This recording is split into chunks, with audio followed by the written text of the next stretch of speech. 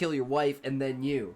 But if you don't have a wife, you can't kill your wife. So you gotta go get married first. And I think the 24-hour stream will happen before you get married. I'm sorry, buddy. You have a wife? I was gonna say, if you have a wife, then I am super glad that she hasn't thrown you out. And I hope you don't hold back your humor with her. But yeah, thanks for sticking around. I love you guys. You guys are great. Thanks for the inspiration and the love. And thanks to Sean for coming in and spreading even more love. You got to see another side of that shit. That's always good to have. Anyways, remember, if you can't say fuck you to your friends, who can you say fuck you to? Fuck you! Simple magic. It costs a lot of mana into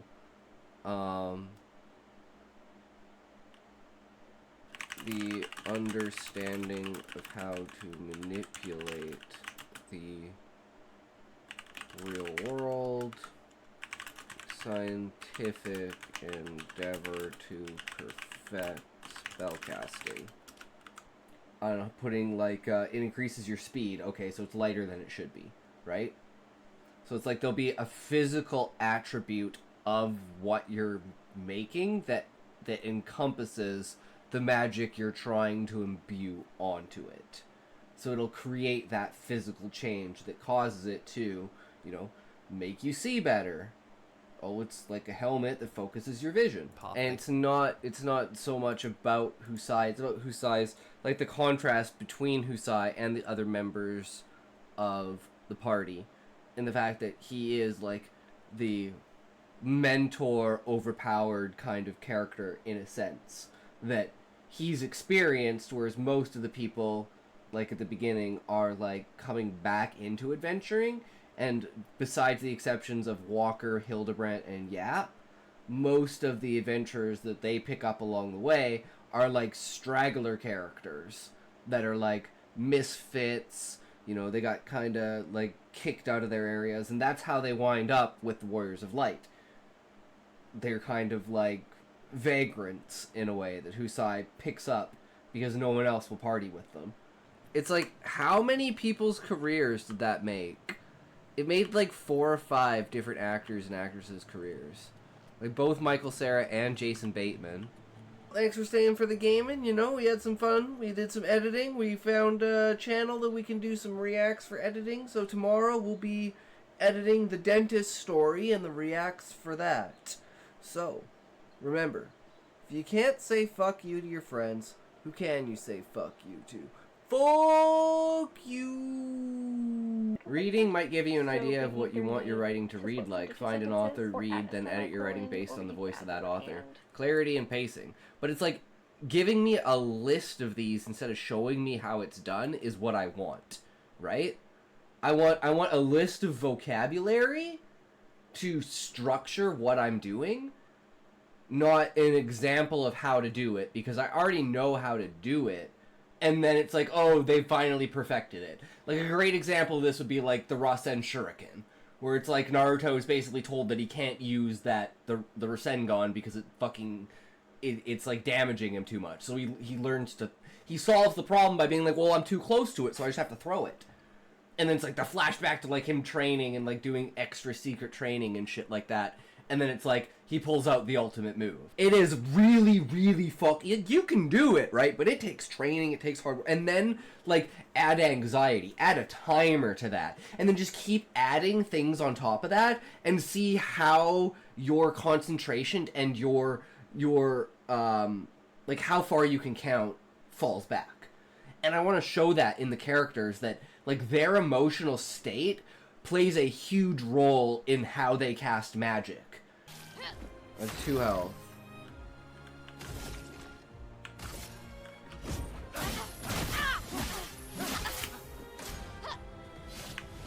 No, I'm dead. God damn it! I'm so bad. Oh my god, 6 HP!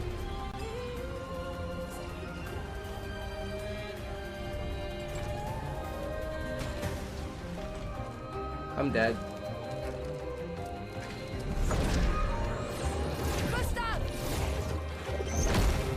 Dangerous.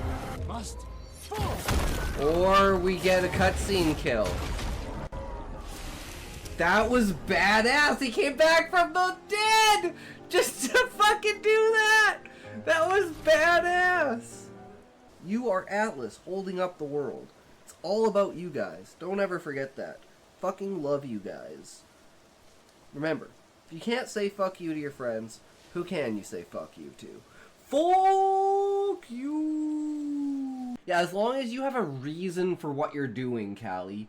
Like I said, that's like the biggest thing, is if you understand the fundamental rule and why the rule exists, then you should be able to break the rule because you can understand the loopholes and the nuances that created that rule. And you can also use that in the idea of like juxtaposition as well. To use words that evoke a certain kind of feeling while building a completely different kind of tone. So you can have a clash of, you know, your stuff. Yo, boys, how's it going? Welcome back. How is everyone today?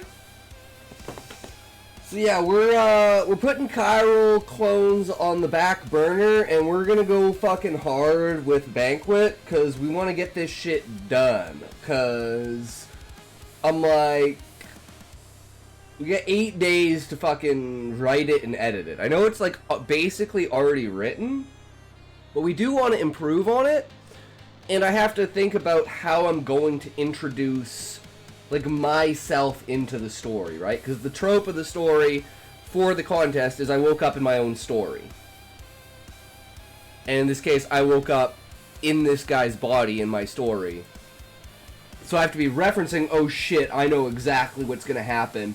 And I gotta be like panicking the entire time, like knowing that this is coming, and like leading the reader on with it. And they're like, what's coming? You're just having a fucking banquet, man. What are you gonna shove a bunch of hot dogs in your fucking mouth? And then you fucking realize, oh shit. And like I don't remember who said it, but we were reading it the first time. Someone said, and I'm not hungry anymore. But just for reference, guys, I wanted to read it again, and I want to get people's opinions, because it's been like 6 or 7 months, maybe even longer since we wrote this. I didn't make it. We're constructing the scenes for it, and we made it up to scene 4. Beginning of scene 4. Trying to add in my perspective on top of everything. But I want it to be like super, super disorienting at the beginning. Where it takes me like the first 2 or 3 scenes to like actually figure what the fuck is going on. So at first I'm like, dude, this is a crazy dream. What the hell? It feels so real. And it's like, why can't I control myself? And it's like, I hear the other guy's voice in my head, but I can't understand him. So I have no idea, but I'm thinking in my head, wait, dude, am I having a dream about one of my books? About one of my stories? Like, this looks like The Banquet. I look around, it's like I can't move my head, but it's like I'm just looking through his eyes. So I'm trying to like focus on, okay, when he turns, by the way, did you get new headphones? No, Beezus, for some reason it was a Windows update. So when I closed OBS, the static went away. I was like, what the fuck? So I opened OBS and the static came back. I turned off the PC. I turned the PC back on. Static was gone. I opened OBS and the static came back. I was like, what the fuck? So I spent like half an hour looking at settings and shit. And then it was like, there might be a compatibility issue between your drivers, your Windows version, and OBS. And I was like, oh my. If this just means I have to fucking update, I'm gonna smash my computer into the fucking wall. And sure as shit, I fucking updated it. Works fucking fine. So I was fucking pissed. Because I hate fucking updating Windows. Because every time I update it, I might as well be just adding fucking viruses to the fucking PC. It's such a fucking joke. I guess so. I mean, like, I really should have, like, backup, you know, things, like, either way, right? But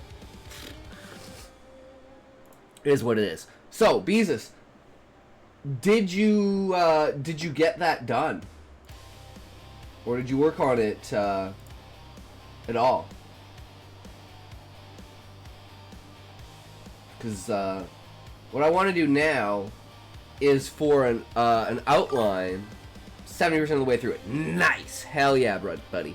So, what I want to do is I want to create these scenes and this in its own tab as a thing. I didn't realize how much it took. Yeah, that's why I was like, it's gonna take me like 3 days just to write out the outline. It's gonna take me a week to figure out all the things that I'm actually missing on it. That's why I'm like, templates for me are so powerful because I have the information, it's just not categorized. So as soon as I see a category title, I go, okay, what's everything that's under that title? Right? There's an old product that needs to make a comeback. There's a computer brick and the computer hammer. Both are foam with sound boxes in them to replace the sound of breaking computer monitors, as if you threw the brick or smashed the hammer into the monitor. That is a great idea. And get like little foam controllers that you can throw, and just like have these massive compilations, and then what you do is you get like the screensaver that makes it so whenever the screen is touched, it looks like the screen broke. And then you just make compilations of you seeing how many, how many TVs does it take until my controller breaks? And you throw the controller at like 150 different TVs and go completely viral, but it's all fucking fake. Oh, it's fucking beautiful. The ideas that I come up with. They always fall into the category of, oh, if someone else did this, it would be great.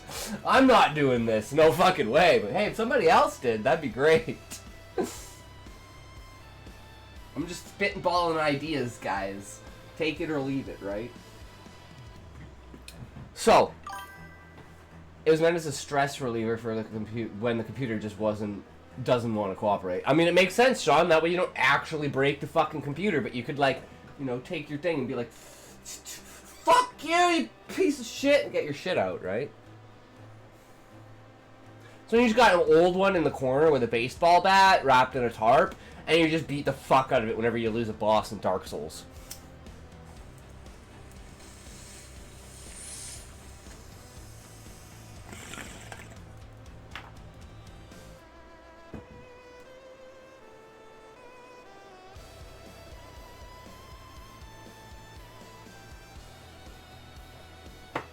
Okay, so we're going to read the banquet, guys, and you're going to tell me how bad it is compared to our writing now. Plus, this is unedited.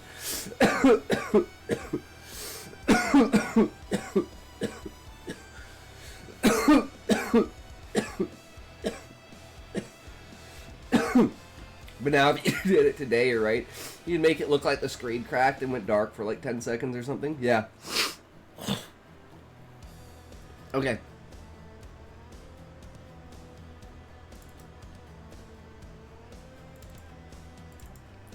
Still getting used to this, guys. There's something about it, Let me turn this into like 14. Does that work?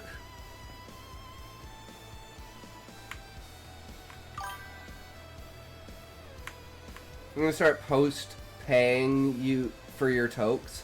Every time you toke unprompted, I'll check the redeem. What do you mean unprompted, Sean? I have a toke, /2 tokes, /3 tokes at the beginning of the stream, depending upon how many tokes I took before I went live. And then we pretty much take a toke whenever we switch a topic, because it gives me, like,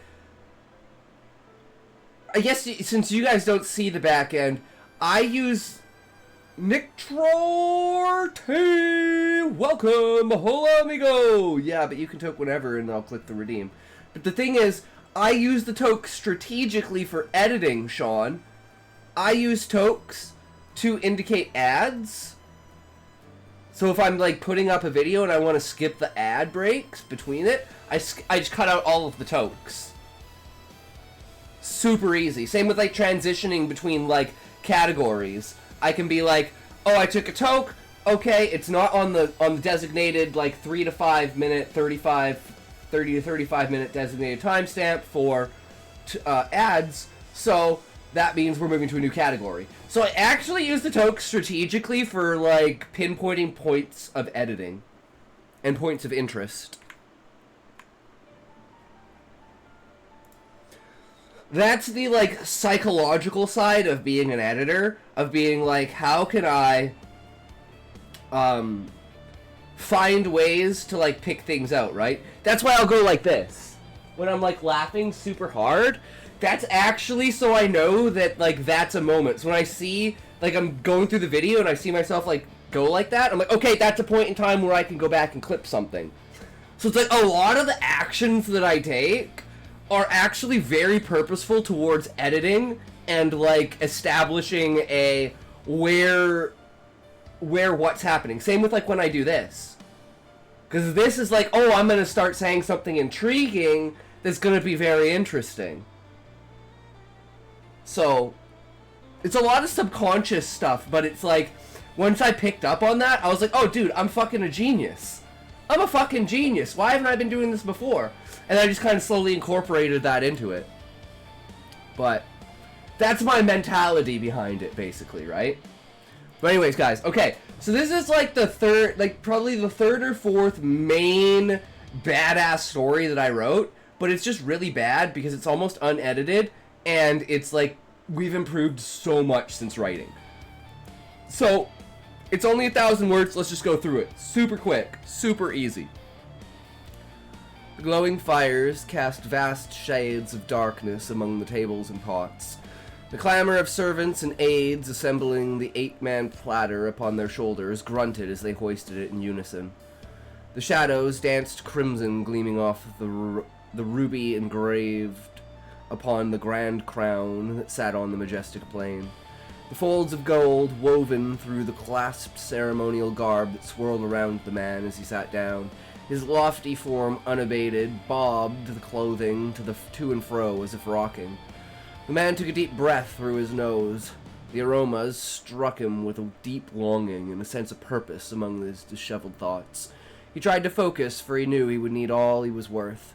The sting of spice from a smoking pot across the table had him at a sneeze, but he fortified himself. He let out his breath, and smooth and calm, despite his heart beating and his fingers tensed. He lay his arms to his side as he raised his head to the tattered stars.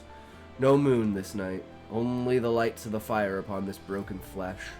No hunger shall go abated, for this night is the divine's dine.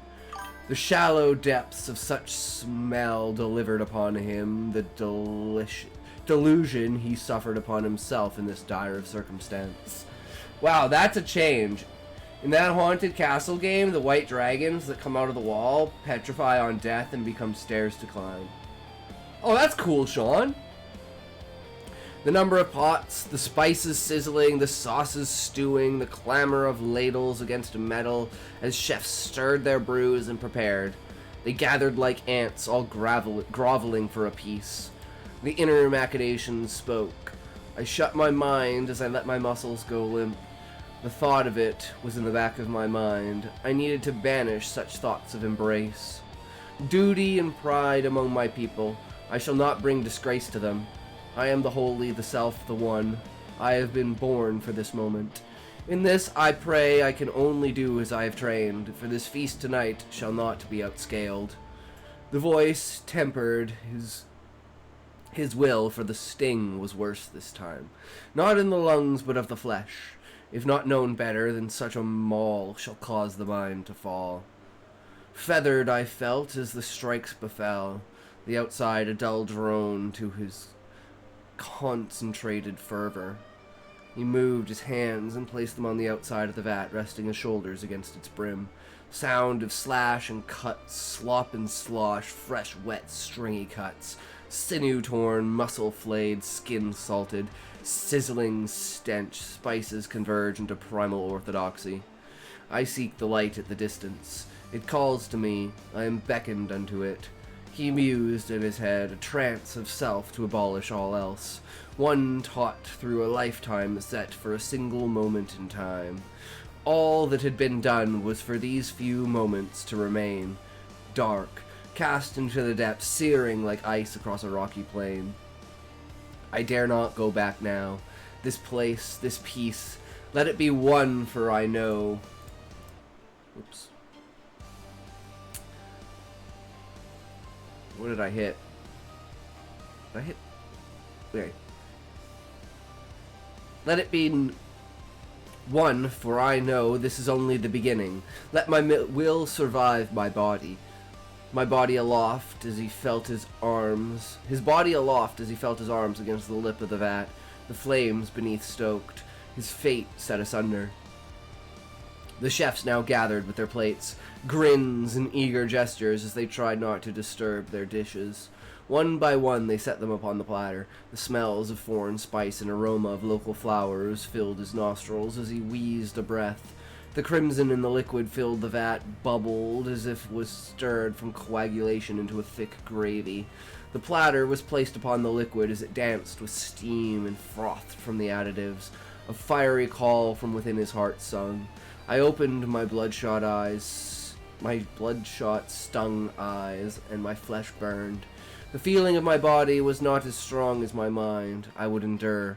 For the sake of my people, I will endure. I will endure. He continued to whisper, his mouth barely moving as the servants pulled his mouth open and pushed the floating ladder towards him. This was not a graceful measure. It was a time constraint.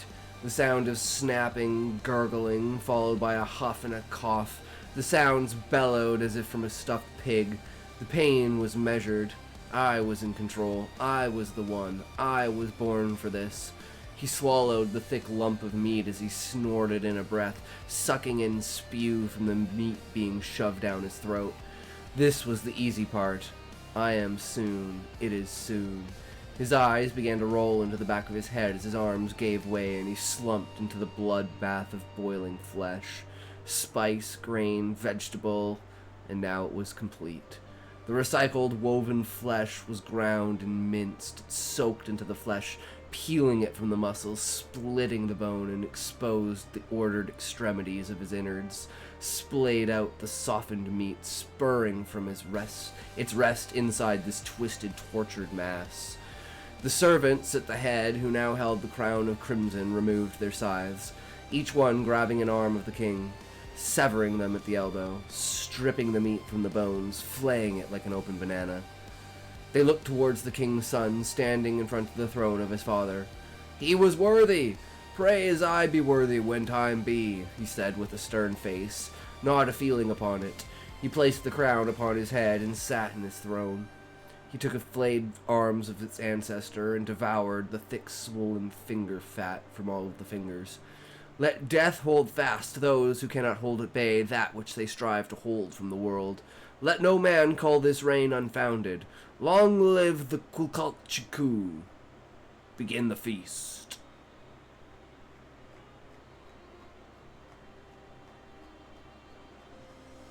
So I really like the voice in this. Like, I think of all the stories I've written, I think the voice on this is probably the most powerful. And if anything, I would say this would be what I feel I've lost in my writing. But the whole point of this story is to kind of be obscure like this. So I fear rewriting it is going to ruin that aspect of it. But I don't know if, like, that's just a me thing. Because, like I said, I have terrible taste. And I really fucking like these things. But that's because I have the idea behind it, right? There's a solace to it, in a sense. Whereas it might just be my naive thoughts of being like, no, I think this is good because it's abstract. And abstract is good. I like abstract. Guys, fuck off. But no one's going to fucking read it because no one's going to have any idea what the fuck is going on. So, that's why we need to go back to the drawing board, recreate it. Abstract doesn't work 90% of the time, unfortunately. Exactly, Beezus. So it's like, that's something I've been trying to get over for myself, is like, okay, you can do that, but it's not going to be successful. At least not in, like, a huge way. Or it has to be done so significantly well, right? That it's just like, it's not worth it. the idea, I have to realize that the idea itself is powerful enough to carry the story. So all I need to do is just tell the fucking story and see what people think.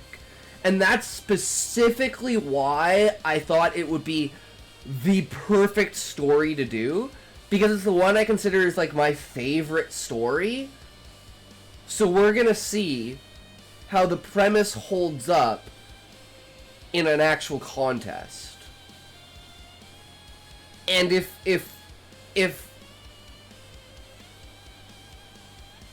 it's kind of a double-edged sword in a way, because if like it's not recognized in any way, that's not proof that the idea is bad. That's just proof that the writing's bad. Then we have to be like, well, how do we go back to the drawing board and try to recreate that, right? But then it's like, let's compare it to what the actual winners are. But I have no idea. I've never entered a writing contest, so I have no idea how this shit works. All I know is this is the story. It works the best for it. And the way that I want to portray it gives... Like, I can leave in the abstract essence, but in my mind, I know what's going on. I tried to reduce as much convolution to this template you sent me as possible. I wasn't sure what you really wanted and didn't. Take a look at what I made currently and let me know if it turned out well or if you want something else. Alright, let's see, Beezus.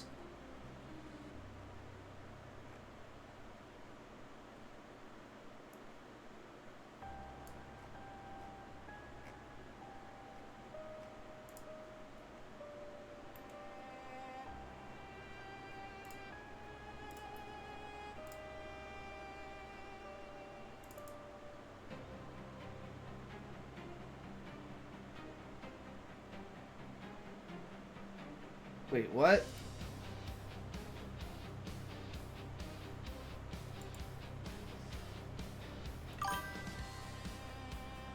Says the documented talks template could not be opened. The talks template is the main structure file for a project, but other required files for this project could not be found.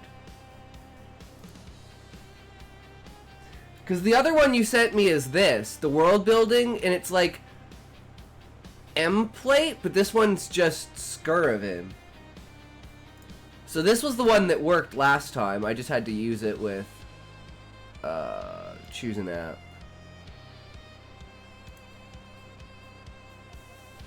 Fuck his desktop.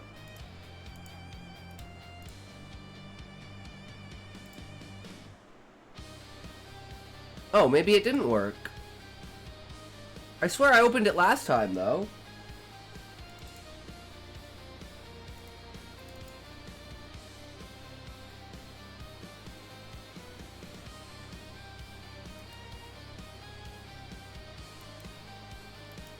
Oh, what am I supposed to do? You do create new, grab the template it gives you.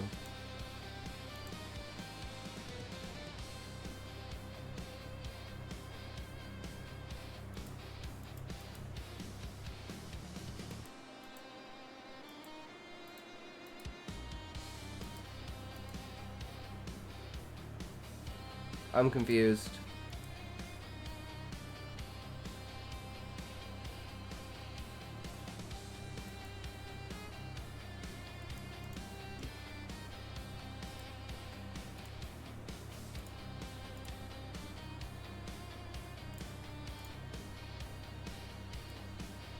I swear I opened it last time. Because this is the one that I opened, right? Novel. No, this is just the novel format.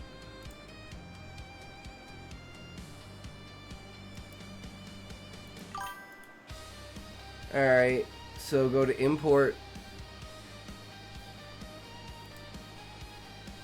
Select create.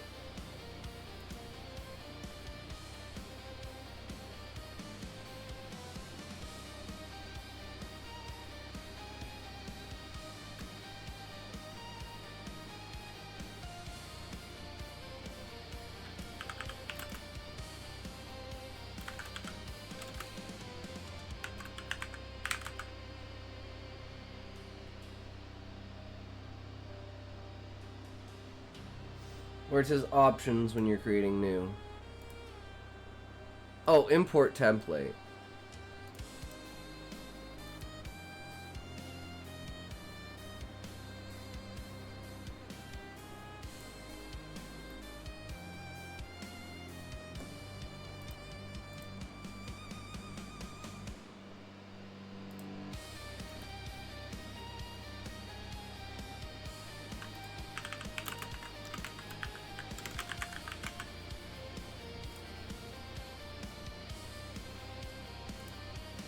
Cosmology and metaphysics cosmic.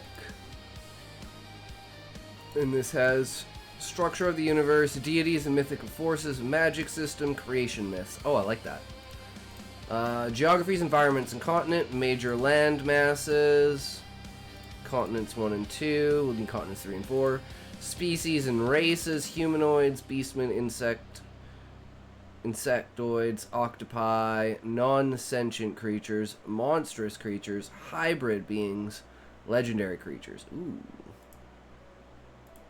And then each of those has subrace. Cool. I like that. Nations and societies, governments and organizations, key figures, nomadic, towns, urban, culture and history, government 2, key figures. Fucking ads. Where did ads come from? How is it ads already? What is this shit? God damn, day flying by apparently. What the fuck? We haven't even done anything. Adventurers Guild, Organization 2, Technology, and Artifacts, Weapons, Tools, Ancient Relics, Everyday Techniques, Eras, Era 1 and 2, Wars, Legends, History, Religions and Philosophies, Practices, Festivals, Celebrations, Daily Lives, Key Figures, Character 1, Backstory, Main Conflicts. Oh, I love it, Beezus. Yes, this is definitely 100% what I need. And then, this is like basically everything, right? But there's going to be other stuff that I'm going to find as I go. But this is such a great fucking start. Because this will take me like forever to fill everything in. But I can start doing that now. Which is super important. So thank you, good sir. Fuck yeah. If you said it's not even done yet, that's holy shit.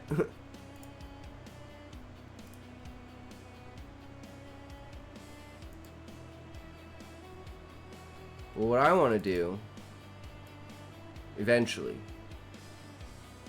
don't need to do it right now though. Get rid of this for now. So, Beezus, you have me so hooked. I want to read your story more. Is there anything else you want specifically, or is that all you wanted? I mean, if you can think of anything else, like...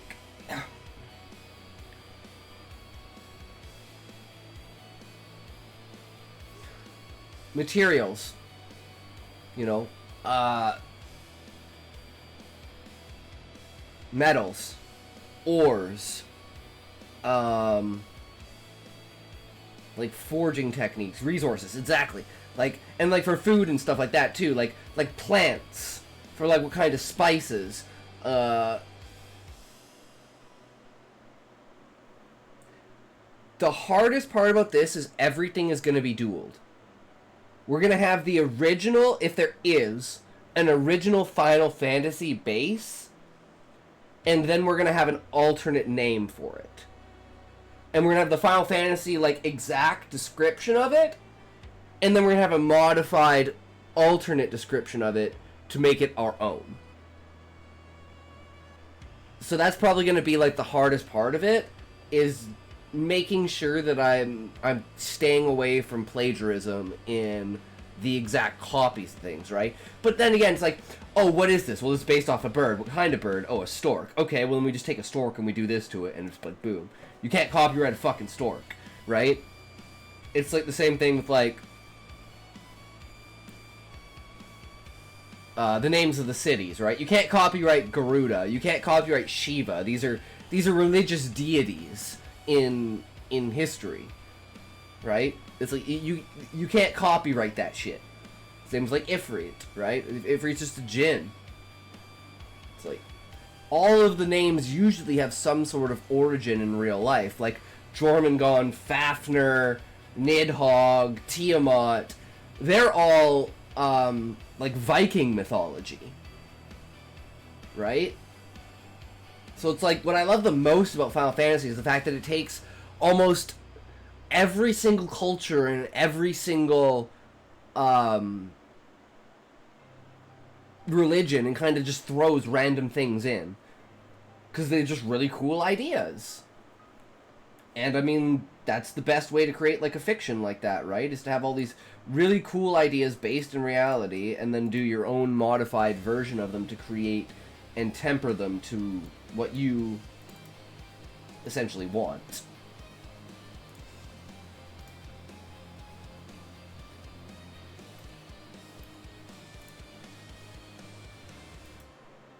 Alright.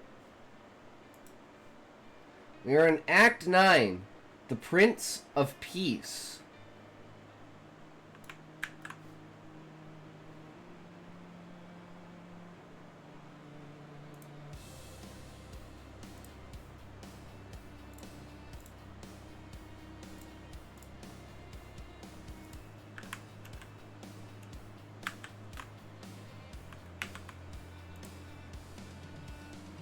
Oh, wait. Yeah, that's what I want, right? God damn it.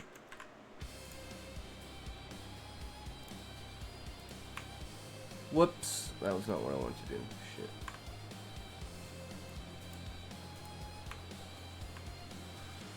And still no way of figuring out how to change these things, like make this so it's like not in the middle like this.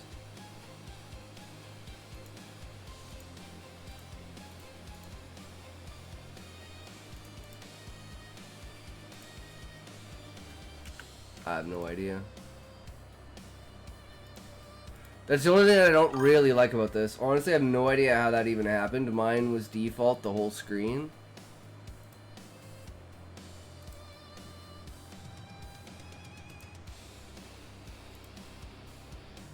No, that's just adding that. I don't know what that is. Quick reference.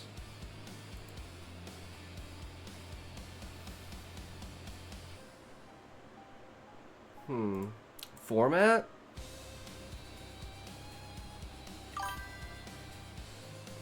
Click the top right? This? We've already done this. That goes to that.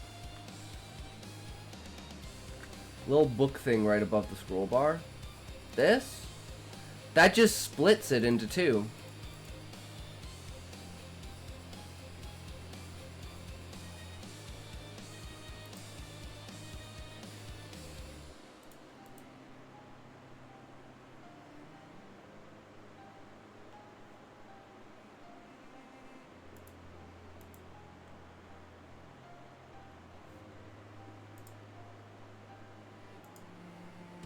This?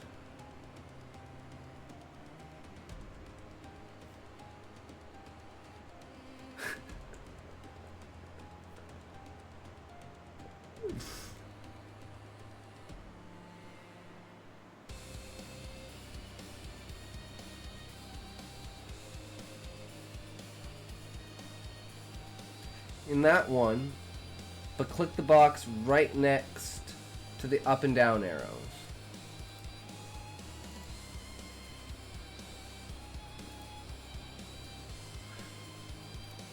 I didn't see this one here. Does the same thing though.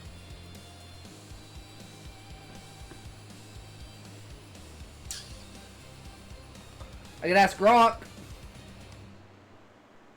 You want to figure it out? I could ask Grok.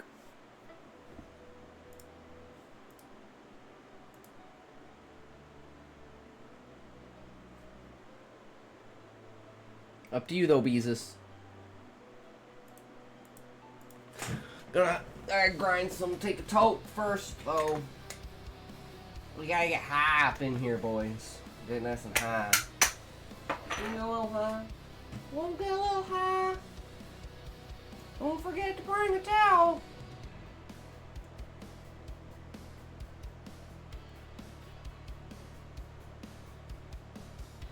Okay, guys, I think I figured out the next movie I'm gonna watch. Hitchhiker's Guide to the Galaxy. I watched Django Unchained today. It's fucking amazing.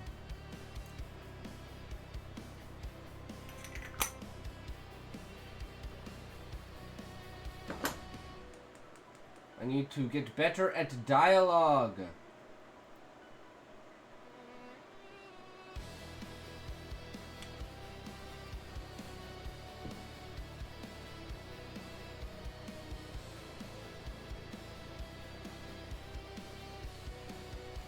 But that's where I want to do like the speech to text. I gotta get used to doing speech to text, and I want to do that for when I'm doing dialogue.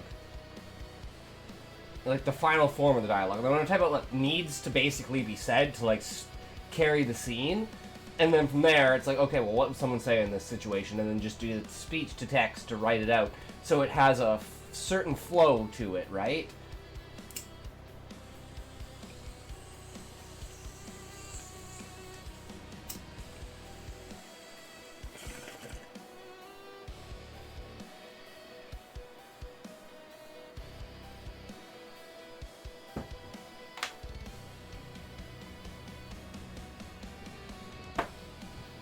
Okay.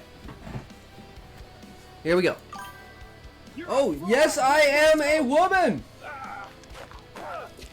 700 septillion! Thank you for following Yes, I Am a Woman. I hope you are enjoying the stream less than 4, less than 3, less 1. Are you a writer? Hi, love coming from from DLC. Hell yeah! That's what it's all about. Welcome, welcome. Are you a writer, by chance? A reader? A purveyor of stories and ideas? Creativity and imagination. We are reading viewer stories at the moment. This is Beezus' story, based on the Backrooms. This is Act 9. The Prince of Peace.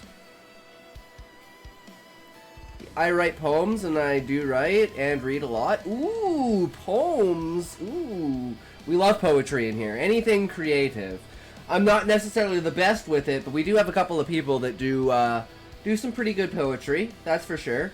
Like if you scroll down on the Twitch page, there's the community poems, and there's the Twitch and Kick poetry from like my viewers. So is this based on Backrooms? Played and beat games. Yes, it's based on it. So this is like you know, where they are currently, this Haven's End is like, you know, inside of the warped space, essentially. But yeah, if you want to check Beezus out, he has all of his, well, let me bring him up here. If you want to check out his Royal Road.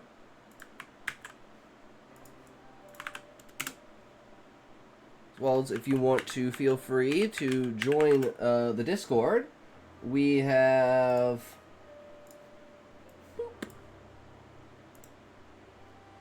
the public poetry, if you want me to read any of your poetry or anything. Got writing tips and tricks. Public stories, if you want me to read anything.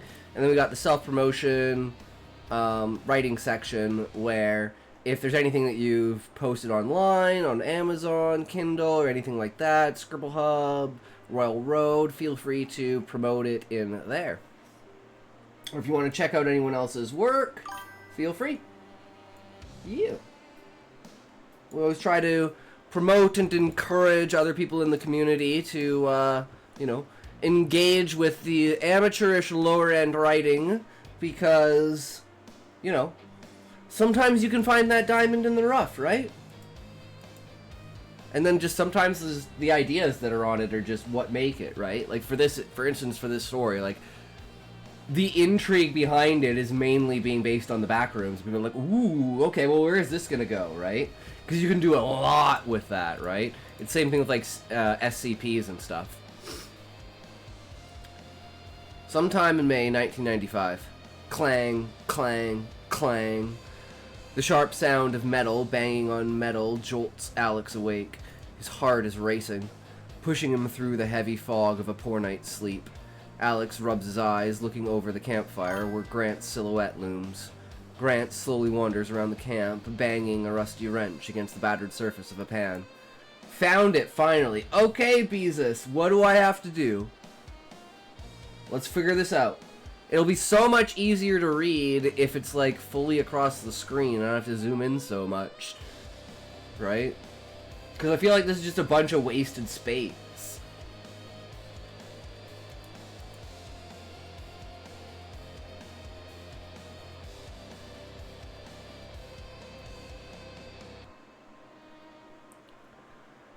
An ear-grating wake-up call to everyone in the surrounding area.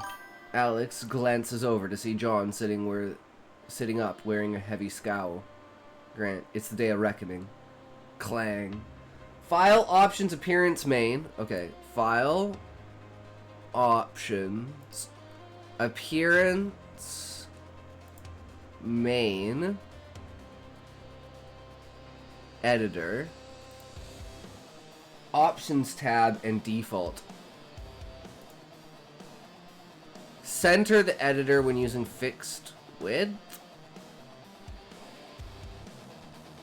Default editor width or 2000 or more.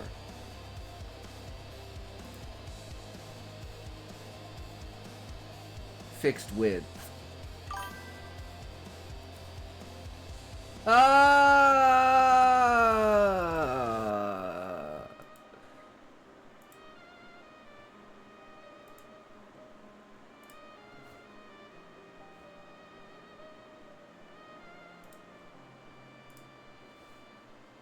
This one needs to be close to. Okay, what to open viewer stories.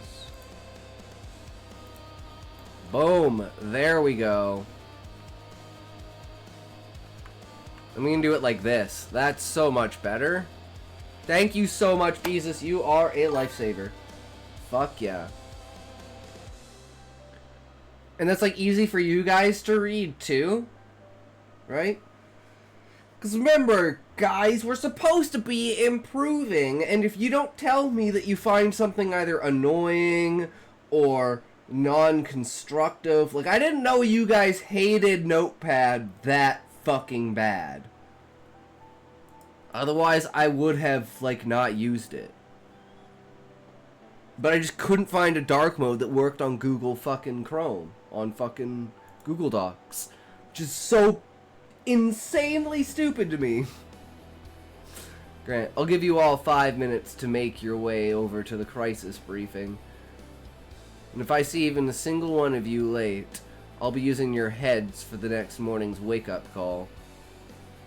John and Alex both pushed themselves to their feet with sluggish movements. Lily remains beneath them, still curled into a tight ball, still somehow managing to sleep peacefully despite the sharp clang of metal ringing throughout the camp. Alex, should we at least tell her we're leaving? John, shaking his head. No, just let her sleep. John glances over his shoulder at the fire. John, I'll make sure to leave a message behind for when she wakes up. Alex, how? We don't have paper. John, I don't need it. Alex watches as John approaches the fire, where Rachel is sitting by herself with a tired expression. She jumps in her seat, looking up startled as John taps her on the shoulder. John then leans down, whispering in her ear. Low enough, no one near, not even Alex, can hear what he's saying. Alex shifts his attention back to Lily's vulnerable form, curled up at his feet. He almost relents and wakes her up, wanting to give her a proper goodbye. But he stops himself. She deserves a peaceful sleep for once. John, this is the price of our cooperation. John doesn't look away from Lily even as he speaks. John, let's go. Grant's waiting for us right now. John's eyes shift to the growing numbers forming at the end of the hallway to their left. John, It's time we figure out if we're pawns in this plan of theirs. They both make their way over to a large gathering of people. A few cast wary glances as they approach, fingers tightening at the hilt of the crudely made weapons at their side. As they move forward through the crowd, they eventually see Grant. He's standing behind a splintered workbench he's using as a makeshift podium. To his left is a wiry man that seems to fidget with every new set of eyes that falls on him. Periodically, he leans close to Grant's ear, whispering urgently. Grant shakes his head and pushes the man away as he turns to address the crowd. Grant: many of you might believe I'm a fool for rushing off blindly to my death, when the camp still needs me. And while I'd like to pretend that death's off the table, there's no knowing what might happen. But at the very least, I can't promise you that we're not doing any of this blind. Grant slams a weathered stack of documents onto the podium. All their patrols, all their expedition routes, all sitting right in front of us.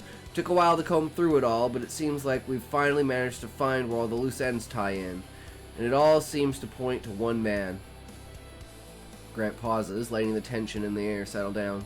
The crowd shuffles, holding their breath as they watch Grant pick up a single sheet. Grant: Travis Boone, a former convict that did something in a short amount of time that seemed to warrant them putting a weapon in his hand. Grant turns the paper around, showing a crudely drawn map marked Sector APR A5 to the crowd. It's covered in dotted lines, red X's, and an occasional scribbled out word. Grant: and it even seems our former convict is taken to a new light. Recently, he follows every route to a T, never spends more than the allotted time on any of them, which leaves him almost no time to deviate from his path. Every route almost too perfect, except for one. Grant jabs a finger at a jagged line on the map. This one seems to be his favorite. He even stays behind for days some patrols at the checkpoint. With no record of what he does during this time there, or where he goes to. John frowns as he scans over the map in Grant's hand. And this one just so happens to be a little more than a day's travel from where we stand right now. Alex shifts his weight uneasily from one foot to the other as he watches John step on to the front of the crowd. That's it. A suspicious map written in crayon is enough to sign off a man's death warrant. Angry murmuring picks up from the crowd, but quickly falls silent as a hand from Grant. Are you saying it's better to just keep sitting around until the next body drops? I'm saying that what happens if you're wrong? What if we risk our lives to kill this man and the killings don't stop? Then we kill the next innocent man in line until they do. The crowd surrounding them erupts into agreement, murmuring, "He's right, and we're out of options," spreading like wildfire all around them. John takes a step backwards, shaking his head in disbelief. Now everyone to your post. Grant's eyes lock with John and Alex. Grant: you two are coming with me. Grant makes his way toward the edge of the camp where the four figures from before stand waiting. Alex and John exchange a tense glance before they fall in line behind Grant. They weave through the dispersing crowd and into the outer ring of light coming from the receding campfire. Alex glances up at the group waiting their arrival. They looked pretty menacing the other day, but now that I can actually see them, it's better that way. Let's just hope they're as incapable as they look on the off chance they do turn on us. Grant stands at the front of the four figures, waiting for them with his arms crossed in front of his chest. Those were the last steps you boys took as free men. From this point on, you march as soldiers of the End Watch. Damn. We're getting into it now, Beezus.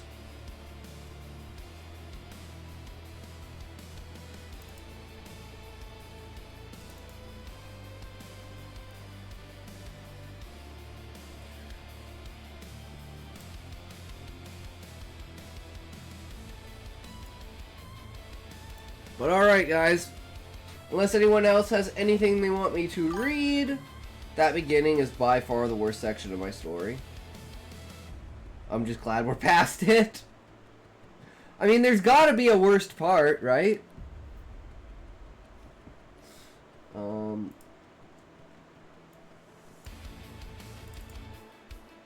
Alright.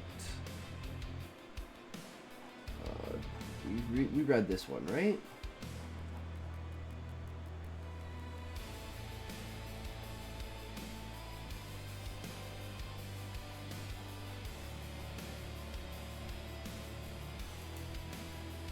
We're on chapter 21. A prince without voice, without will, without future. Oh, this is a really, really short chapter.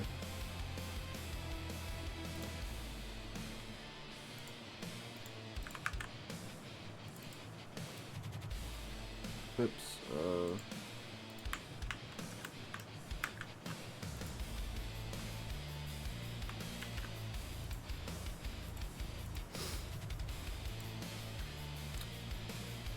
We also want double space.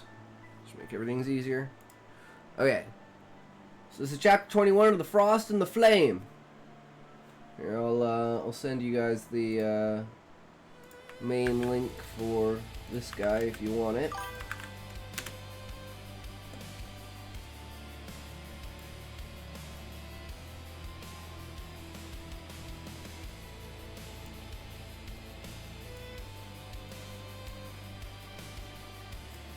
Alright. Okay. Bok Jo-son, Year of the Tiger.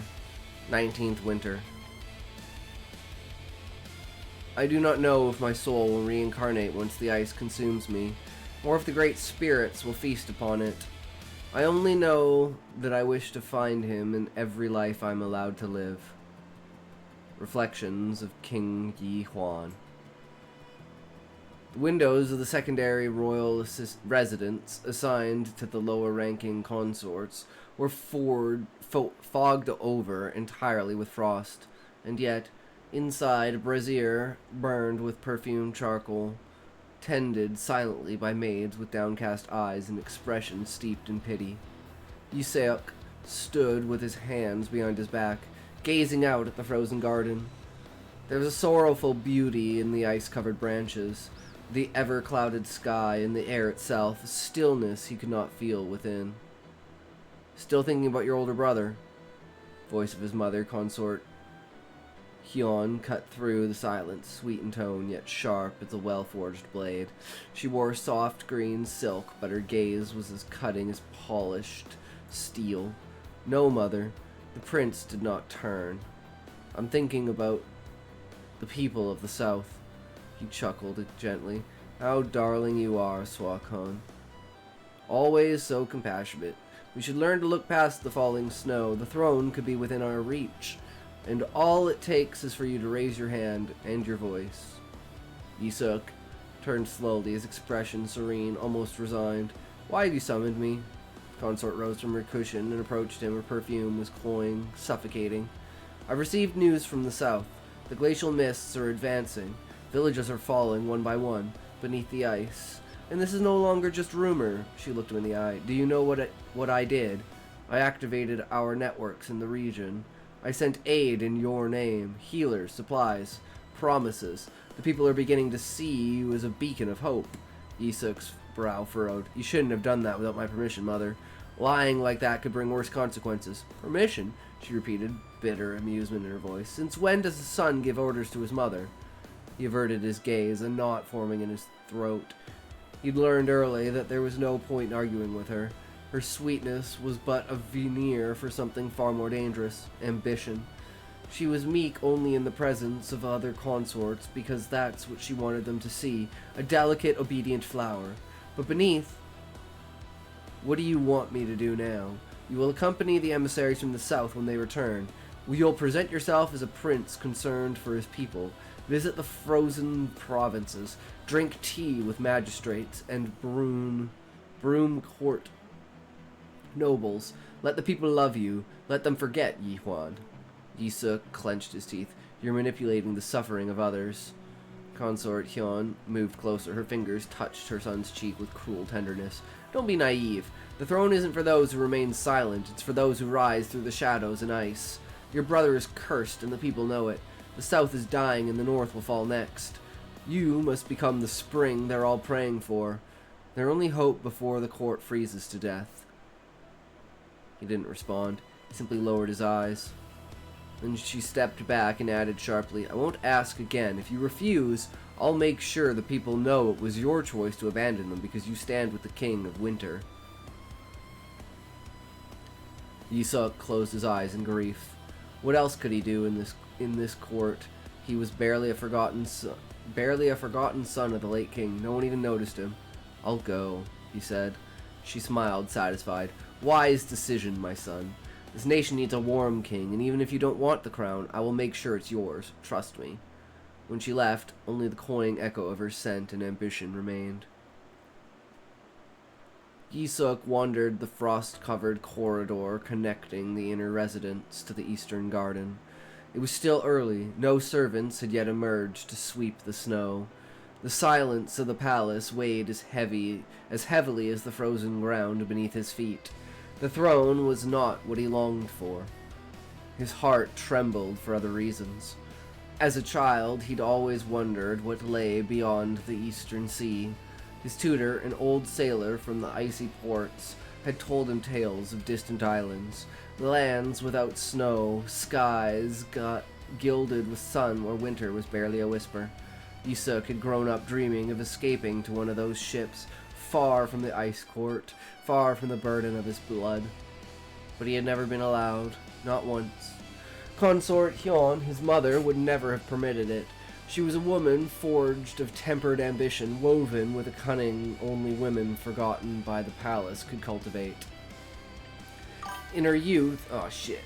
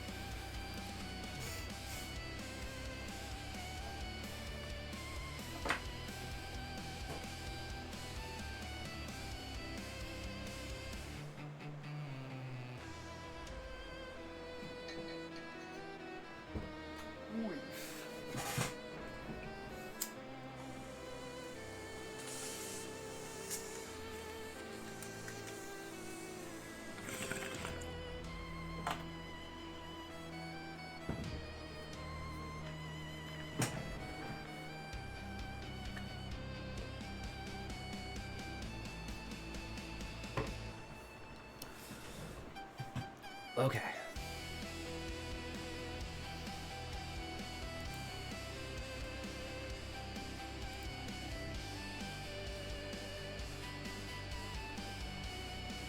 From by the palace and could cultivate. In her youth, she had been ignored, relegated to the margins, while others, more noble or beautiful, claimed the king's attention. But she waited, silent, like lightning before the strike. The day Yisuk was born, she hadn't seen a child. She saw a door to the throne, and years later, when the king was assassinated, her gaze sharpened. Rumors whispered through the halls of plots birthed in the shadowed chambers of higher-ranking consorts. Nothing was confirmed. All fell into silence, but she had seized that power vacuum. She built a web in the south, bought loyalties, offered false salvations, feigned a kindness she never possessed, all in Yisuk's name, all to place him on the throne that in her eyes was rightfully his. Her spring-born prince, her golden pawn. And he knew it. He'd always known. Yet still, he could not hate her. She was his mother, and no matter how he tried, he couldn't sever that bond, not without tearing away part of himself. Sometimes when the palace slept and no eyes watched him, he'd draw sailing ships on the frost-covered windowsills with a hairpin. He dreamed of ocean foam, of sunlight, of a new name, a life with no titles. No cold-blooded brother, no mother who wanted to turn him into a king when all he craved was freedom. But her voice would always echo in his dreams. A king does not dream, a king acts. You were born to save this land. Save it or rule it. He no longer knew the difference, and worse, he no longer knew if escape was even possible. He stopped in the center of the garden. Ice cracked beneath his boots as he crossed the palace walls. Would anyone follow him? Would anyone remember him? Or would he melt like snow under the sun, free but forgotten? His fist clenched. Then, uneasy, he looked at the leaden sky. For a fleeting moment, the silence felt too dense, like something or someone had held its breath. Then he felt it. Not cold, a presence. He stepped back, but the ice betrayed him. With a sharp crunch, in seconds a shadow dropped from the highest branch, swift as a falcon, precise as a divine judgment. He turned just as an arm wrapped around his throat and a hand clamped over his mouth. "Shh," whispered a voice, rough but bitter as smoke on wet wood. "Don't be afraid, young prince. This is not your end." He struggled, but it was futile. A bitter powder filled his mouth, his throat burned. Everything twisted, trees stretched, branches shivered like living things, his eyelids turned to lead. The last thing he saw before darkness claimed him was the glint of frost on a curved blade. Not a common sword, a northern assassin's weapon. High above, perched upon snow-covered rooftops, a figure watched. Did not intervene, only marked something on a parchment, and vanished into mist. Isok disappeared. No one noticed. Damn! That's some good shit.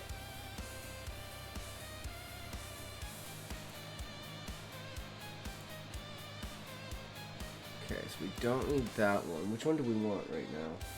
Hold on, do we even have it open?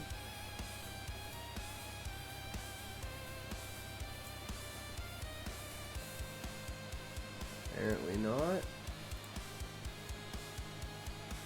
Beezus, do you know if there's a way to, like, keep the maintain the window size?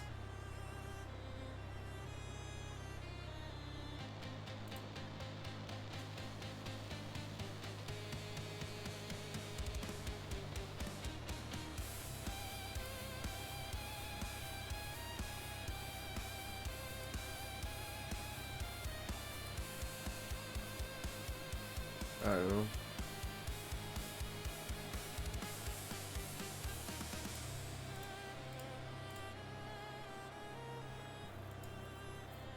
Well, I guess it maintains it, because it did maintain the right size, so that's good to know. We might do it for each individual one. But alright, I think we are now ready to get into the reacts, guys!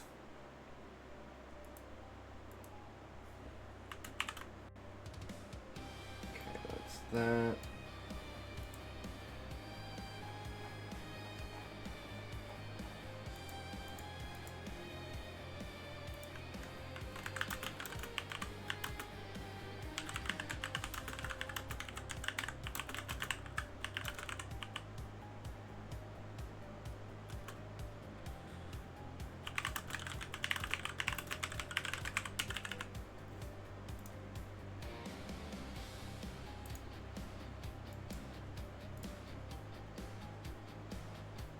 Alright, move that there.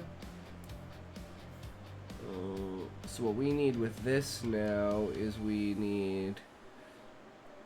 Oh, I don't care. I'm still using Notepad to take notes because it's just super easy. And there's like... You guys don't see it, so it doesn't matter. Whoops. Hold on.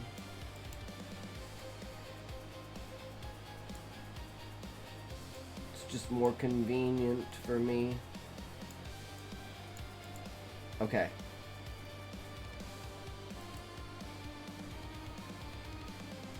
Close this. I have no idea. Okay. Alright, so today, 9 writing mistakes that make your story look less interesting. Here we go. You guys ready? get into As it. an editor, I read a lot of books which are fascinating, but some of them make mistakes that I think will make their readers quit before they realize how good the books really are. In this video, I want to talk about how to avoid 9 mistakes that will ensure that readers get to experience the true greatness of your book. The first mistake that makes your book seem less interesting. Offering small stakes. Have we already watched this Book Fox video? I was super interested in this one.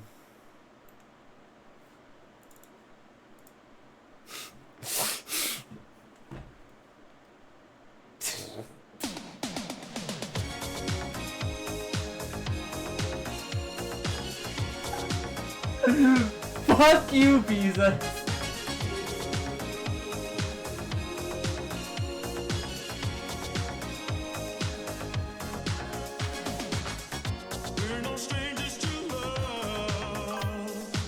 He looks different in this one, though.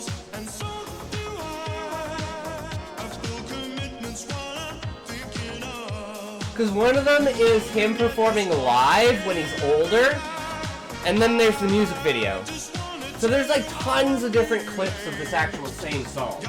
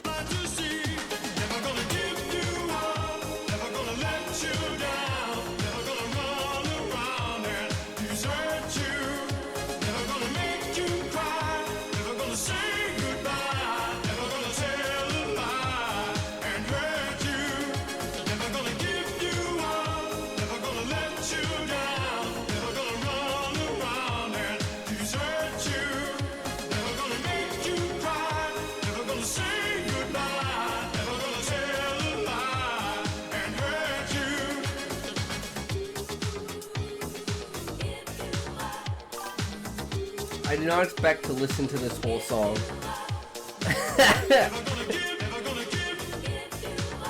Well, we're doing it, Beezus.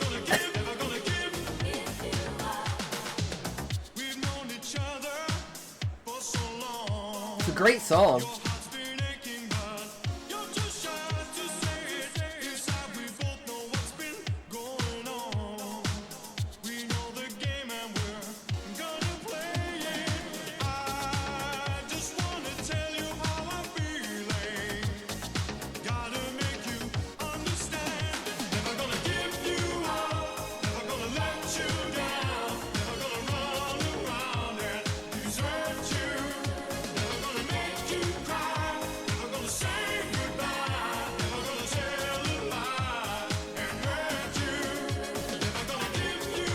These dance moves are pretty nuts, though. Yep.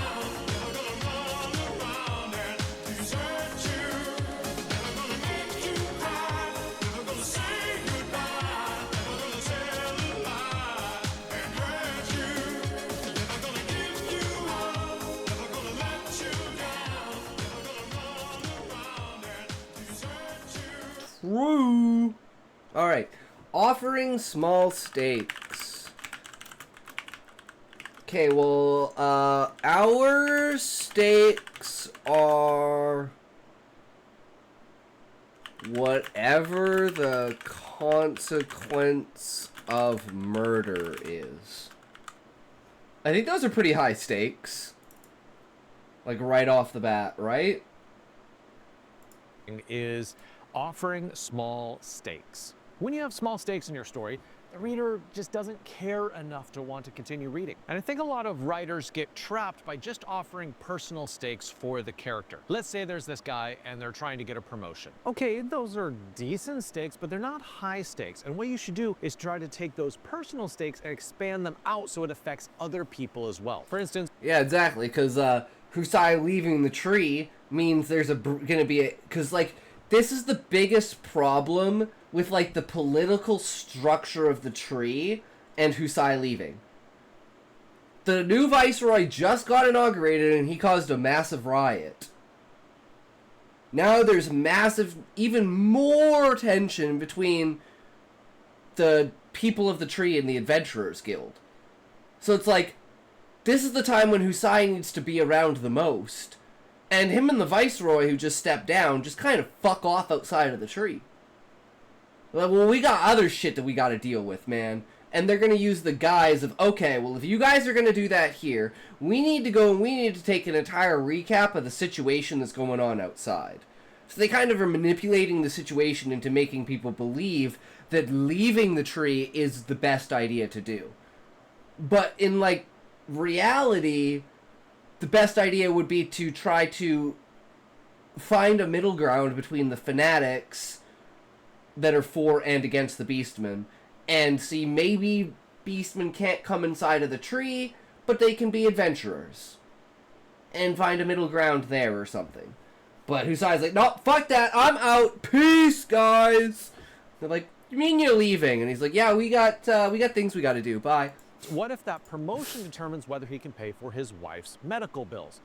Okay, now we're getting to some better stakes. Or how about he's trying to close a deal, but if he can't close it, his entire team's going to be laid off. Okay, now the stakes are a lot higher. Another way to approach this is to try the and what test. Let's say your protagonist fails.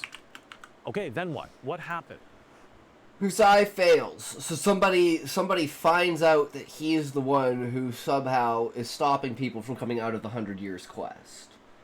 Which opens up entire more conspiracies into the Adventurers Guild that something, like, they ran out of dungeons, so they're like, well, if we just have this one dungeon that no one ever completes, we can build up hype around it and keep people adventuring and feeling like there's still more world out there to explore.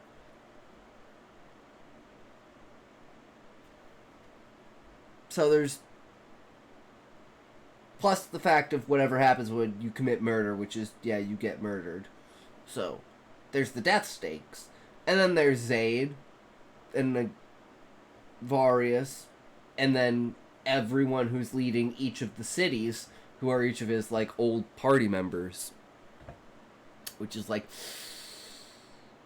now we're going on an adventure to get the crew back together, right? That's kind of like the entire beginning story leading up to Garuda, is like getting the crew back together.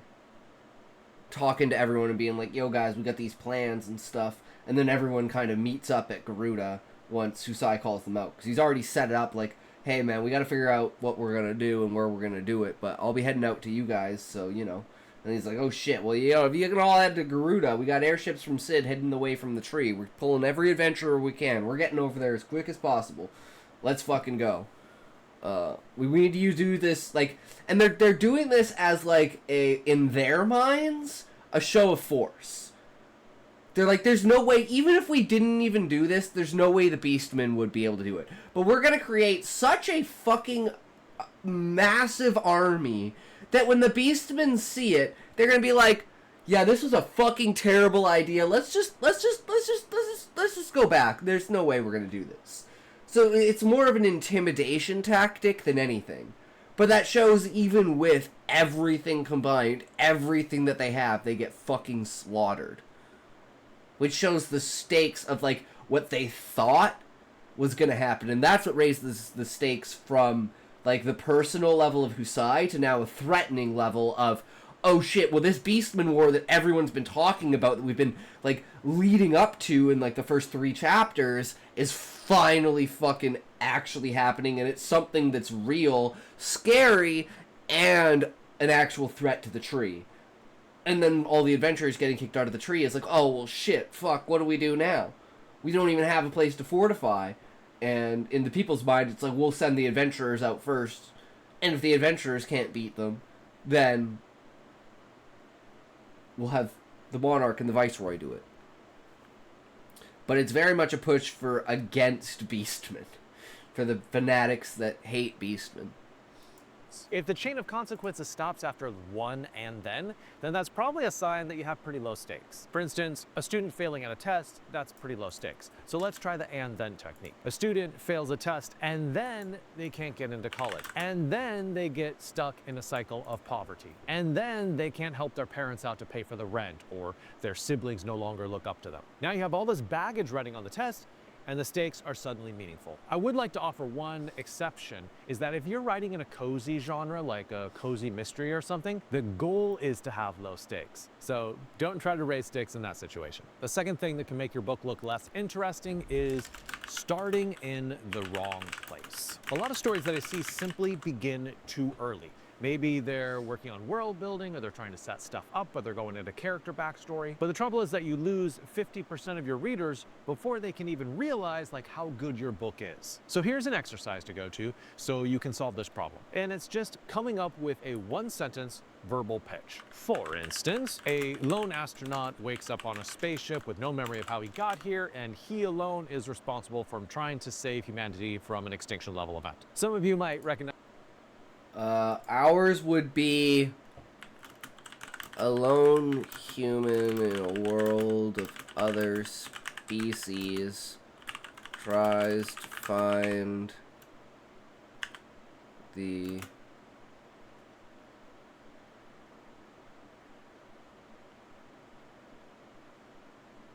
I don't know how to say it. It's like tries to find his origins. The origins of his species.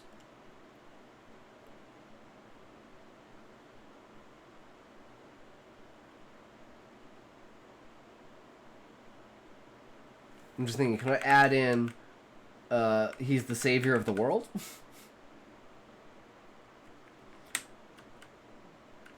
I don't know, is that a good pitch? He's the only human. that as the pitch to Hail Mary by Andy Weir. So in Project Hail Mary, he starts it right at the pitch, right? It's an astronaut waking up, trying to figure out what's going on. Okay, so once you've come up with your one-sentence pitch, what you want to do is start the very first sentence in the very first paragraph of your book as close as possible to the actual substance of that pitch. And if you want more help writing your book, I would suggest subscribing to my Book Fox Academy, where you can get 10 courses, and I'm currently working on an 11th course about characters that guide you through the whole process of how to write your book, how to do plot, how to do characters, how to write a novel, all of that good stuff. So I'll put the link in the description. You should click on it. Now, a third reason why your book might not seem super interesting to the reader is that you're giving expected emotional reactions.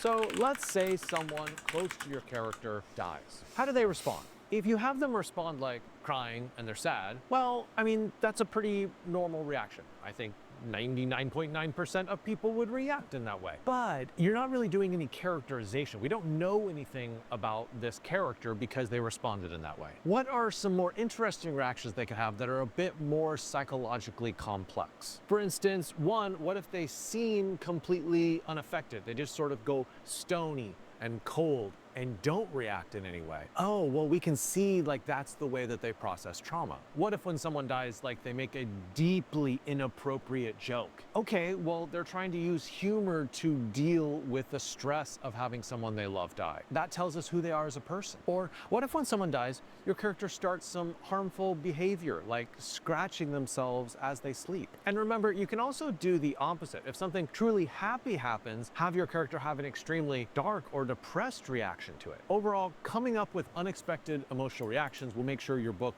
doesn't feel too cliche, doesn't feel too expected, will keep your readers guessing about what's going to happen next, and who your character really is. Two quick examples. In Zero Dark 30 with Jessica Chastain, she finally kills bin Laden, and instead of feeling joy, she feels very conflicted. And a second example is from Room by Emma Donoghue. When Jack finally gets out of captivity and escapes to the real world, we expect him to feel happy, but instead he feels overwhelmed and sad and wants to return to the captivity of the room. This next reason why your book feels uninteresting is probably the most common one I see as an editor. It is number 4, conflict without consequences. When characters face major trauma and they emerge from it completely unscathed, it makes the reader feel as though nothing really matters. Your job as an author is to make sure every single conflict leaves some sort of emotional or physical scars on your character. If your hero fights the villain in chapter 5, by chapter 6, they shouldn't be perfectly fine. They should have some kind of injury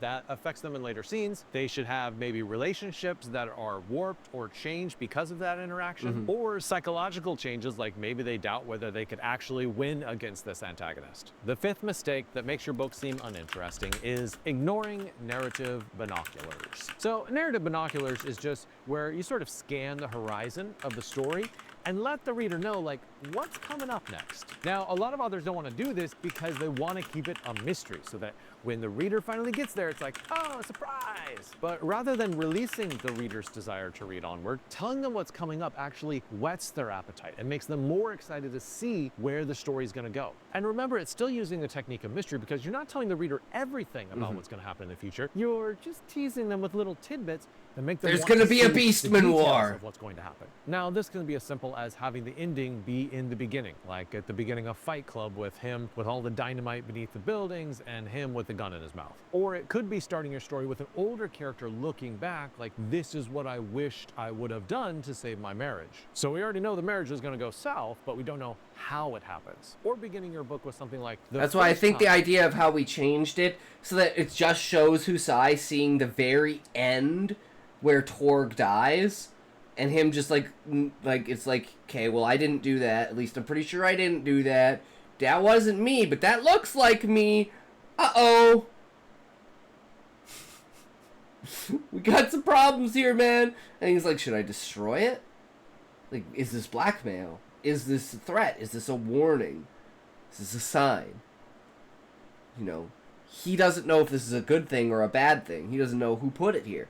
Depending upon who put it there, it could be, you know, many different things. And if there's one of them, there's probably a copy. I stole from my boss, which immediately lets the reader know, like, oh, there's going to be multiple times. A sixth mistake that might make your book less interesting is too early solutions. So a lot of authors are absolutely fantastic at coming up with problems for their characters. But what I see most often is that they resolve those problems just a little too quickly. Sometimes they resolve it in the next paragraph. Sometimes they resolve it in the next chapter. But almost always, I have to come in and I have to say, like, wouldn't it be better if you just waited a little bit longer for that problem to be solved? Because keeping that problem open-ended means the reader's sort of on the hook. The reader's wondering, how is this problem going to be solved? We have like 2 or 3 of those that play throughout the like different sections of the book. Like, you kind of start out with all of them, and you finish one at the first quarter, half, and 75%. Basically, like, through the book. The end of Act 1, the end of Act 2, or the beginning of Act 1, the end of Act 1, and the end of Act 2. And then, finally, the end of Act 3 is just the conclusion. But that opens the whole new door of, oh my god, what this actually was, right? And then that brings in the whole... It basically scales out the world and says, no, there's all of this that we still have to contend with. And it's like, oh! It's all been hinted at, but it's never been fully explained until the end, and then the beginning of the second book. And once you solve that problem, they're like, oh, okay, well, the tension has leaked out of the book now. But I will say there's an exception to this rule, and it's when you're using humor. In The Princess Bride, there's a scene where Wesley is like, if only we had a wheelbarrow. And the characters are immediately like, oh, we have a wheelbarrow. And then he says, What I wouldn't give for a Holocaust cloak. What this do? but in general, the problems that you set up should be resolved a couple chapters later rather than being resolved really quickly. We're going to look at a lot of examples for this next mistake because it is a very important one. It is number 7. Using false suspense. Okay, I am sure that you have a fascinating story. I think sometimes where some authors run into trouble, though, is they try to artificially make it even more fascinating. And so they use false suspense. And false suspense is basically artificially manufactured drama. Let me give you 3 examples of false suspense. Back when I was in college, I was in this writing workshop, and someone turned in a story where the main character was a dog, but the narrator never let you know it was a dog until the very end of the story, where it was like, surprise! The narrator's actually a dog. It was terrible. And that's an example of false suspense. I once read another story where the author tried to hide. Shit, that's what I do, guys. All of my stories are false suspense. Leads you in one direction and then completely swaps it over with something else. The setting of where the story actually happened until the very end of the story. That also is a kind of false suspense. That's not what you should be keeping secret in your story. A third example, if you start your story with, say, a young girl getting kidnapped by a bunch You're of men, banned, by the way, she wakes up Smokey. and it was all a dream, Just let that's you also know. false suspense. It's something that didn't actually happen. Let me give you two quick examples by way of contrast for true suspense and how to do it well. In Little Fires Everywhere by Celeste Ng, this is the first line. Everyone in Shaker You're not Heights allowed, was talking Smokey. about it that summer. How Isabel, the last You can of the never Richardson ban me. children, I had finally know. gone around the bend and burned the house down. That is true suspense because we're wondering what made her go around the bend. We're wondering why she burned the house down. We know the details, but we just don't know the why. Another example comes from the spy novelist John le Carre, who wrote The Spy Who Came in from the Cold. Here we have a British spy who apparently defects to East Germany. But Why all no the time work? we're wondering, was it a real defection? You're no or work. Is he becoming I don't a know. double Sometimes agent? it just I think doesn't what we learned work. From this is real suspense. fucking is retarded. We know the basic Botrix facts, is but broken. We're wondering, is there a deeper meaning that we don't yet know? That is true suspense. Now, a final point on this before we move on. If your POV character knows something and they deliberately withhold it from the reader, that is an example of false suspense. Every point of view character should be transparent with the reader. What they know should be revealed to the reader. Otherwise, you're manufacturing this false suspense and you're gonna make your reader angry.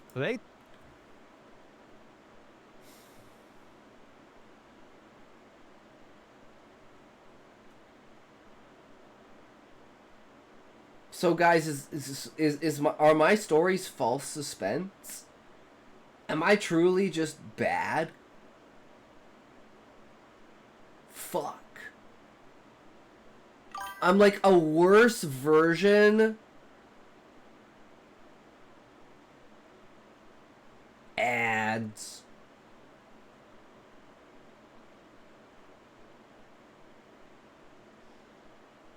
What does interesting mean to me? Interesting to me is scientific, world building, and like things that I'm interested in. You know, like what are you interested in? Like every person's interested in something different, right? So it's like, what are you interested in, and how can you make a story that satisfies that interest, and then you have to find other people that have that interest. Right?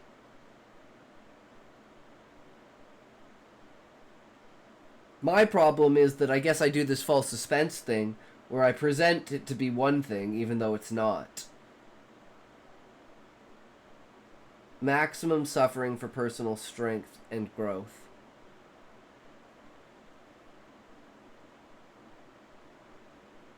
Seeing how far a character has to fall in order for them to get back up. I can get behind that, Beezus. I think that's really interesting. The things, like twisted things that people will do for love. And how you like tend to shoot yourself in the foot with love. Or blessed. Sorry. Beezus? I read in colors. You guys are the same fucking color. Fuck you. Motherfucker. I called you out of the woodwork, didn't I, though? Smokey's just like, yup, this is the typical good old time chillin'. How's it going, Blessed? Welcome. It's very much interesting, right? So apparently I use false suspense in everything that I do, and I'm a bad writer. I'm really bad. Thing that makes your book seem less interesting. All you coloreds look the same to me. So 3 weeks gearing up for editing your video. True, Blessed. We're actually working on a new thing because we were entering a contest. Interesting than it really is not coming up with a good pitch. Now, the first thing that people see when they see your book is the cover, right? That's the first impression. But the second thing they see is probably not your first line, it's probably the jacket copy. So that means writing a good pitch is probably Keep the talking. most important thing you do for your book. It determines whether people are going to buy your book Hold on. I have it posted in the Twitter community. If you go to the Twitter community,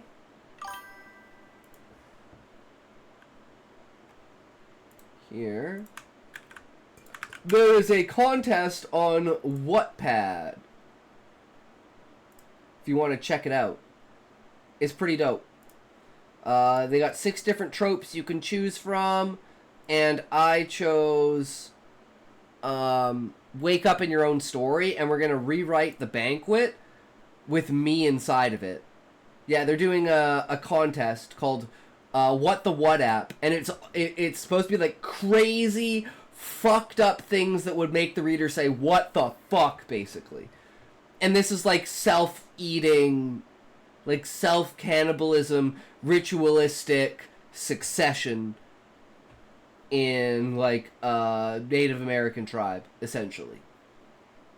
And then I wake up in my own story, and it's me inside of the guide's body being like, oh fuck, I know this story, I know what's gonna happen, oh fuck, and then I have to endure basically eating myself. It determines whether people are ever going to... But it's presented as a banquet. So it's like, this is where the false suspense comes in, because it's like this great grand banquet, but you notice that like the meat is missing from all of the food.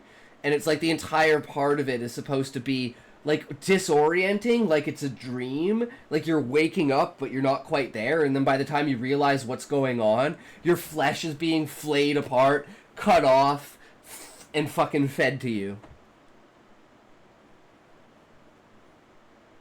Well, you're boiled in your own blood. Look up Alkaline Trio Donner Party. What is this? It's a song?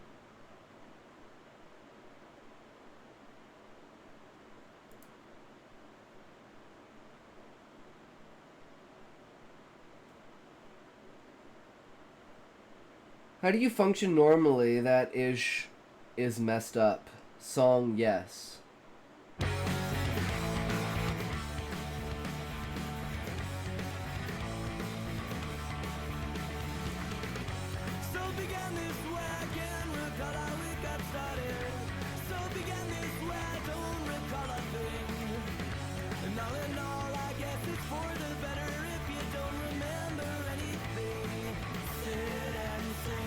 And what is this relevance, Blessed?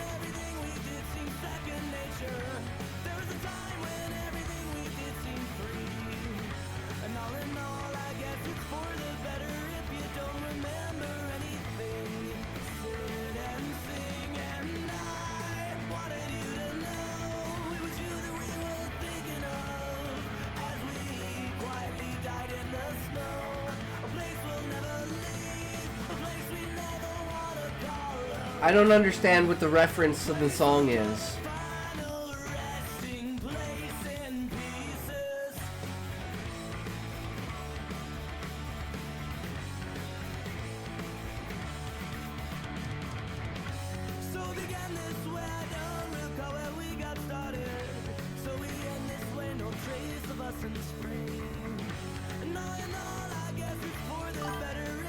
Me neither, I guessed it would... I'm wrong. Yeah, I don't know. I mean, I guess you tried, right? Whoops. Read your book. It determines whether people are going to finish your book. It determines whether you're going to find the right audience. It determines whether you actually can land a traditional publisher if that's what you're going for. Okay, so... people are going to buy... Whoops. People are ever going to read. People are going to finish.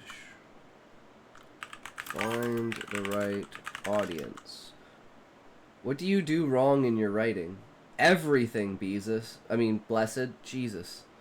Jesus, Beezus, Blessed. Fucking hell. Change your colors.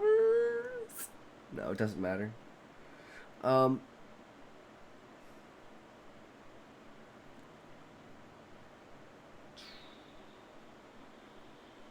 Find the right audience. My thing is I'm too abstract. I can't just fucking say what it is. That's my biggest weakness. I just can't fucking say what it is. I have to beat around the bush with everything and then be like, I got you! I really need to get over that.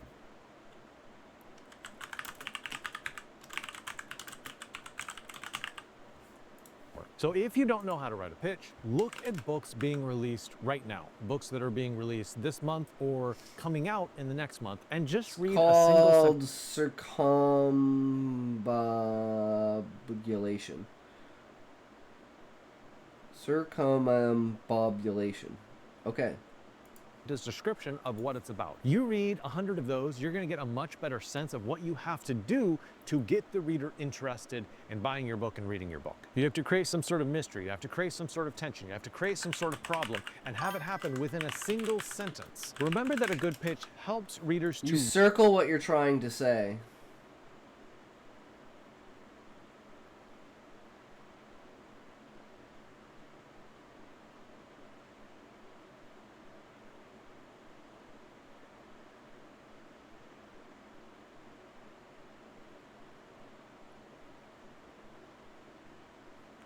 I'm retarded, yeah.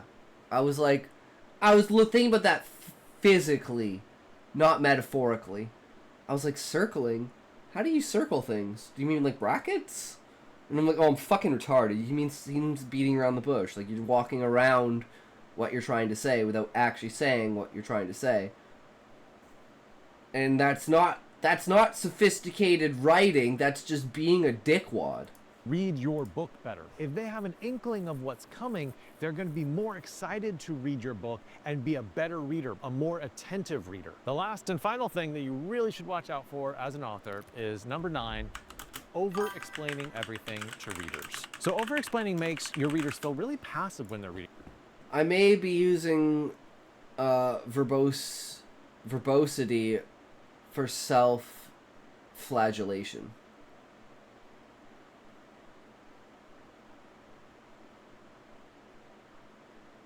True, blessed.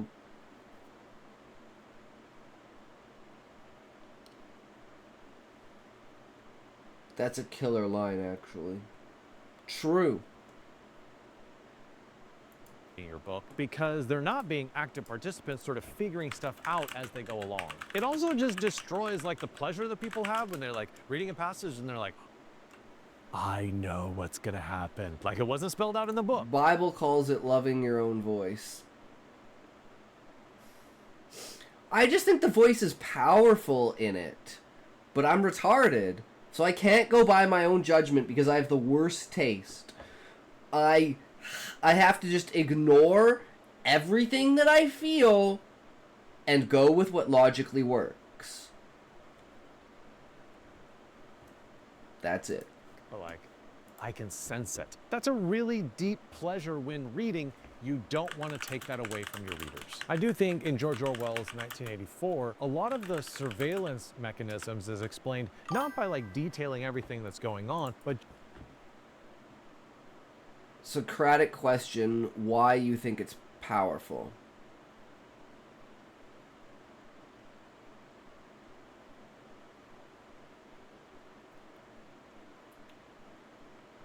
Usually blessed because it's supposed to instill an emotion into someone. Like, for instance, The Banquet is supposed to instill this, like,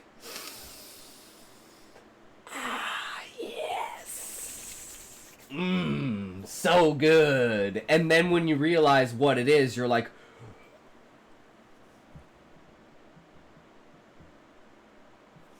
that's kind of like the whole point. Study writing for emotional effects. Well, I mean, I just look at how it makes me feel, and then I say, okay, well, it makes me feel this way, so maybe someone else will feel that way.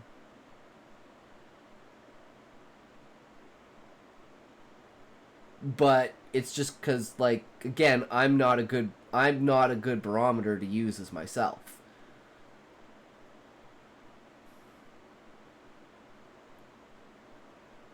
Because the entire first half of the story is talking about the spices, the aromas, the clanging of pots, the stirring of broths, the get a bit lying on sofa in Shrink's office about it. And then they start chopping up him and feeding him. So it's like the idea is like it's almost like getting ready for an eating contest and then realizing that the contest is eating you. Just by showing Winston's paranoia about being listened to in situations and watched all the time. We don't have to have the lengthy explanation of how the Big Brother system works. We just sort of see it in action with the character and get a sense for the extensive surveillance system. Another example would be Harper Lee's To Kill a Mockingbird. We don't actually need explicit paragraphs to say, Why doesn't that hit with your readers?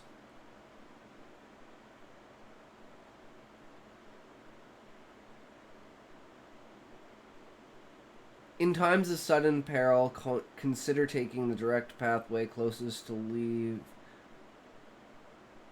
you to safety, versus exit immediately through the nearest marked door.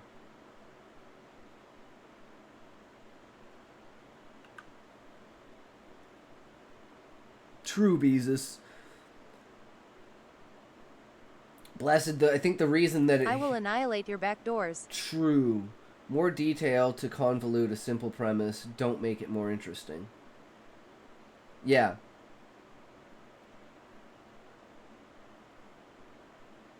But the difference is talking in a character voice, right? If there's narration. In English, WTF are you guys saying? There's the narrator voice, then there's the character voice, right? So what I want to do is I want to still use that abstract nature, but I want to attach that abstract nature to a specific character. But at the same time, subtext can be good, but if they're all talking cryptic meanings, then they'll seem more like a Batman villain than a person.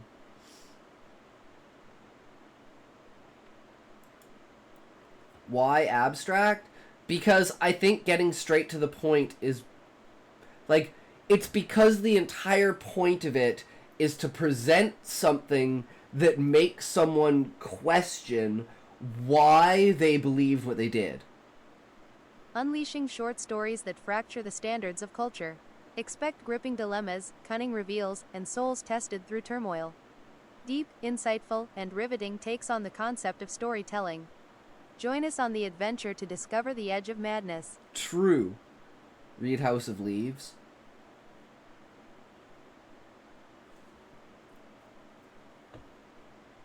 Damn, I missed the video.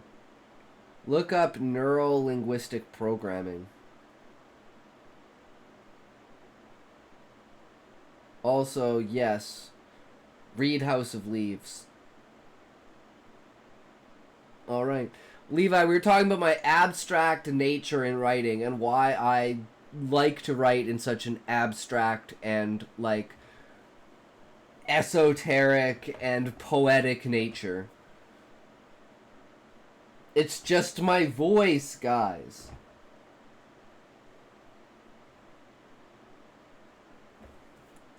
You know what? Racism is wrong. No, what we need to do is see, oh, here's this child, she's asking confused questions about why certain people would do things. And so... Scientific theory is abstract. In theoretical science, yes, and I'm a huge fan of theoretical science. So, quantum physics and, you know, origin of the universe, like, things that you could never know, right? Aliens, life forms, shit like that. Structure of the universe, the expansion of time, the time, like, does time change speed over time? Experimental science proves theoretical. To a degree, blessed. But I don't think we'll ever be able to prove the Big Bang and the origin of the universe.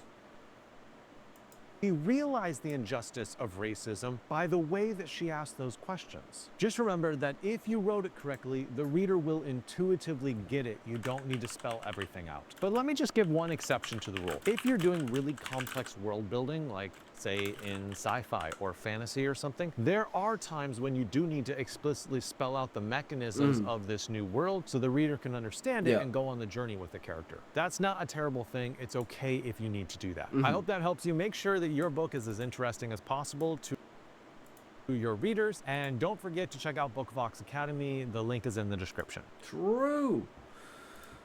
All right, guys, that's another one down. Whoops.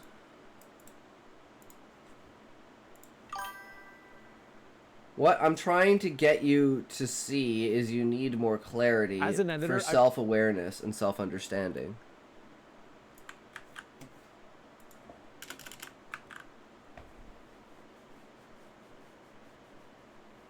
Trying not to be abstract versus trying not to exposition dump is the hardest battle for me. True, Beezus.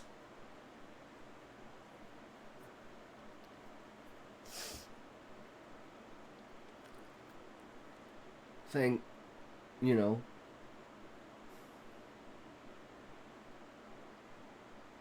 the main enemy is actually possessed by a black hole. The consciousness of a black hole.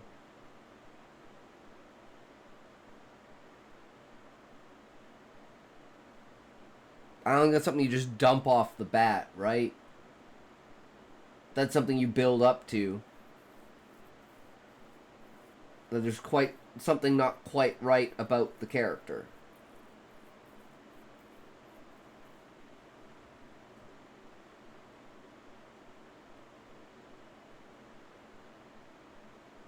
Because there are basically three main things that are lining up. World building is by far and away the hardest concept to not exposition dump in, because people need to know, but just listing the history off is annoying to read. Yeah. So being like, the three things that are lining up are the monarch died, so there's this period of time for like 2 weeks or so where there's a gap in control for the viceroy and the monarch. Because when the monarch dies, the viceroy steps down. So it's like, well, okay, I guess better the old monarch, right? Because there are structures by which a world built follows. Are there structures by which a world built follows? Political, economic, social, cultural, racial. The only one that we don't have is linguistic.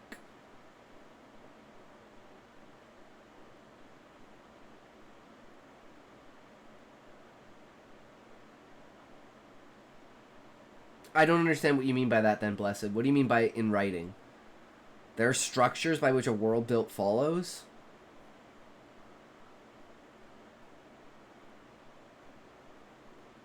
Not 100% sure what you're meaning by that, bro.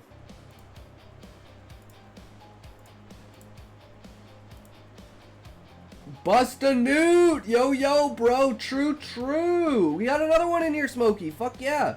There's structure for a proper world building to follow to be organically introduced.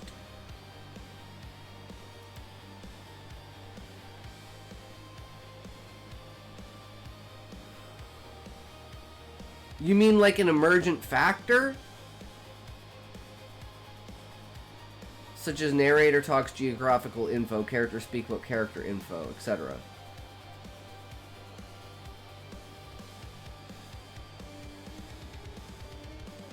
Well, since the story's in first person, what's up, Bust-a-Newt? We're just talking stories right now. We just finished the React video, so we'll probably now be moving into... We should really be doing the commentary. We've been ignoring that for quite some time, guys. But we should do the commentary. I need to take a toke, though. So, the narrator is the main character. Thank you for the follow, bro. Welcome, welcome. How are you? I hope you are enjoying the stream less than 4 less than My 3 sweetie, the Hatred was just telling me he used to arch Where's command Smokey when you need him? and thinks he'd be a So a perfect person acting as a match for specific us. function responsible for particularities of building the world. Why are you smoking? Maybe. Oh! Yes. 1980, Okay, Blessed. 9-ish. I see what you mean. Sid is the character that tells you... Because, Smokey, there's another person here that you can talk to. Me too, LMAO toke time, which means all 3 of us need to take a sync toke.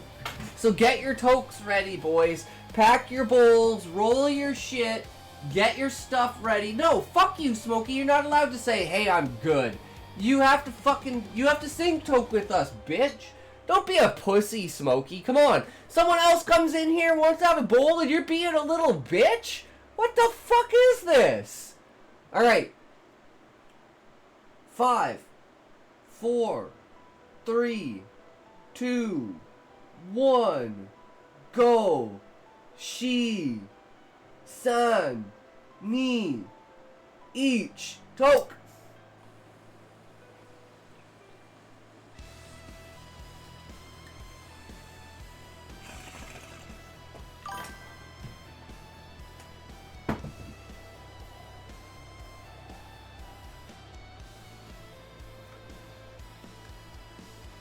Scotty Edgy needs to be placated.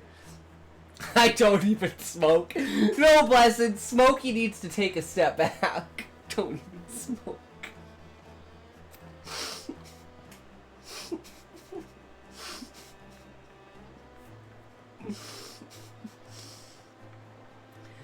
This is why we don't listen to Smokey.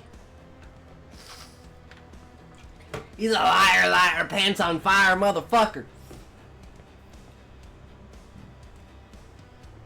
Alright, so, how do we word this? In a world where, something a stoner would say, indeed, in a world where people take accusations as,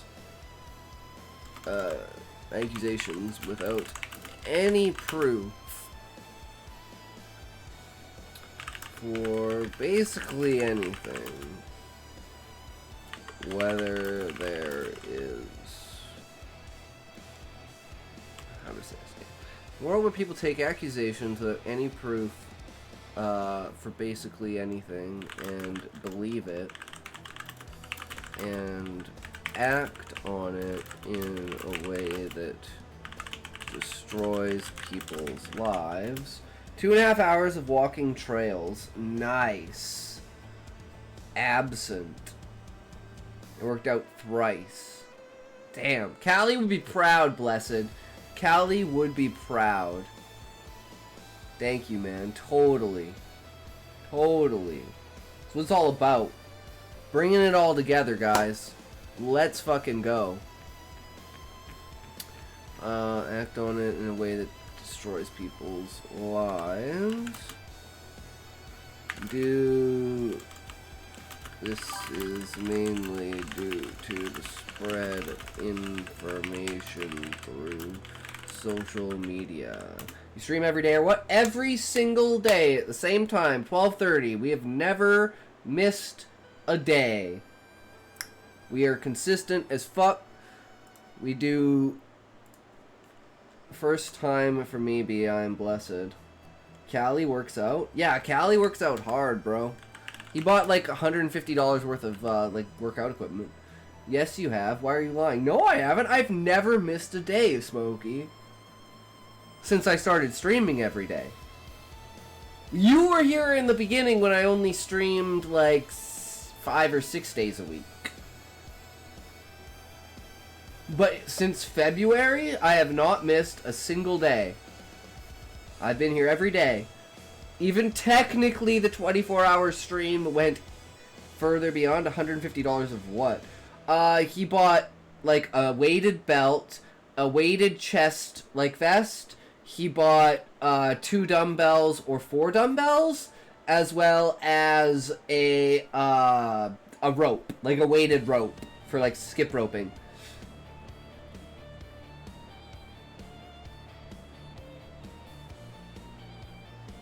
Although it's not long enough for him, so he can't use it because it's too tall.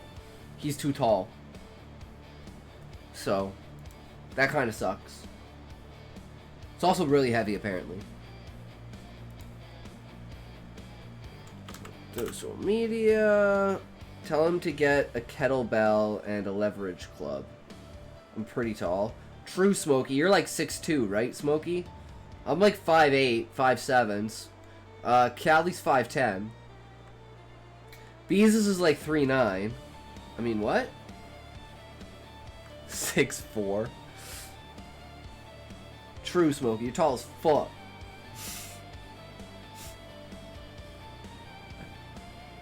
$39.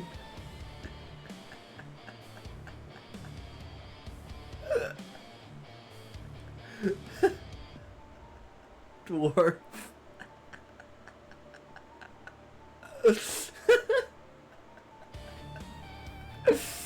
Oh my god.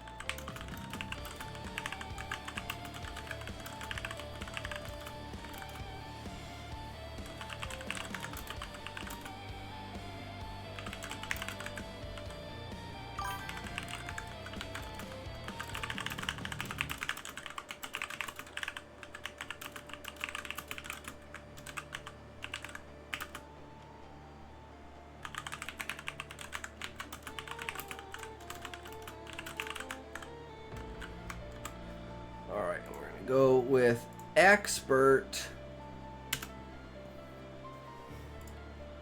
In a world where people take accusations without any proof or basically anything and believe it and act on it in a way that destroys people's lives and that is mainly due to the spread of information through social media and a rule of public justice, does this lead down a bad path for bad actors to take advantage of the system? How do you prevent social pressures in situations with false accusations? Do there need to be laws that prevent it that go beyond defamation? What do you think? Alright, here's the commentary for the day, guys. Is this Altus Rocks? Yes, I believe this is Altus Rocks. How did you know this was Altus Rocks, Blessed? Because it all sounds the same? It's just generic and it's non-copyright, so it's like... It's good. It works. You were the one who told me about them? Okay. Makes sense. See, Smokey and Bust a Nut, you guys are gonna get along so well with those emotes. Smokey, pull out the hose cum. The cum hose.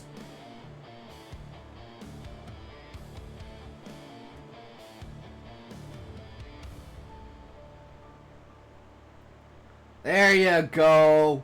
That's what we're talking about. Smokey knows what's going on. He invented the greatest thing.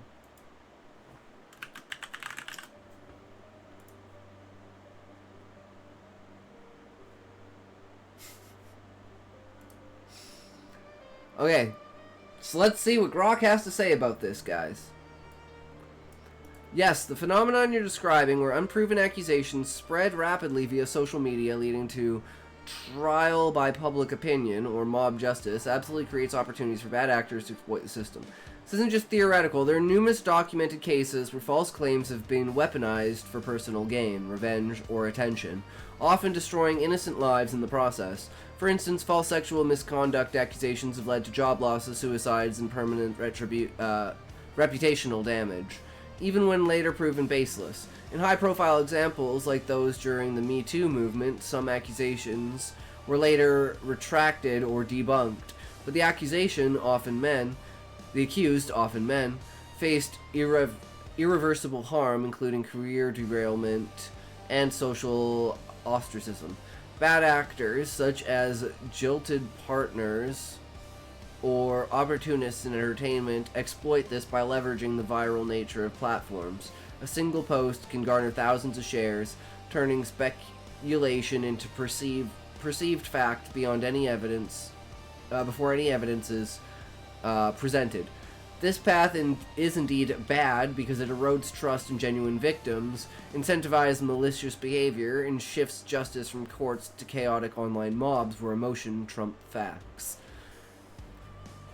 Preventing social You're in pressures. for it now, sweetheart. Take those sexy glasses off like a good girl.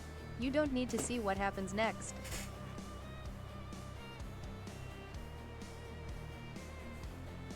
Fuck you, Smokey.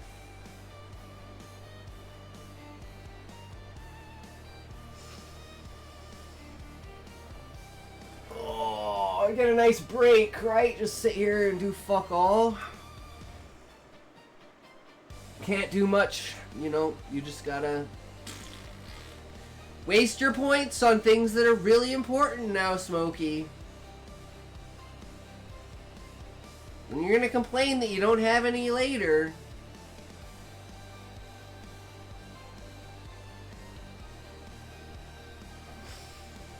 Why did you stop working on chiral clones? I ain't got points to waste, shut the fuck up. Blessed, because we have 9 days for this I Wattpad. miss my sexy librarian. You can put those sweet sight setters back in place, slut. For the Wattpad contest. So we're gonna rewrite the banquet, put chiral clones on the back foot, because chiral clones doesn't have a due date. But this story has a due date, August 24th. So we gotta finish the story before then. So I gotta step up my game and get it out there and get it done. Get on it. Because it won't take that long to do. And I've pretty much already structured it. What's the point to the contest? I'm trying to figure out how I can connect a short story to mine right now to participate.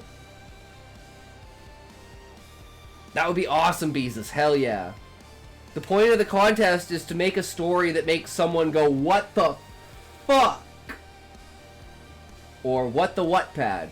That's literally what they say. Write a story that makes people, like, here, I'll bring it up and I'll read the description of it.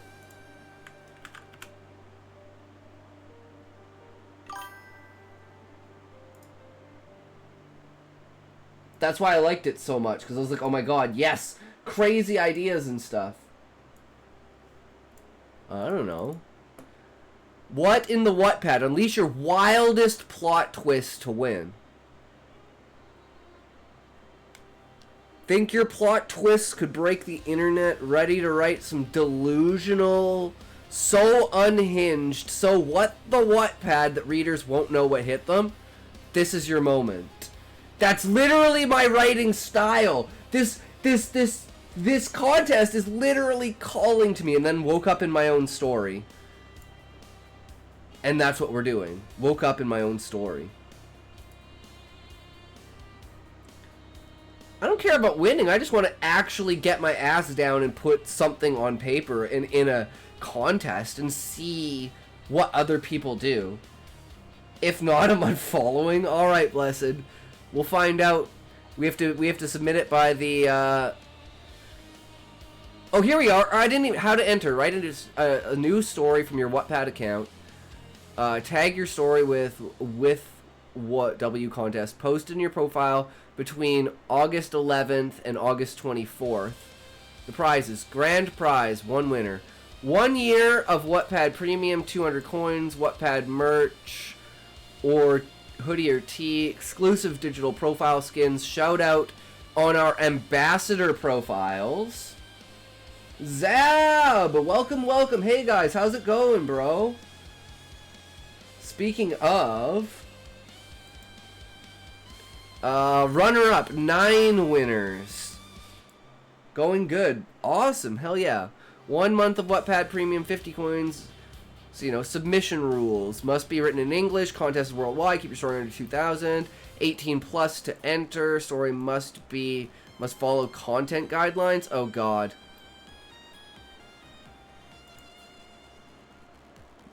It's going to somewhere say, oh, there can't be cannibalism.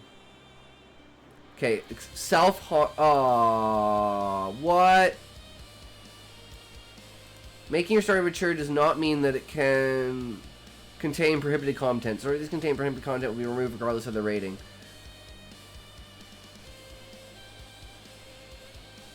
But it's not like an eating disorder. It's a ritualistic self-cannibalism, like historical.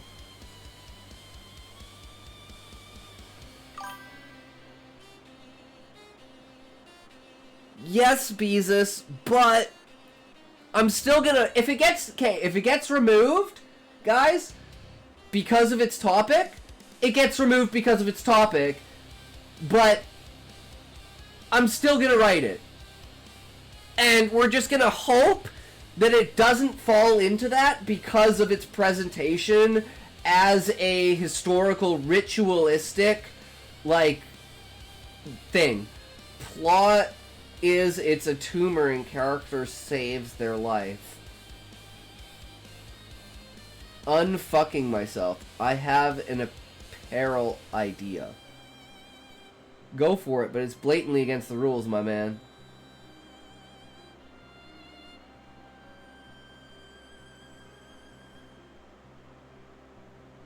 But it's like he's not... Okay, guys, but he's not self-harming. He's not the one who's doing it to himself. He's just sitting there letting it happen.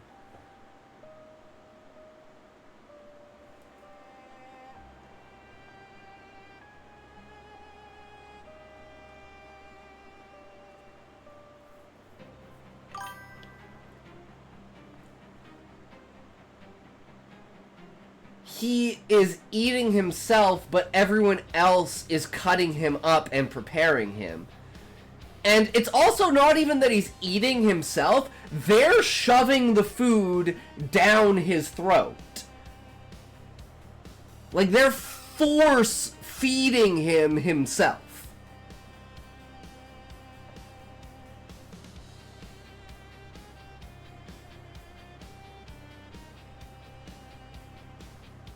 So there's a lot of nuance in it.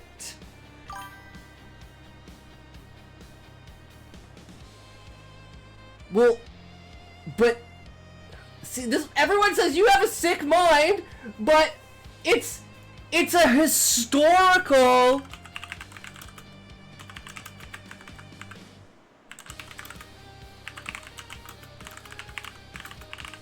It's a historical fact. Some Native American tribes participated in, particularly in certain regions in the northwest coast of the American Basin, practiced forms of cannibalism, often with ritualistic or symbolistic significance. In this case, this one is a, so with sexual abuse, if you write it about it, you're also sick. But I agree with that, but I don't think ritualistic self-cannibalism in the aspect of a historical sense with a historical tribe is the same as presenting child abuse or any kind of sexual abuse. And the character is 100% willing in this because it's like they've spent their entire life and it's like they're using their body in order to feed the entire tribe and pass their ancestors' spirits on through and give their strength to the entire tribe. So there's a lot of symbolism, religious, tribalistic, and other aspects of it. It's not that I just came up with this. This is like is that how you portray it? That's how I'm going to portray it because it's my story, Beezus. It's me waking up in my own story being like, oh no, I'm stuck inside of this story. This is what this story is about. And that allows me to explain and expand in my panic, like, I know what's going to happen, and explain that to the reader. And that's where it's going to be the mix between this abstract notion and me confirming what everything is in my panic. Also, the short story doesn't fall in the same vein. It's a snuff story.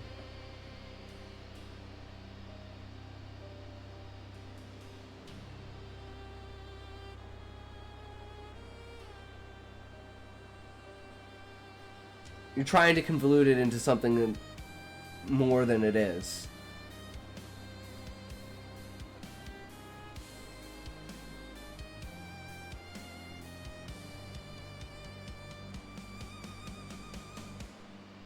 Yes, bullying talks. He is going to fall into his own story and be forced to eat himself. Yes, that's the idea, Beezus. That's the story.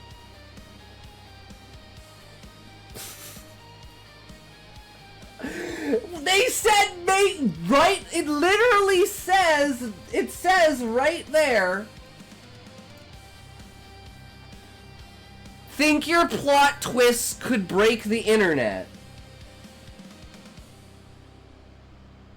It says, yes, I think this one could break the internet. I think this one could do that. So delusional. So unhinged. Yes, that's exactly what we're going for. Like, I don't understand. This... Like, I think this one could get you put on a list. But, Jesus, we also wrote a story about fucking... Also, most of these are supposed to be goofy by the wording.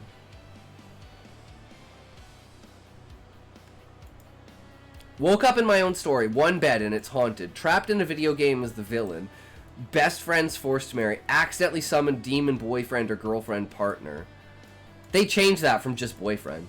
My talking pet is plotting against me. I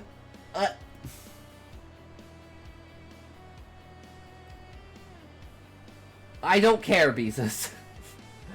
I write what the fuck I want, and the whole point of my stories is to push the boundaries of story writing. So, if people just don't vibe with my ideas, and like, we literally wrote a story about Hunter Biden crashing Air Force One. Do you ever want... Do whatever you want, my man. I won't stop you. I'm just saying what it is. And I agree with you, Beezus, that there is like probably a very high chance that the story simply gets removed because it breaks the guidelines. But that's not going to stop me from writing the story. Does that make sense? Or posting it. I mean, what are the consequences of it getting removed? Oh, they don't accept it into the contest. Boo fucking who? I move on with my life. And I think I've written worse stories than a self-cannibalistic ritual of Succession. So... yeah. Smokey. Smokey's the best. We're trying to make it more entertaining for him because he always gets bored. Go back to normal, bitch. This shit-ass accent is Oh, the shit. I forgot that someone did brown. I am sorry, Zab. I totally forgot. I mean, you could get banned from Wattpad, but you could just make a second account. But Beezus, what I'm saying is, if that story gets me banned from Wattpad, that's not the only story that would get me banned from Wattpad. Basically, every story that I've written on that category... This shit-ass accent is killing me. ...would be very much so... Did I really take a break from watching Transformers for this stream? Wait, you stopped watching Transformers to watch the stream, Blessed?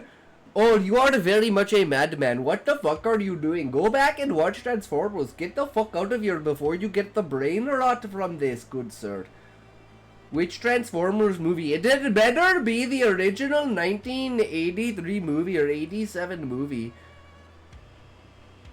The classic. I watched that last week.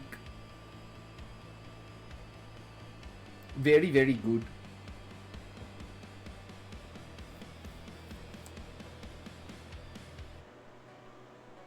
But yes, very much so. If we get taken down, we get taken down. 87. I don't know if it is 83 or 87. I do not know which year. I don't know. Let us see.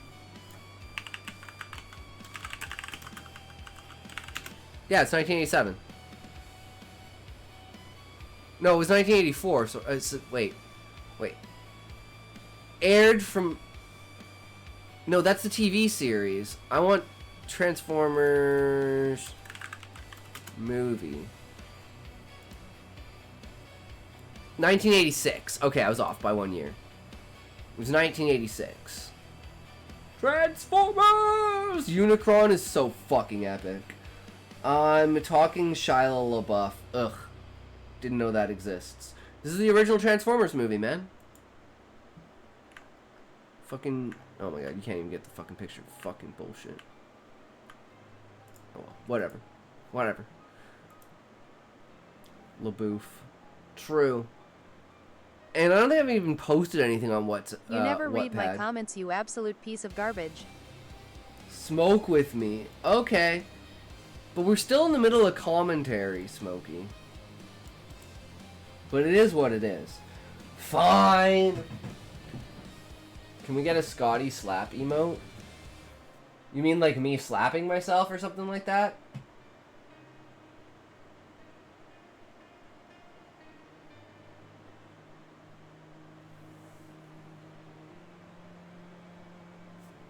I mean, if I take my glasses off, we can do a pretty good, like... Hold on.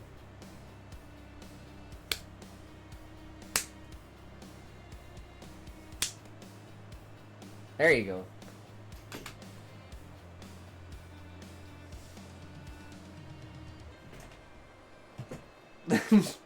You are so pathetic. Now turn that... Hit yourself harder. Now turn that into a fucking emote. True.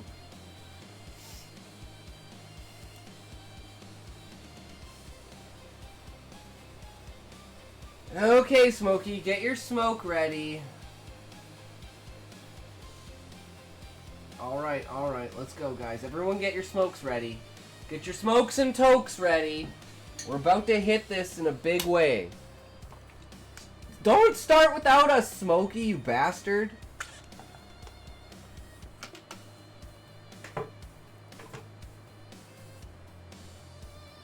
Everyone here smokes. If you don't smoke, I don't know what to tell you, man. You're missing out.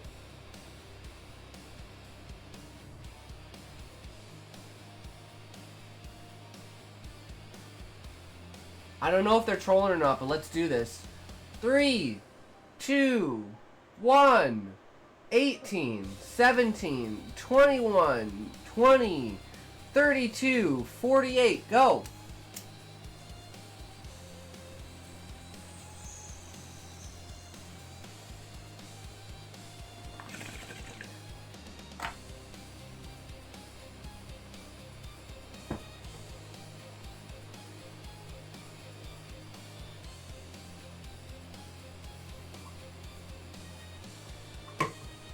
I keep telling him to, Blessed.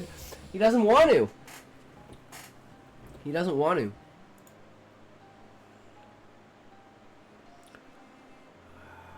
Okay, where were we? Preventing social pressure in false accusation scenarios requires a multi-layered approach combining individual strategies.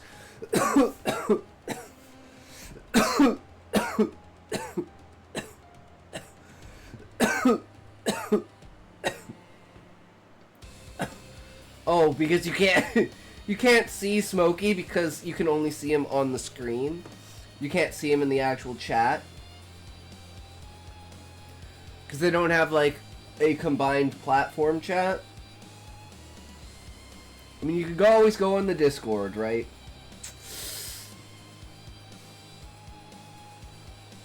Smokey, log in on mobile browser with ad blocker. I almost never get ads. It's because Smokey's a ghost. Oh, I could get behind that, Levi. That makes a lot of sense, actually. I don't say anything good, so it's probably good not to be seen. Smokey, what are you talking about? You're hilarious. That's why he's Smokey. Which Pac-Man ghost is Smokey? The blue one, because he's my favorite.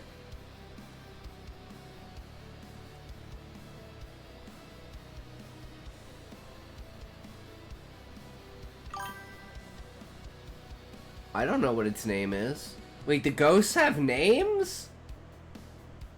I was thinking he'd be Blinky. Wow, you guys are making me blush. I didn't know they had names. Preventing social pressures and false accusation scenarios requires a multi-layered approach, combining individual strategies, platform reforms, and social shifts. On a personal level, if you're accused, the consensus from legal experts is to avoid public responses or confrontations, as they can amplify visibility and escalate the mob. Instead, document everything: text, calls, timestamps, hire a criminal defense attorney immediately, and limit social media activity to prevent further scrutiny. For broader prevention, education is key. Promoting awareness of consent, healthy relationships, and the dangers of misinformation from an early age can reduce misunderstandings that lead to false claims. I like the name Blinky. Me too, Smokey. Blinky or Clyde? Blinky is better. Social media platforms should enhance fact-checking, block outright misinformation, anti-vax or hate speech precedents, should extend to unverified accusations, and enforce stricter policies against doxing or harassment. Responsible media coverage, prioritizing accuracy over sensationalism, and support networks for both accusers and accused, like counseling, can mitigate mob dynamics. Blinky is the aggressive one, Clyde acts randomly. Bashful. Blue is inky or bashful. I like bashful, that's perfect. That's exactly what I am.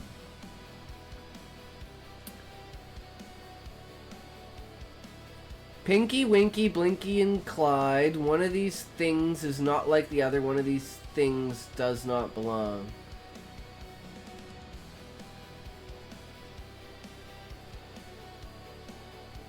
Winky.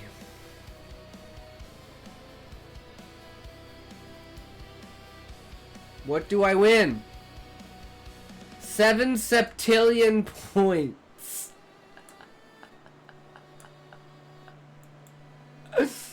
Oh.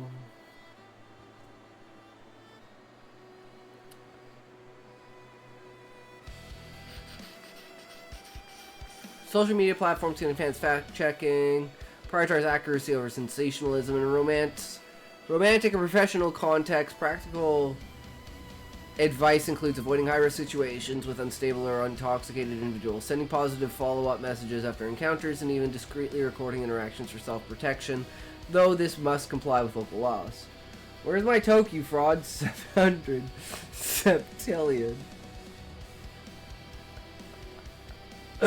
Smokey, we both smoked together. I didn't fraud you this time, okay?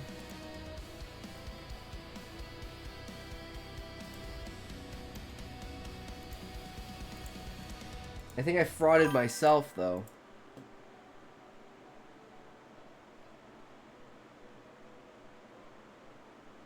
As for laws beyond defamation, yes, there's a strong case for them, as current defamation statutes, liable for written slander or spoken, often fall short in the digital age. Defamation lawsuits can address false statements harming reputation, but they require proving malice or negligence, and damages are hard to quantify. Plus, Section 230 in the U.S. shields platforms from liability for user content.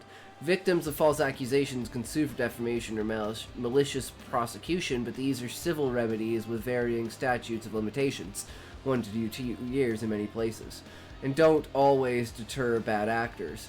To go further, we could need criminal penalties for proven false accusations, such as treating them as perjury or filing false reports, with mandatory jail time if malice is shown, especially in cases involving sexual assault or domestic abuse, where false claims are estimated to be higher than commonly admitted, up to 90% in some court data. Some jurisdictions, like Oklahoma, already have statutes against spreading false rumors or slander, but enforcement is inconsistent. Border reforms could include laws mandating autonomy for both parties, anonymity for both parties until conviction, fines for penalties that fail to remove debunked content swiftly for anti-slap, expectations to protect against frivolous online smears. Without this, the system remains exploitable as false accusers rarely face recompenses. Yawn! I mean, until it happens to you, blessed. Until it happens to you, right? In my view, this is a deeply flawed aspect of modern society that disproportionately harms men in certain contexts. False rape or harassment blessed claims.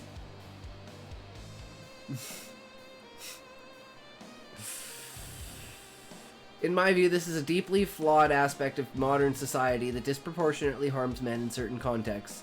False rape or harass claims, but it ultimately undermines justice for everyone. While protecting genuine victims is crucial, false accusations are not the majority. They're far more common than activists claim.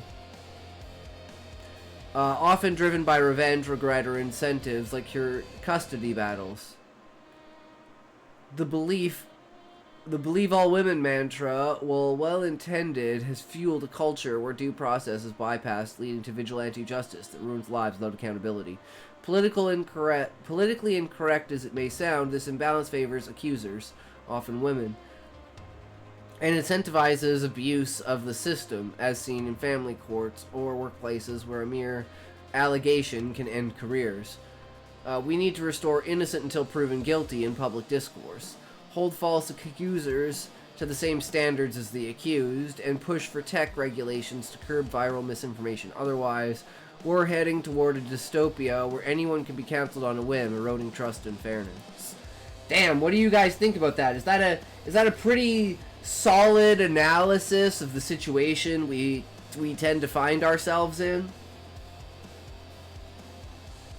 Because I think that pretty much sums the entire fucking thing up.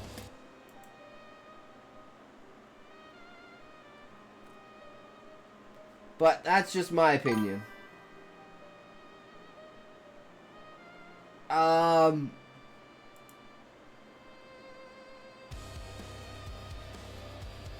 Johnny Depp?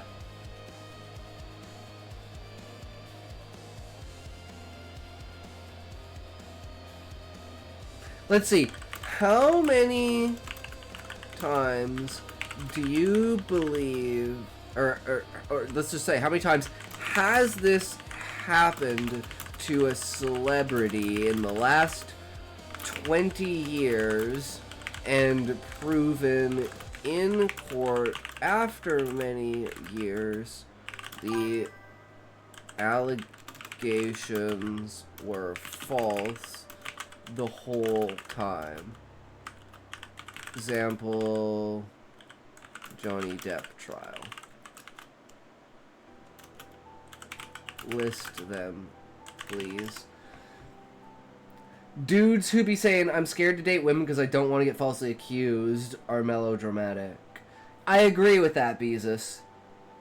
That's an incel take. I mean, sure, it happens, but it's more on the like, it happens to famous people. Like, it's way disproportionately to famous people and divorces. Those are like the two main places that it happens. And when they overlap, by howdy, it's a fucking time.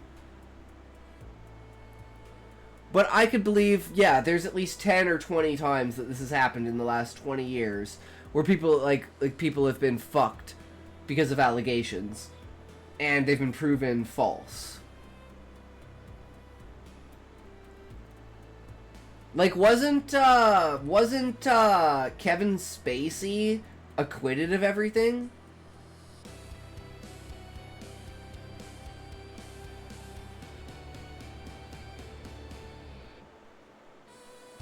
I don't remember.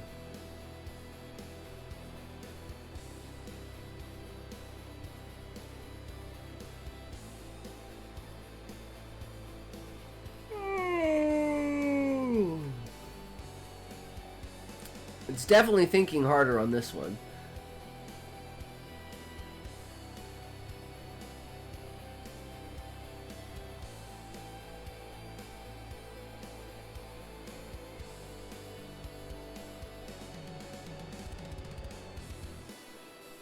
really going hard in on this.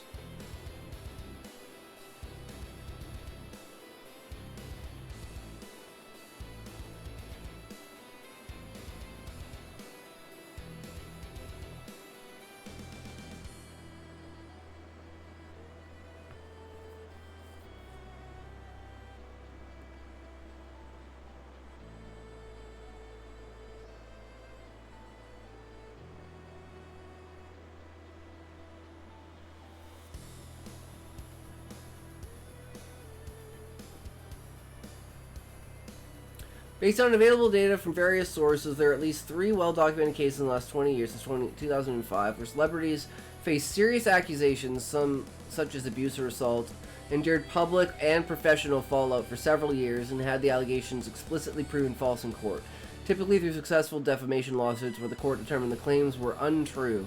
This is distinct from mere acquittals, not guilty verdicts in criminal trials, which indicate a lack of proof beyond reasonable doubt, but do not always affirmatively declare the allegations false. Johnny Depp case, as your example, fits this criterion due to the jury's finding the Amber Heard statements were false and defamatory. These cases are rare because most accusations either lead to settlements, dropped charges without court findings of falsity, or acquittals without explicit rulings on the truth of the claims. Many other high-profile situations. Oh, Kevin Spacey's acquittal after allegations. Michael Jackson's 2005 from 2003, resulting in not guilty outcomes, but did not involve courts proving the accusations were fabricated. Below is the list including key details like accusation, timeline, resolution, and outcome. Dr. Luke. I have no idea. Real name, Lucas Gottwald. Never heard of that. Jeffrey Rush. Never heard of him either. Who the hell is Jeffrey Rush?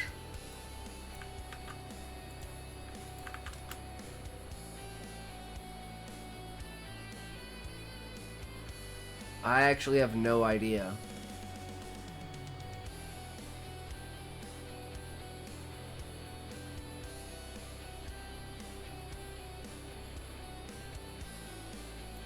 Huh.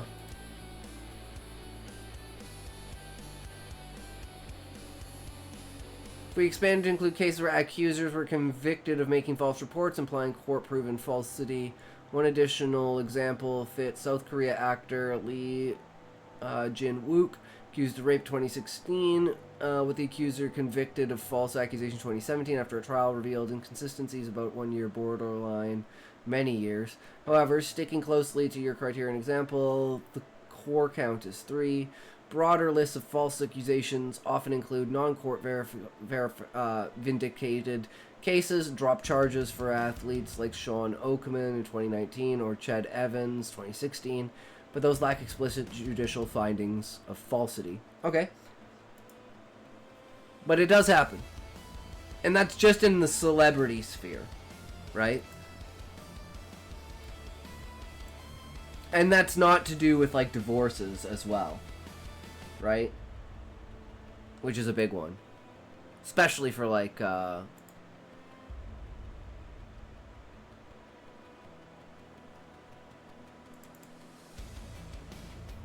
know, celebrities and stuff like that. Okay. So this is so far, guys, what we have for the story. 13! Yo, what's up? We Cool story. are writing the banquet story, and we're rewriting it to be more grounded, real, and less, like, esoteric and abstract. So the trope is I wake up in my own story. The plot is I wake up inside the body of another person. This is a two-spirit encounter where the wandering soul can find its way into the past or future and inhabit an entity for a period of time. The body I enter is an ancient tribal chief performing a self-cannibalistic ritual of succession. Open plains in a village, way long ago, me and the chief. Banquet of succession. Senses. The sight, the shadows and fire, sound, chanting and clamor of tools, the smell, spices, burnt wood, fresh night air.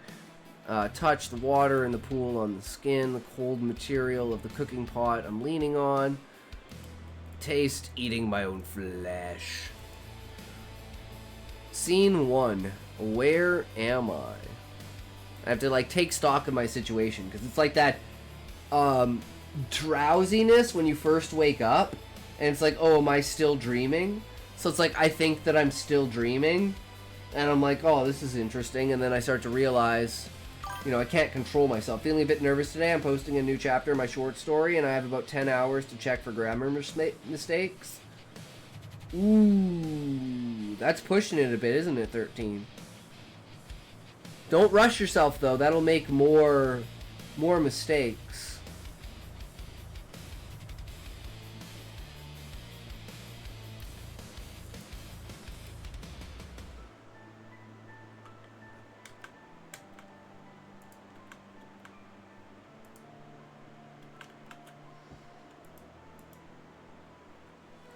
Why do you ask AI to find the grammar mistakes? Saves no time.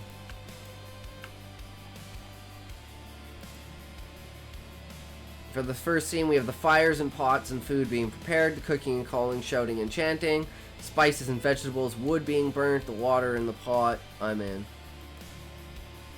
And then we have the reaction. I'm scared, confused, and intrigued.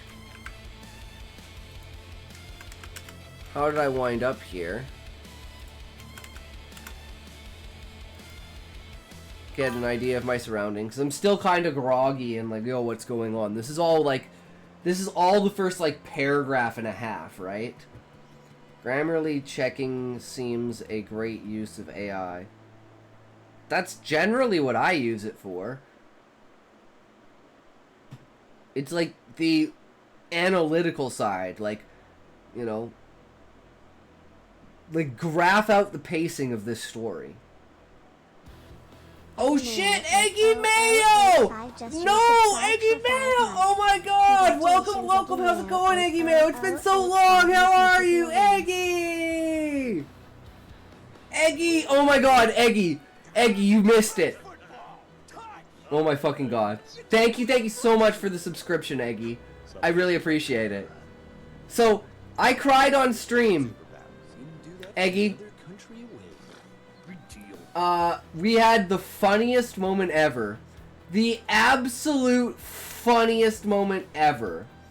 So Beezus created an AI-generated clip of me meeting Smokey in real life. Are you ready for this, bro? Are you ready to die?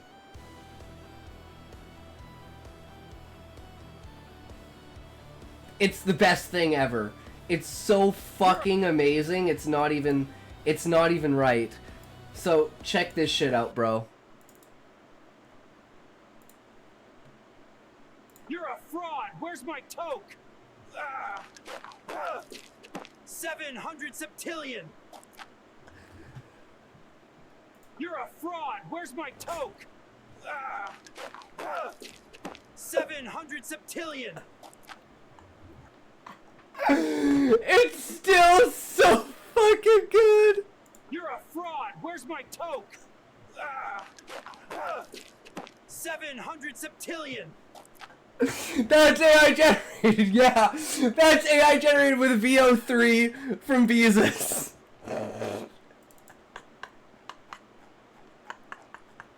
But yeah, oh my god, I instantly burst into tears because it was just like it was 100% lore accurate. It's so real. No, I filmed that at TwitchCon in the future. That's TwitchCon 2027, guys. The kick at the end is my favorite. And I love the way they says 700 septillion like it's a fucking Kamehameha. Like it's his fucking ultimate move. 700 septillion! Stop. Oh my god, but Eggy Mayo, welcome back. How's it going, man? How was your summer? How have you been, man? Did you toke yet? Why would I toke? Did you buy something? Did you spend your points again for nothing, Smokey? I'm hoping there will be less clothing at your TwitchCon. If we go during the summer, I can easily wear a bikini. Do not leave your seat. Do Fuck, not I move need to your go seat. get Do not drank stretch. though, Do Smokey. not go to the bathroom. Have another toke.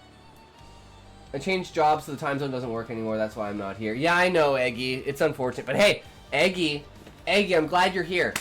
I'm taking 2 months off of work in September and October. This And the base plan is 700 to septillion. start Can't even get his camera right. the Fuck stream these frames. earlier in the day. Would that work for you?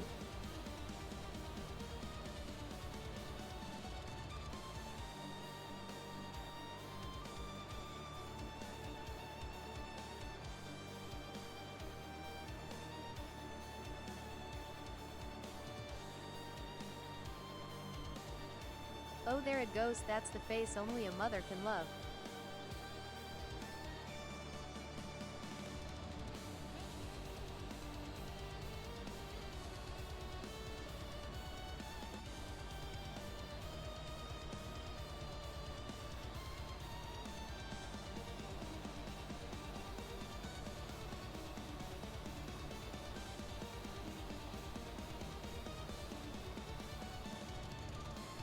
I don't know why it's not doing the second part. What you actually missed out on is that we finally got him off Notepad. Yeah, yesterday. Yesterday we moved off of Notepad. Because apparently it's bad. Fuck you guys. But we are rewriting the banquet story for a Wattpad contest. Where we woke up in our own story, and we wake up inside of the banquet, inside of the guy's body, disoriented, and like, and then we figure out what's going on, and we're absolutely horrified because we realize what's going to happen. We are going to die.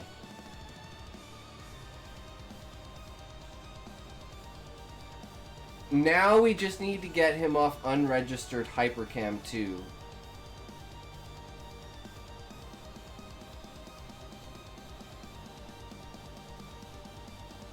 Okay, Eggy.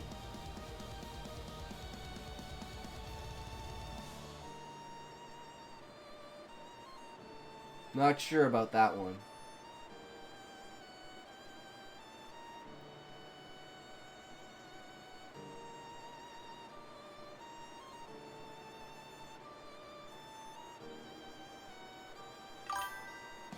You don't remember YouTube tutorials on Notepad with Hypercam? No, Eggy, I don't remember what happened yesterday.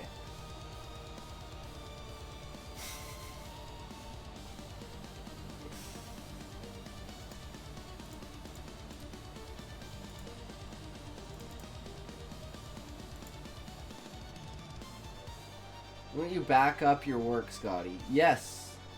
And no. There's like a period of time where it's not backed up and then I back it up. Usually about like 3 days, 4 days.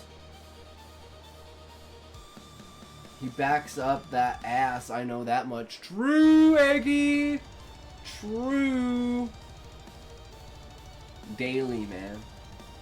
No, I'm lazy, blessed. I'm fucking lazy as shit. Could not care less.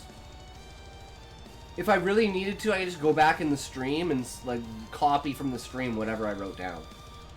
Like really and truly. And most of that would be planning.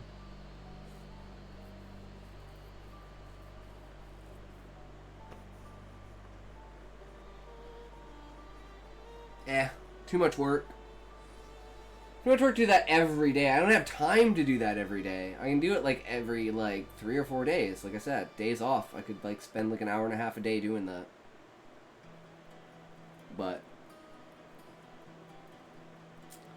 we already have 10 daily quests. We don't need any more. We got it saved to the cloud at least. Exactly, Beezus. Everything is saved to the cloud, so that doesn't that's it's fine with that. Anyways, I gotta go grab a drink. I'll be right back, guys. And it's really good to see you again, Eggy. So yeah, what time would work best for you, Eggy? Does starting like at 8 o'clock instead of 12 o'clock, or is like 6 o'clock, or should we like really start early? Like what's the best plan here? I'm thinking between 6 and 8. and then we just go till like 4 or 5 in the morning. We could probably even go longer. Since I'm not going to be working, it's literally going to be, like, I could probably stream for like 12, 13 hours a fucking day. So we can start earlier, and we'll still go longer. So we could go from, like, 6 to, like, 8, or from, like, 8 to, like, 10, or something like that. I don't know. We'll figure it out. We got, like, 2 weeks to figure it out. Anyways, I'll be right back.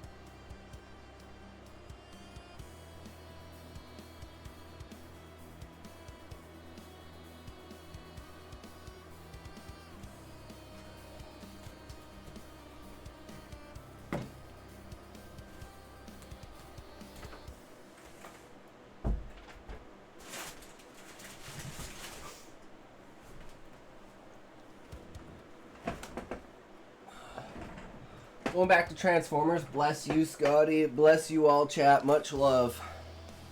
Alright, Blessed. Enjoy Transformers, good sir. Thanks for stopping in and hanging out. Always a pleasure, buddy.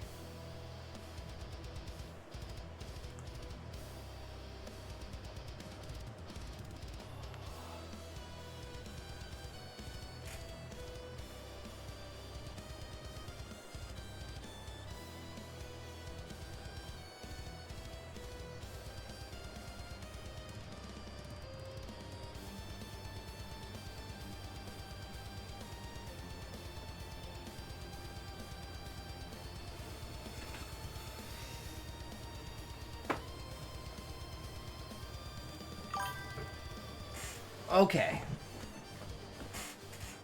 Are you ready, Smokey? Now that I have drank? We ready to go?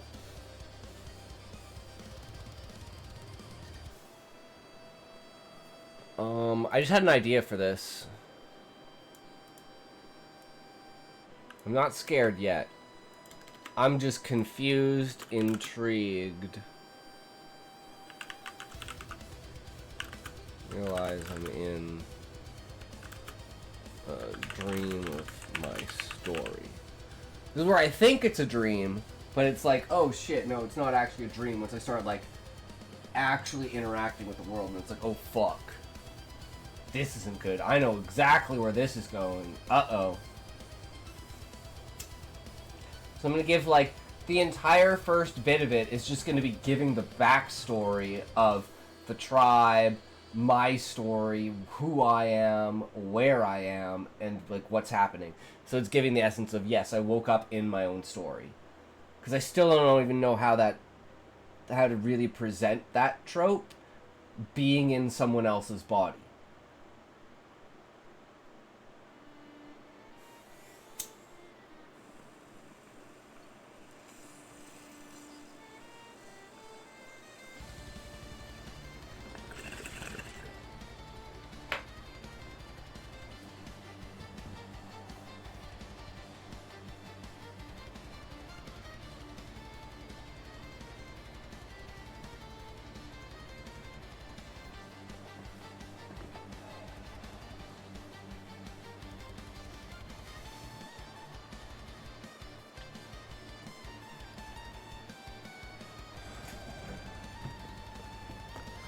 wondering how I got here, an idea of my surroundings, try to logic out the situation. Scene 2 is enjoy the show. Find out what's happening, so... I can't freely move to look around, so I have to pay attention and hope the body places my eyes where I can learn more information. And then there's the pot I'm sitting in is heating up. And then this goes to, because we changed this from, right. This is scene 3 now. And we got up to like scene 3-5, that's what it was. Just like there's not very many scenes to this, so... Screaming in my head and panicking, able to move or control myself, but I feel everything. Scene is enjoying the show. This is chefs come to cut pieces of my body to cook them in their pots. Screaming in my head, panicking, able to move, control myself, but I feel everything. Dilemma.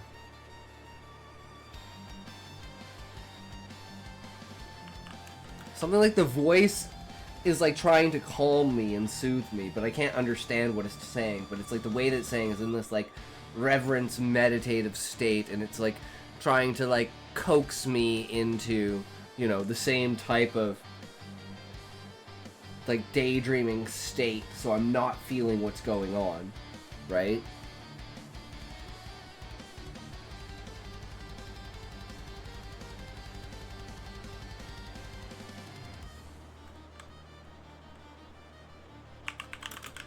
Pain is washed. Numbing of the mind is the meditative state of the body's original mind calms me. Decision.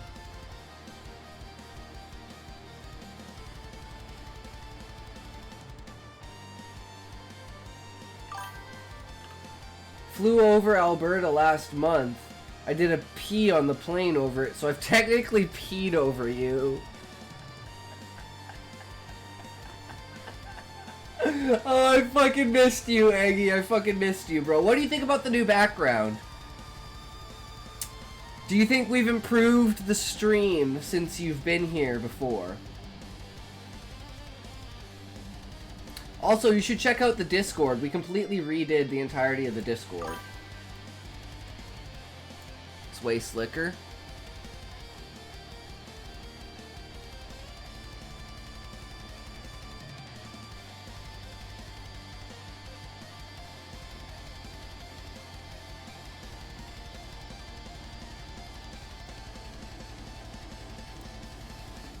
Callie did everything on the Discord. So you can praise Callie for that. Decision that I make.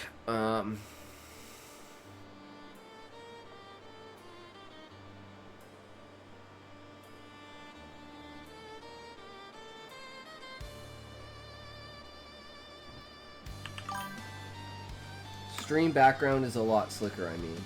That's what I mean. Yeah. The music is good. Nice. Epic. We have a new section to the stream called Commentary, where we comment on some sort of social thing. Usually that has to do with an Asmongold clip. But I don't know if you know, Eggy, because I don't know if you actually keep up with Asmon, but there may be a loss of Asmon for a significant amount of time. Unfortunately.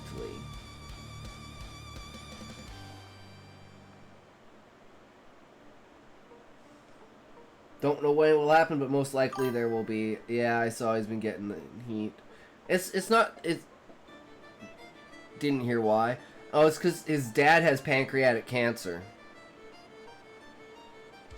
So he's been kind of fucked for the last, like, month. So he's been taking a lot of days off to do stuff, and it's just a, yeah, I can't imagine. So that's a thing. So he's considering taking a significant amount of time off. But, you know, hard to stop doing what you love. So it is what it is. But if anything, if we get kicked off of Wattpad because of this, this is the story that I would put on Asmon's Reddit. And I would see if people would like this kind of writing. This story. Because it doesn't adhere to, like, the fucking normals of censorship. It's taking a real humanistic historical event and portraying it in a not so glorified way, but an understanding of and respect for the time, the people, and their beliefs. Whereas I think people look at that and say, that's bad! But it's like, well, no, it's a preservation of ideas. And that's, like, the reasons why I write those kinds of stories.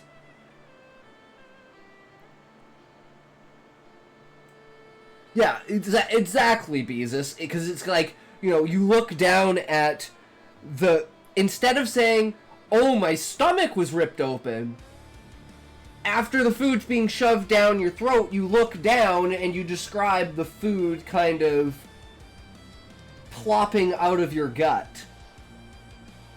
And thinking of it like, I'm literally thinking of it like, you know, the Play-Doh forming things, where you'd, like, press the thing down and then it, like, spits out, like, whatever shape of the thing. I'm imagining it like that. Like, you feed in the Play-Doh, you press the thing down, and it just kind of squirts out, like, chunks just kind of flowing out of your stomach into the water. 600 bits to watch you plop in stream.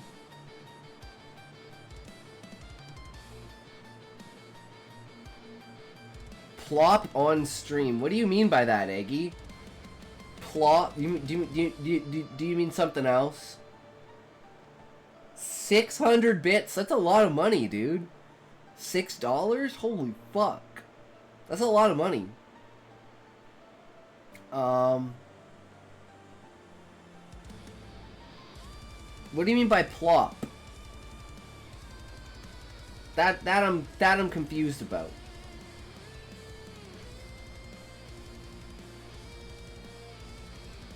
But that's okay. I get confused about pretty much everything. Have you done a collab AI story recently? No, Eggy. We have 2 stories in the works. Now we have 3 stories in the works. Chiral Clones, Ghost Mentor, and now a Renewed Banquet.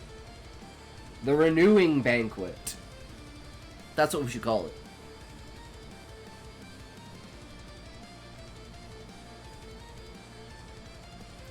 But we've been using AI to edit. Chiral Clones is like government conspiracy with clones and like Island of Dr. Moreau of turning people into animals. And it's like a asylum where you're not sure if the character is imagining being turned into an animal because he's fucking crazy, or if the genetic experiments are actually happening. Shit, I'll check that out. I love that idea. It's not... We've only written about half of it so far. We are at, trying to describe... There's, like, a disease going around, and that's what they think. These people have a disease, but it's actually the clones. And the way that the clones are structured, with the way that their DNA is they basically die of starvation. So they think it's some sort of disease that's preventing nutrients from being absorbed into your body. So it's kind of something like an extreme level of like AIDS or something like that, where it's like your immune system like is attacking the nutrients inside of your body instead of absorbing them. But yeah, we got that all from a PBS Space-Time episode about why all life forms seem to be right-handed chiral DNA, which means their DNA folds in a right helix. And, like, if things fold in a left helix that have a mirror molecule setup, it doesn't vibe with, like, biology. And, like, if you have left-handed stuff, it doesn't absorb the same. It's basically like the idea of, like, mercury, where it gets stuck where it shouldn't be and then clogs up the system, and then eventually everything falls apart. And the main character is, like, a spy who's actually Carson Miles. Hey, yo, that's nuts. I've never heard of that. Neither have I. That's why I love these. What's up? We are talking about my stories, Carson. Are you a writer? Are you a reader? Are you a purveyor of stories and ideas? Do you enjoy pushing the line of creativity? As in such, we are writing a story about me waking up in my own story about a ritualistic, cannibalistic, self-cannibalistic, Native American succession ritual, where I wind up having to eat myself. And then the rest of the tribe eats me after I die.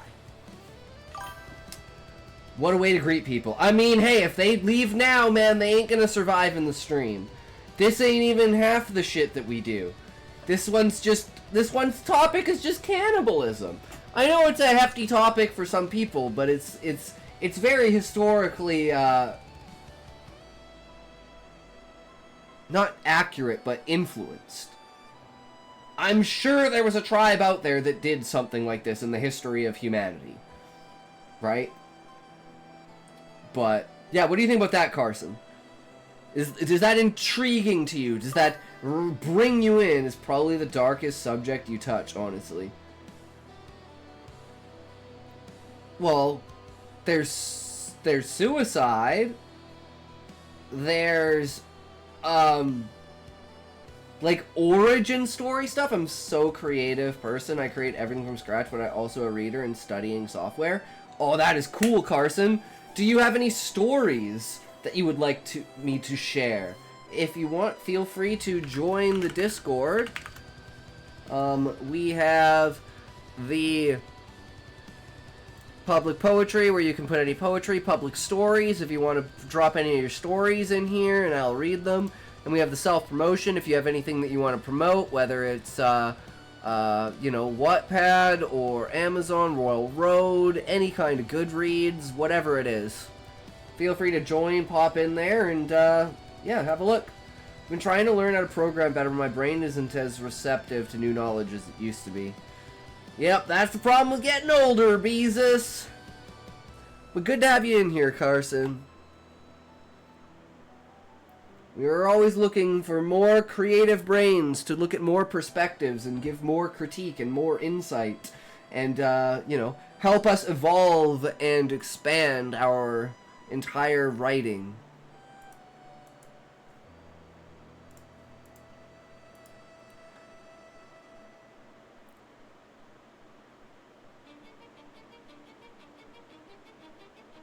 Now I'm wondering, what should my decision be here? Because there has to be one more scene after this. Yeah, I have a lot of stories. I do join your Discord. Why, thank you, good sir. I appreciate it. We're very supportive, and at least we try to be a very supportive and, exposing community where we like to share everything with everyone, So everyone's, like, critiquing each other's work. We're all brainstorming together. We're all working together to improve our writing. We can look at each other for advice. Stuff like that, I want to build a community of creative people that facilitates a positive engagement system, essentially. Humor is completely allowed, and we touch on basically every single topic except one you can allude to but never touch on or write, which is totally understandable. Yeah, I understand and love these vibes. Hell yeah, that's what it's all about. No holds barred. That's how we try to do it. And then we try to have, like, you know, different things that build our overall writing. And seeing if how we can incorporate those. Like, I'd say for each short story that I write, I do a specific thing. In this case, it's how do I incorporate a trope into a previously made story and expand that story with that trope. In this case, the trope is waking up in your own story.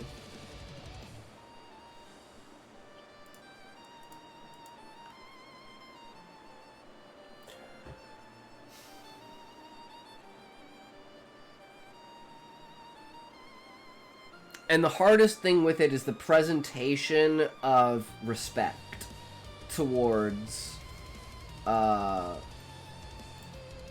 like the societies that used to do this kind of stuff, right? It's very much a on-the-ball thing that we need to be very careful about where and what we do, how we present things, what subtext is, like, you know, we gotta use subtext for shit. We can't just outright say it, but we have to outright say some things, and then you can just infer from there. But then there's my side of it, of my own brain inside of the story, being like, okay, how can I explain to the readers the situation that I'm in right now? And the best way I write is with scene structures, creating scenes, structuring them, and then just basically writing in that specific notch for each scene. We haven't gotten to the point of, we've kind of have a little bit, but not really touched on, like, disordering scenes and stuff like that. That's the next thing I kind of want to try, is shuffling around the order of things, just to see how, like, the presentation of the story is. But at this point, I'm trying to extrapolate on something that's not very long while still trying to converge it down, because we need it to be less than 2,000 words. And the original story is 1,000 words, but it doesn't give much description of anything.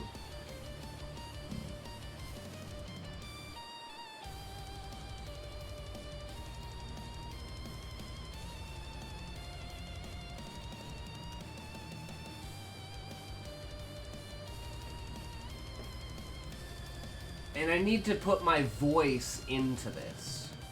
My voice, not my writing voice, my actual voice. My human, personal voice. Not the voice I'm trying to create through narrative.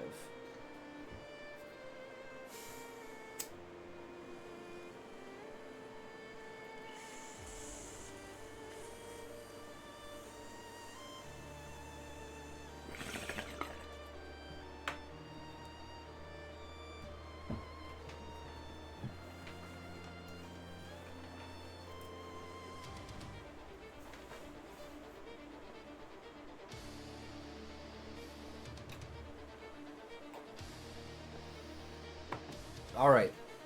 Decision.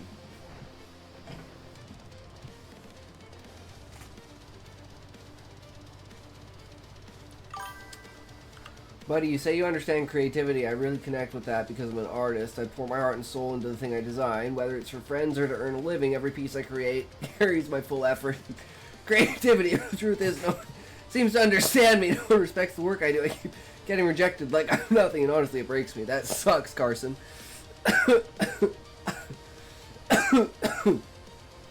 I would say my problem is my topics are too sensitive for people, but I'll never hold back.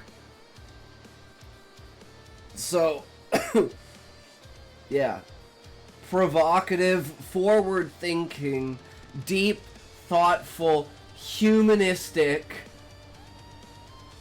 real stories. are what I try to strive for.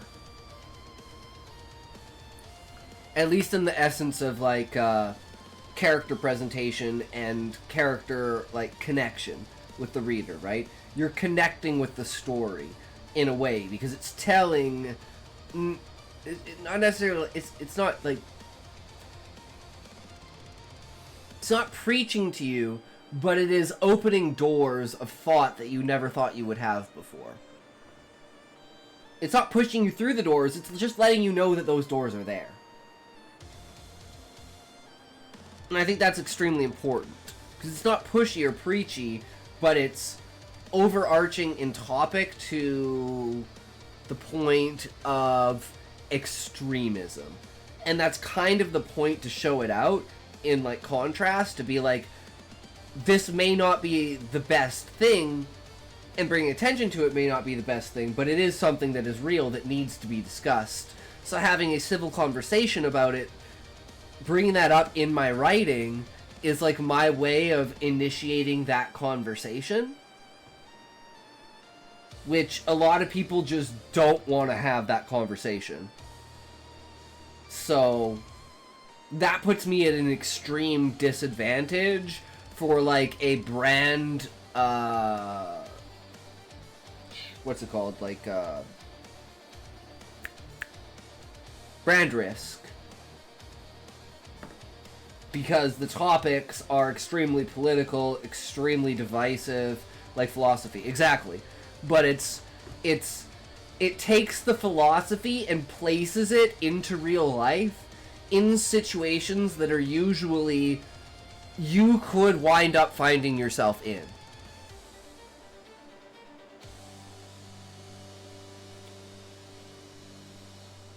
Like, I think the best example of that is, like, the Hunter Biden crashing Air Force One into the Burj Khalifa, and the idea of, like, nepotism being rewarded to a point and, like, neglected to a point that it completely destroys the entire system and brings down everything. Something that's so easily avoidable, but everyone just overlooks it. And eventually then that becomes normalized.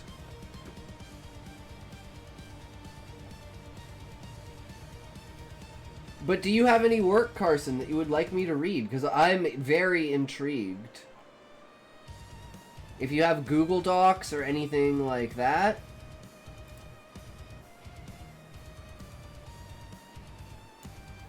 I would love to get a hold of that, bro. It is whetting my appetite. Still don't know what to do for this decision.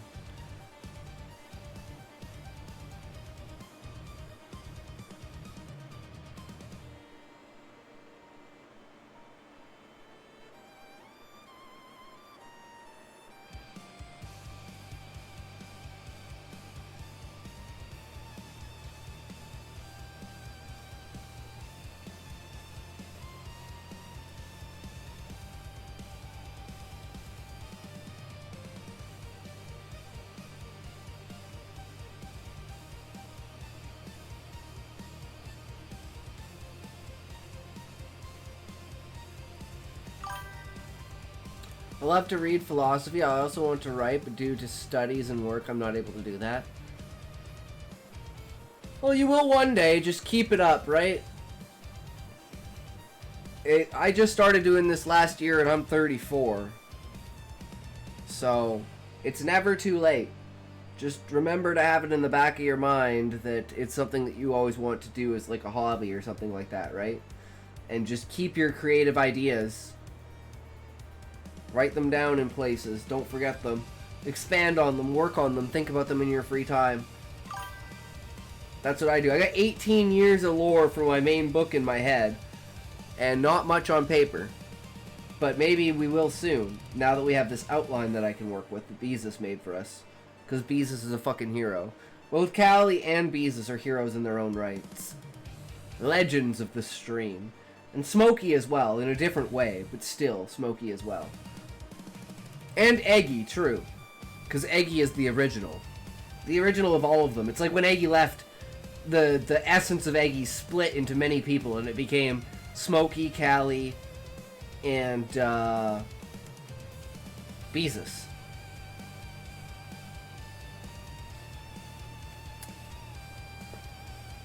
But, you know, the more the merrier when it comes to people like us, right? I'm like, does he resign here? Do I resign here? Or I'm just like, I just accept, like, the inevitable that's going to happen, and, like, have an out-of-body experience? Accept the inevitable.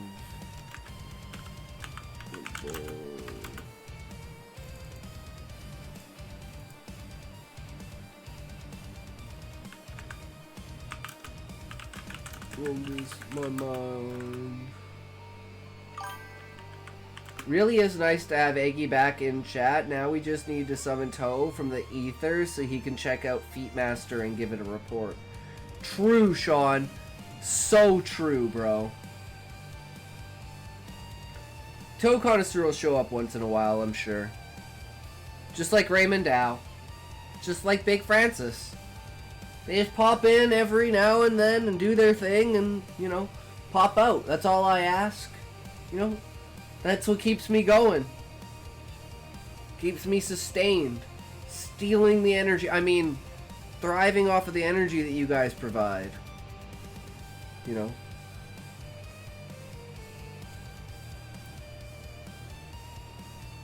And building more engagement with interactions in order to become better at dialogue, essentially, and speaking. How to put my voice into something. How to manipulate my voice. How to use someone else's voice. All very important things. Focusing my mind on the...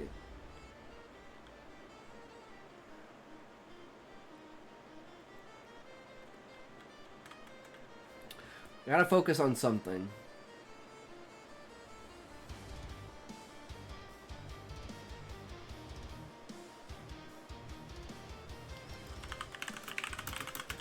All a dream. Safe. All fake.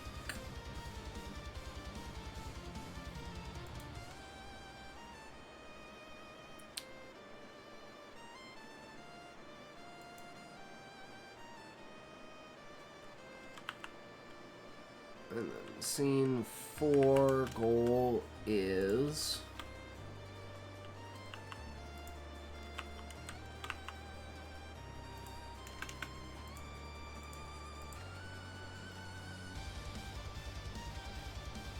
Okay, so if this is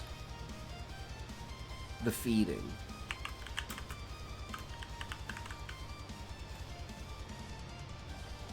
Because while all this is going on, while I'm like having these things, they're cutting pieces of me and cooking me.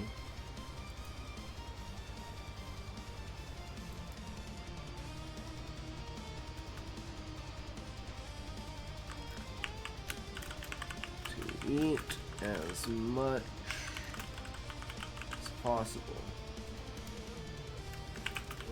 Jaw and throat cannot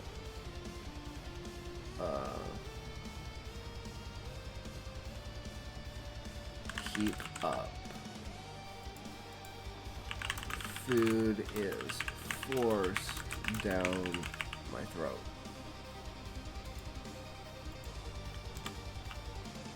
This is the rest of scene 4. But it's not you, it's the sap you're stuck inside. The sucky part is that you feel what they feel. Exactly, Sean.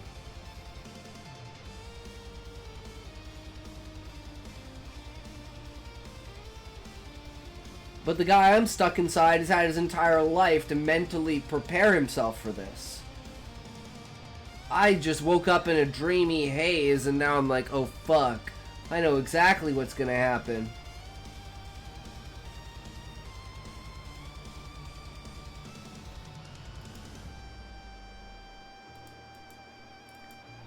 rest of this is still scene 4. So we can get rid of that. And that.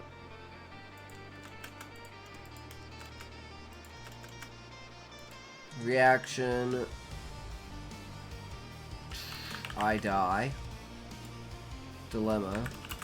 My spirit is lifted from my body. I watch the final moments, the ritual, before I'm pulled back to reality.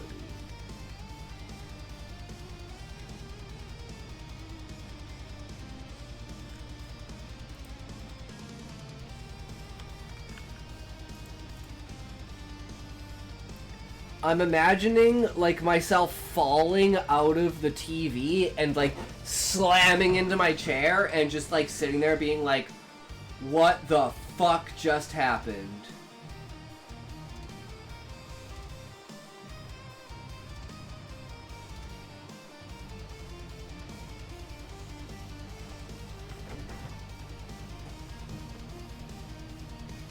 I'm just still not 100% sure about the presentation of it.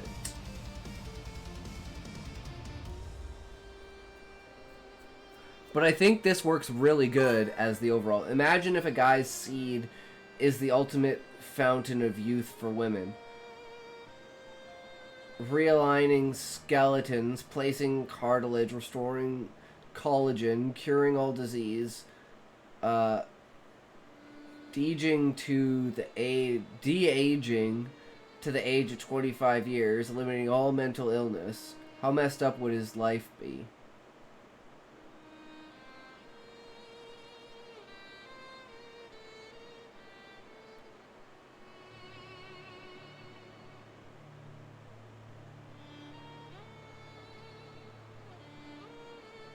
Depends on if he lets people know that.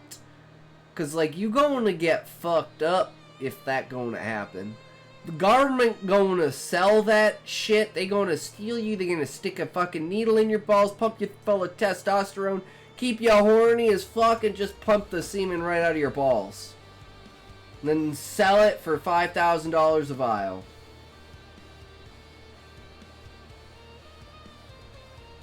You'll be like the Rick in the Rick Citadel, the one trapped in the chair who has the memories that makes, you know, those wafers that taste so good because they taste like satisfaction because they're made from the flavor of a Rick that's satisfied. You know what I mean? Or the spaghetti people, the people where then when they die, their innards turn into spaghetti that tastes fucking delicious.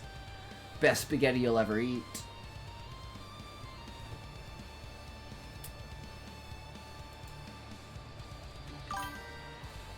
Man, that is a lot tamer than I expected from you. What do you mean, Sean?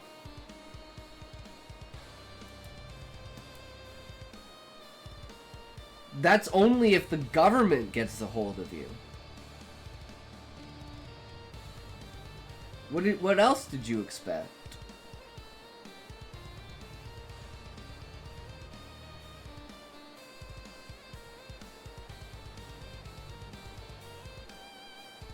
I mean, they gotta do genetic experiments on you to figure out why, so they can synthesize the semen itself, and then they don't need to rely on you.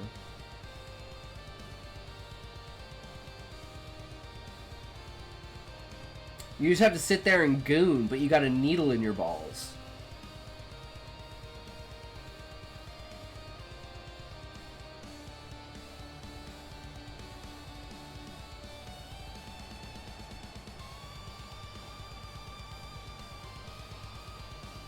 I mean, I'm a masochist, so I might actually go along with that. That sounds awesome.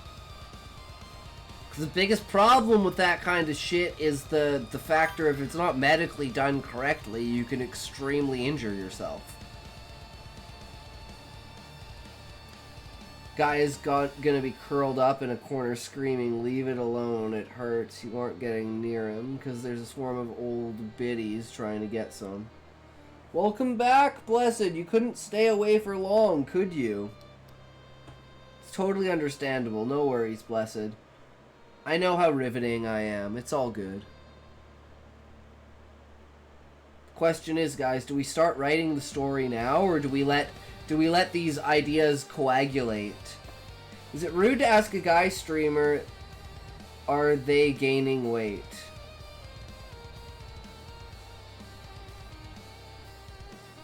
I think in general, Blessed, talking about personal things is, you know, pretty rude. If it's blatantly out of nowhere, unless it's part of a conversation. And I prefaced it with all love. But you need to start taking care of yourself. You're getting a little big there, bro. Something like that, Blessed.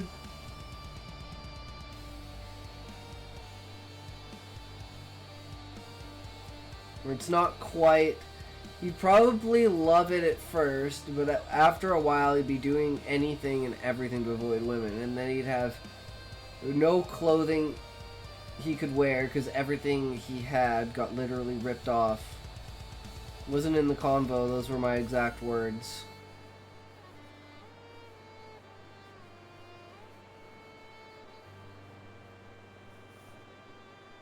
I mean, what did they say? What was their response, Blessed? Did they ban you? Ads.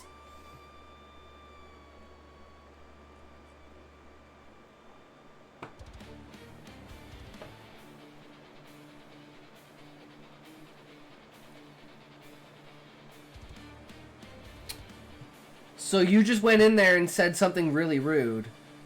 It's the same vibe of, hey girl, are you pregnant? Just a shame, public shame. So why did you do this? Blessed? I'm confused. You went into someone else's chat and you said something very rude to them, and then you came in here and said, is it rude to say that? I'm so confused. Or did someone else say that? And you're just asking if it's rude to say. I'd have asked for if the camera was placed wrong because it's stretching his image, making him look fat. Pretend it's a technical issue and stick to that story with everything you're worth. So you called someone fat and then came in here and asked if that was rude.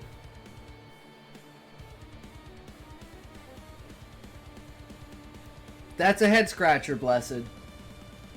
Even for me, that's a head scratcher, bro. You sure about that one?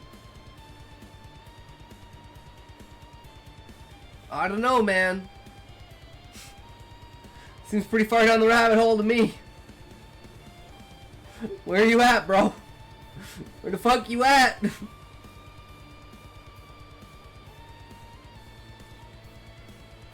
I don't know what to say.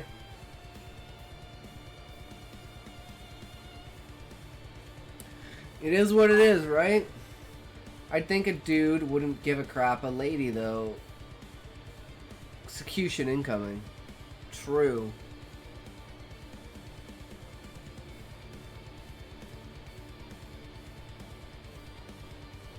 So we need an introduction.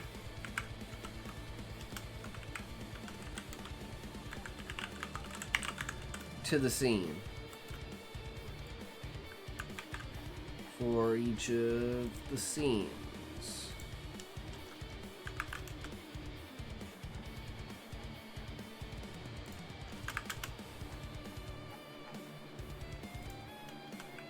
And this facilitates the transition.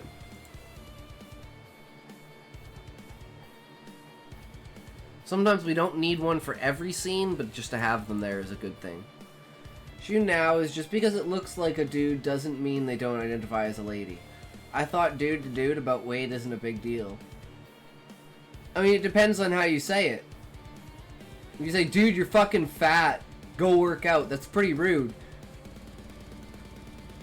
But if you're like, brother, getting, you know, how many hamburgers did you have today, bro?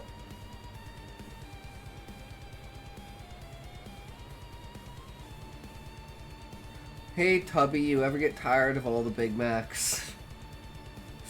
Exactly, Bees. That's exactly what you want to say. To all love, are you gaining weight?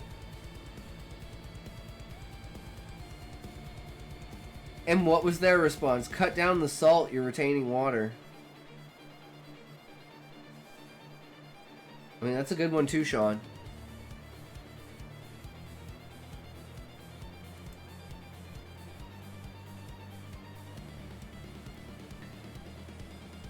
No, that's very rude to say. I mean, if I didn't notice I was getting fat and you guys told me I was getting fat, I'd be like, shit, I'm getting fat. Guys, am I fucking fat? Ah, fuck, I'm fat. Shit, guys. Look at that jiggle. I'm fucking fat. God damn it. Fuck. Sad but true, man. I don't know what to do. I don't know what to tell you, man. It is what it is. 27 Big Macs a day is just, I guess it's too many. I mean, that's what my bank account said, but I was like, fuck that. I can eat whatever the fuck I want, bitch. Guys call themselves fat slobs all the time. Common line. I graduated from a six-pack to a keg. Exactly, Sean. Dad bod, keg bod. It's subjective, no? It's very true, Blessed. I like bigger chicks, so, you know, but I like buff dudes. Because I'm not attracted to dudes. I'm just attracted to dick. So the hotter a dude you are, the better. But attractiveness for women is, like, totally secondary. Because I ain't going to be looking at them. They're going to, you know...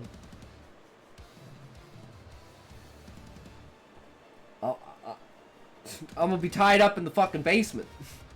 Rudeness is a social construct, but I'd say what you said definitely falls in line with being rude in most situations. But is it true, and is it malicious? That's another thing, right? You can be extremely rude, but not malicious. I wouldn't care myself because I appreciate wake-up calls. Yeah, like if you're actually like letting yourself go, it's like, dude, like, are you purposefully trying to do that, or like you okay, bro? So if I care about someone and they're fat, I say nothing. No, you can still be rude and help them, Blessed. It's rude to tell people to stop eating, but it's probably better for them that they stop fucking eating. Right? It's like, it's rude to tell someone to stop smoking, but it's bad to smoke. It's rude to tell someone to stop drinking, but it's bad to drink.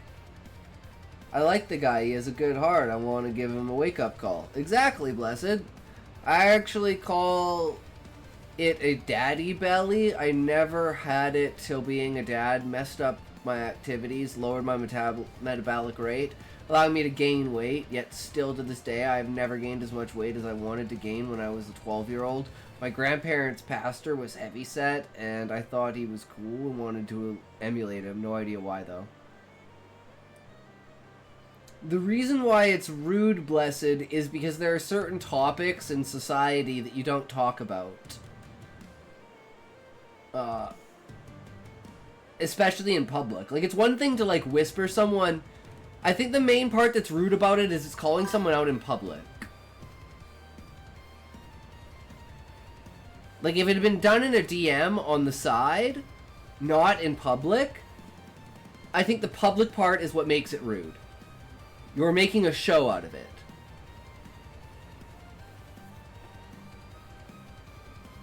Because then your intent gets twisted.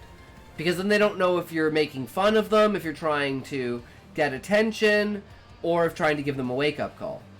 But if you just slyly DM them on the side and say, you know, look, I've watched you for a while and I've noticed your health might, you know, are you okay? Like, need some motivation to get into shape or something? Wanted to have a conversation about exercise.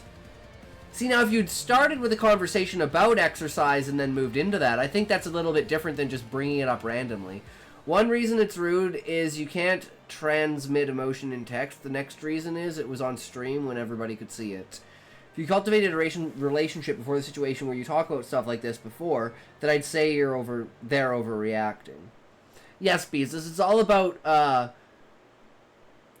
rude is like spontaneous and out of pocket, right? If it's something that's been discussed before, if it's something that's, like, you know, been brought up, it's something that's been discussed, it's an ongoing topic, that's completely different.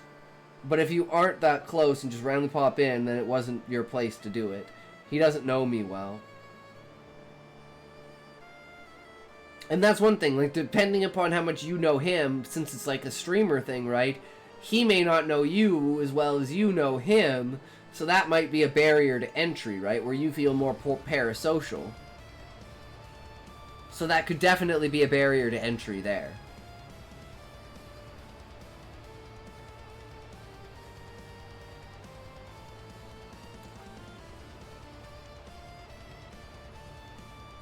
Whoa.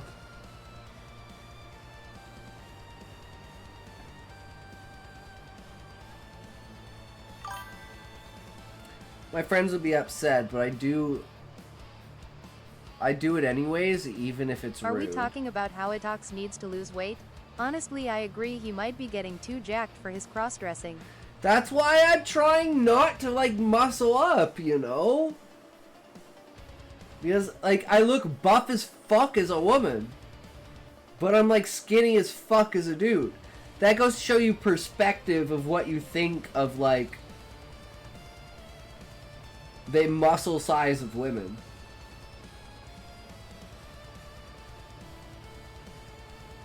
Like, imagine if I actually had fucking arms, dude.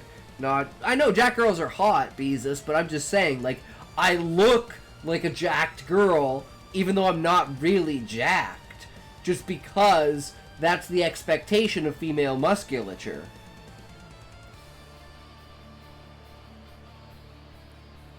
I have a family member who is rude to me, and I may be projecting it as a coping mechanism. Could be true, Blessed. You should talk to that person about it then. And if they don't respect you, then you shouldn't take what they say seriously. Never take someone seriously that doesn't take you seriously. There's no reason.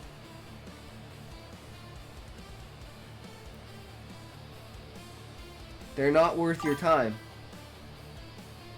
But if you want, you can sit down and talk to them about it, try and get to an even ground. But if they just laugh at you and say you're ridiculous, fuck you, then you know that you should just never take them seriously. And they're not worth your time. Because you've tried to see their perspective, they haven't tried to see your perspective at all. And you can't have a relationship with someone that's not a two-way street. I mean, some people are just like that, so you just ignore what they say. Or you find out what their weakness is, the one thing they hold true, and you mutilate it. And make them look like a fucking joke. And then you laugh at them. I don't recommend doing that. But... did it? I can see going down that. Was fed up? Yep. There's a point. When it just becomes too much.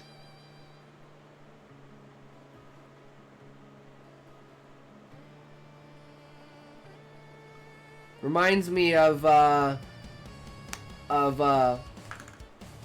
Beezus' story with Alex calling out his dad with Viagra.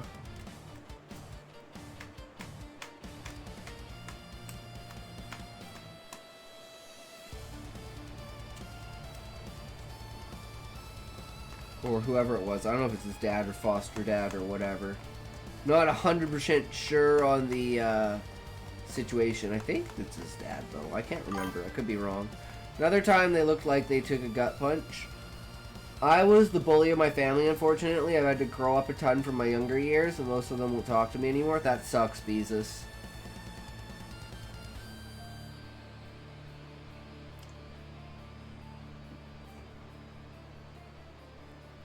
But at least, you know, keep trying to extend the olive branch. Maybe one day they'll, you know, look back on it and say, you've grown up, you know.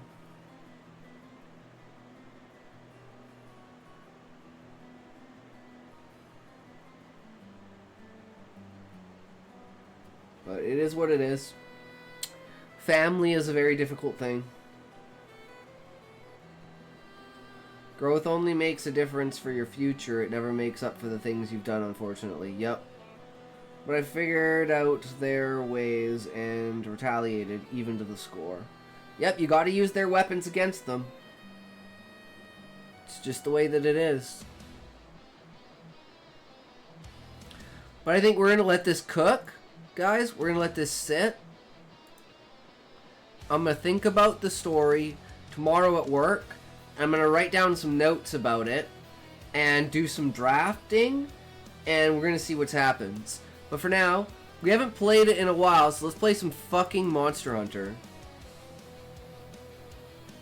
Dreamy Bloody, let me guess who your favorite character is. Terrence Fletcher. Judd Nelson.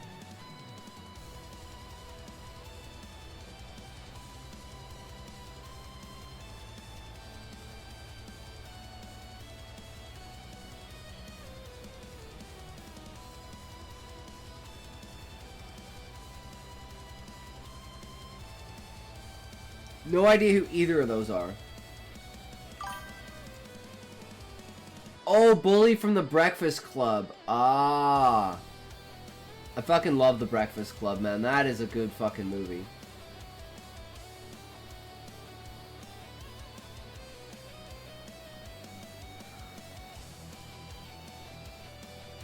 Classic. True classic.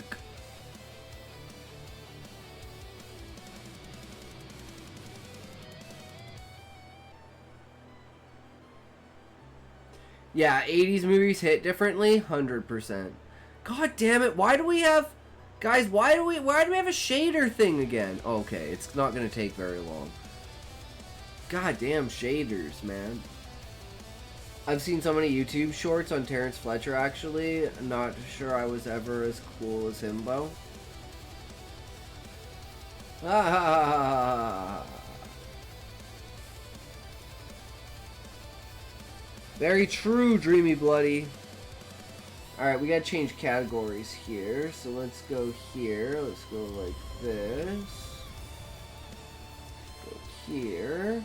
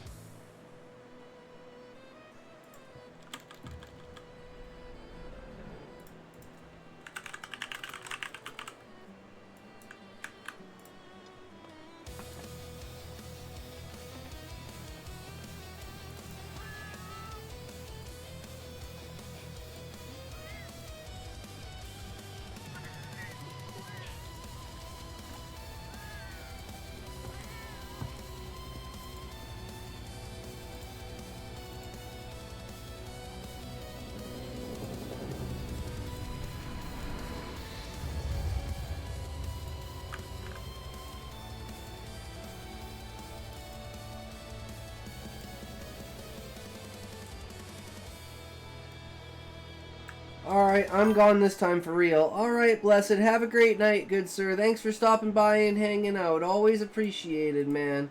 Take care of yourself, buddy. God bless you, Scotty in chat. True. Thank you very much. Always appreciated.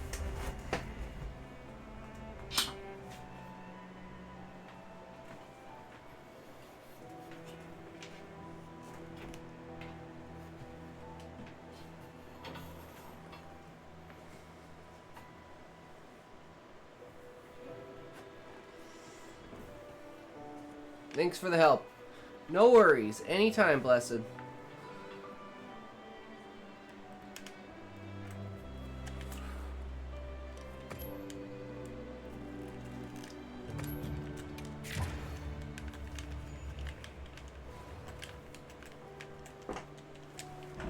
Okay, let's take a toke, guys.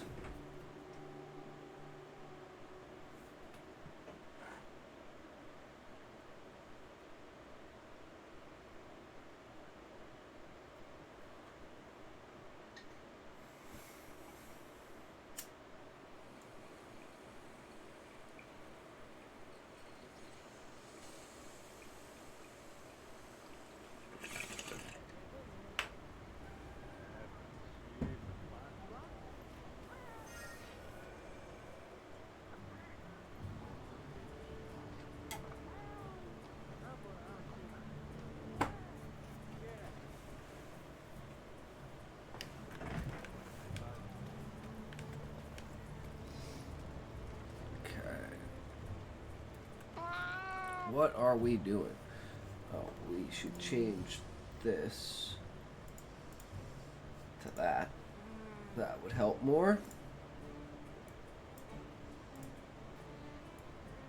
Oops. There we go. Much better. Limited bounties.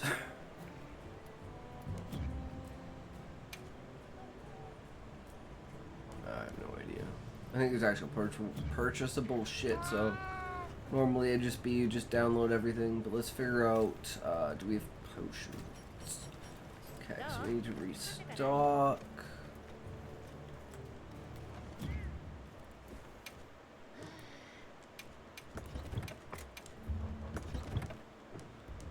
Everything else should be good. We just need whatever the next thing is, because there seems to be an update.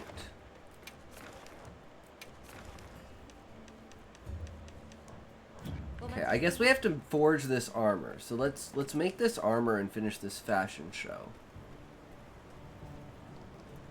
Where's... Okay, how do I do this? Hold on.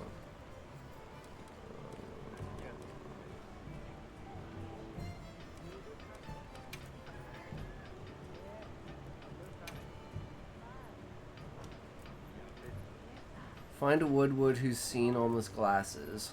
Hunt a Rumpalo in the oil. Hunt a... Where did these come from? Okay, so it just shows that I have to do this. Or I guess we'll do it first.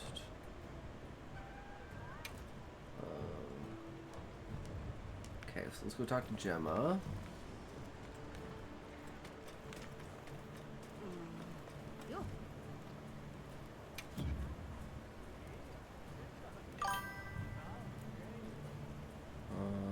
Upgrade armor. Looking for... What are you looking for? Ball-Ak-Chi specs.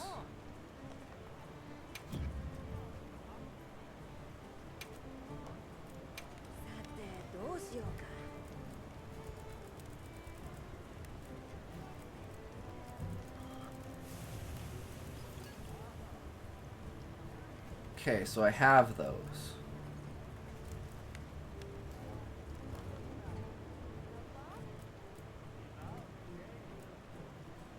Do I have to equip them?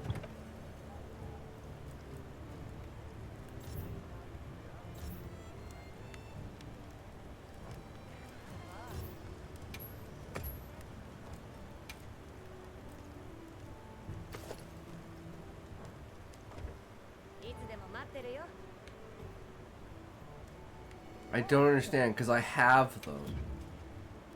So why is it telling me to forge them if I already have them?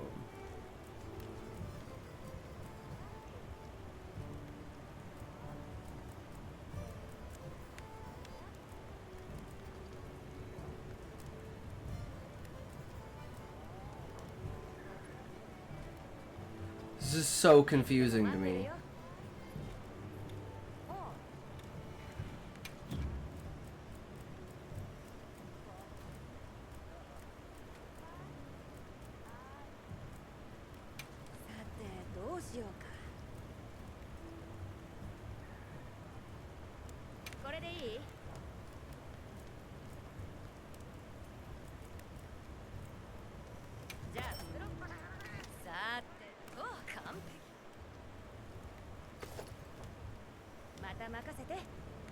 Okay, forge hope mail.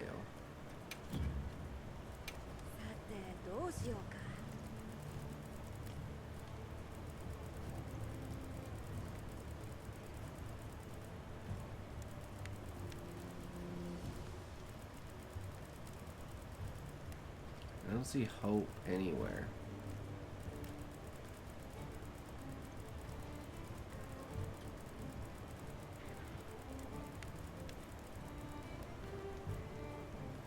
Oh, it's the very first one.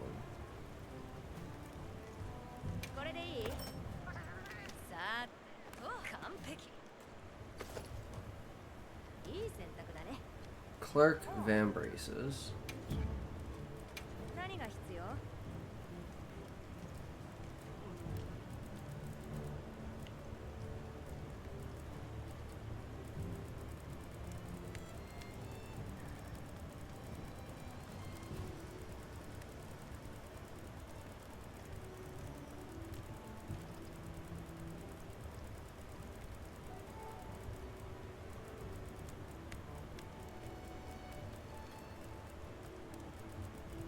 I don't see clerk anywhere.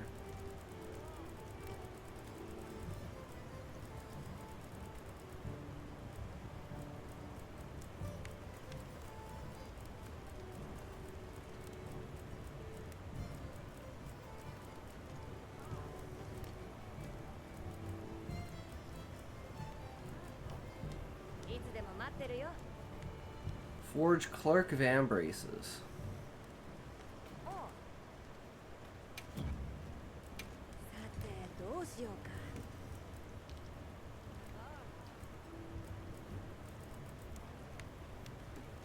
Okay, I'm looking this shit up.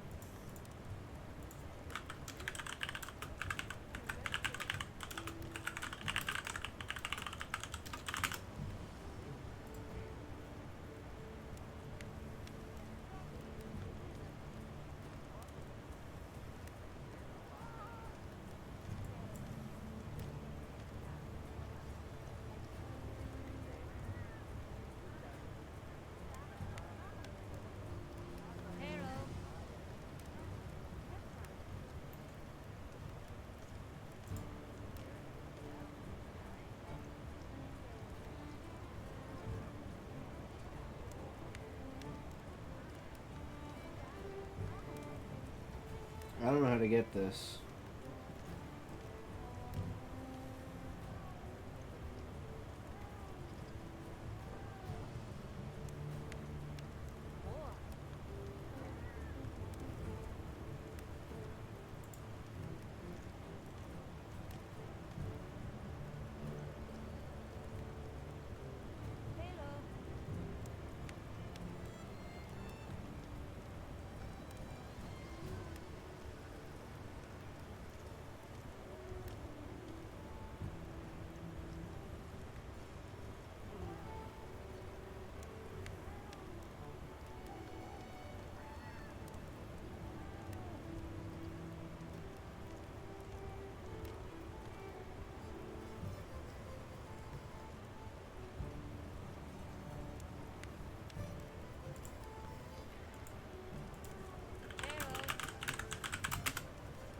How to unlock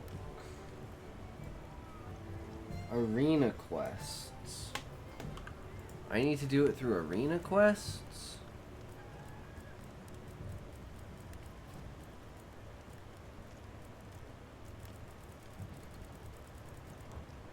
Oh, fuck this mission.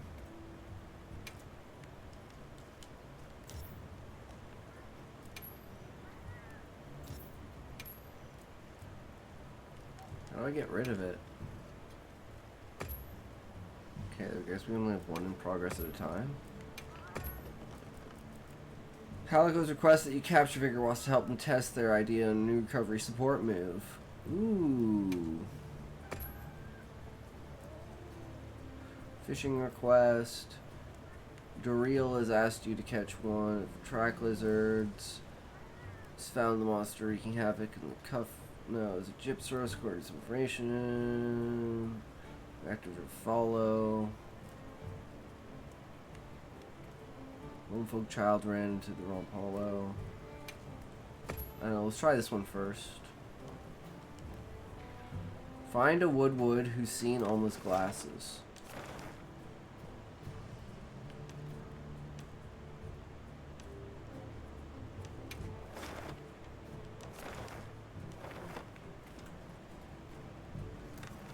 I have no idea where that would be. It'd be in the jungle, right? Because the woodwoods are here? Woodwood hideout?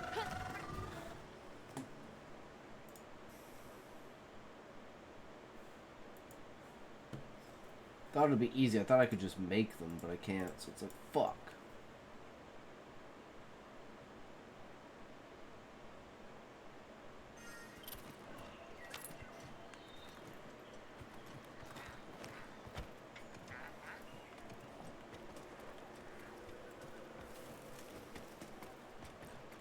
I don't see anything with a marker here.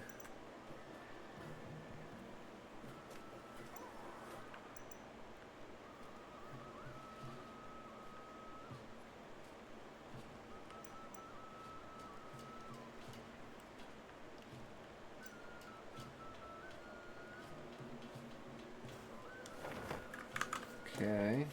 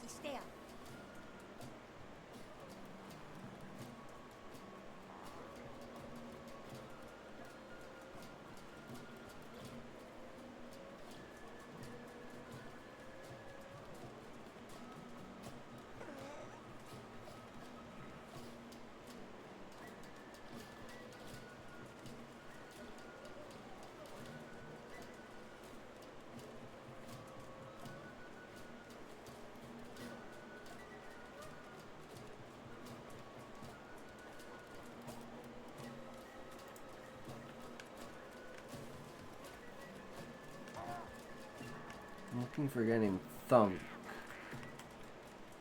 There he is. Search downriver for the glasses. Okay, here we go. Now we're talking.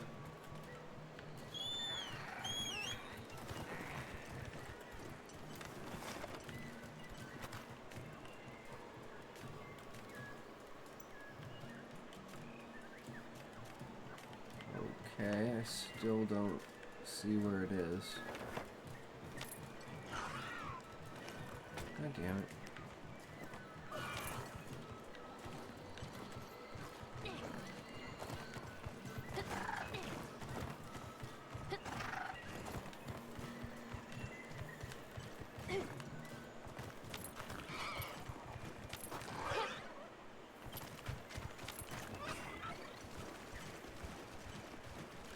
Looks like it's over here.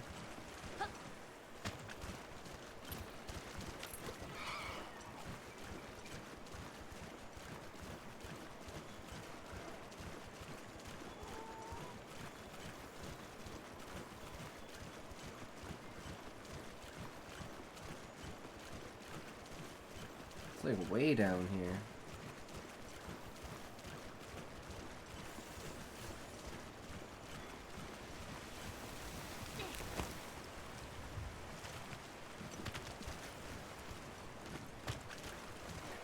Oh, there we go.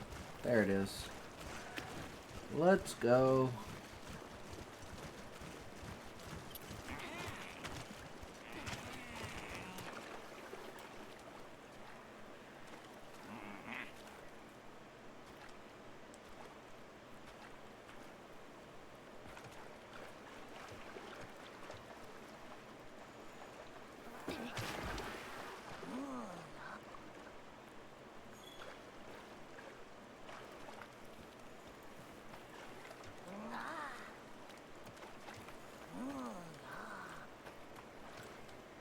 There he is. They're upside down.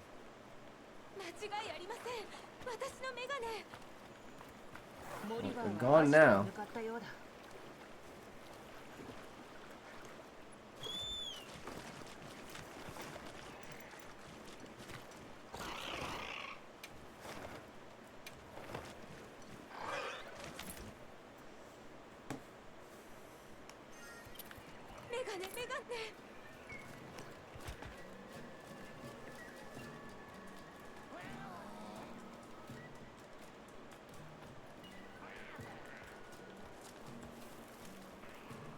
Has to be during the plenty?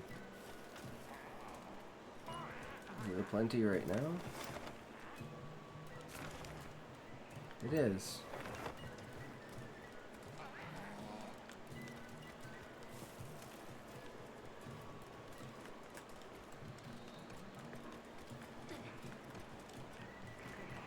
Well, it's not doing anything. Oh, at night during the plenty. So I have to wait until nighttime.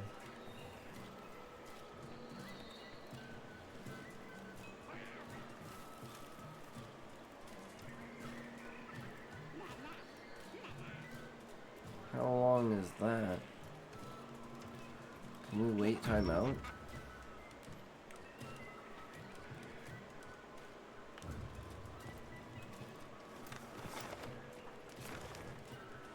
It's daytime.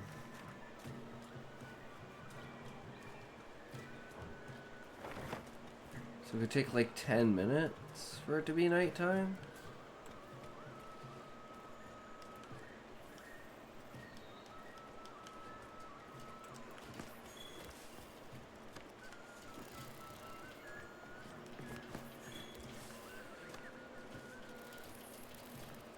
Damn.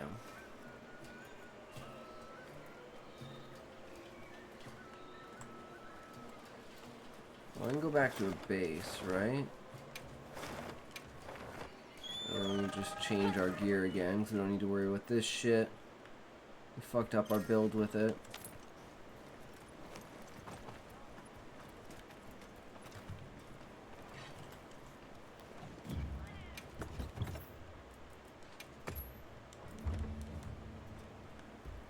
There we go.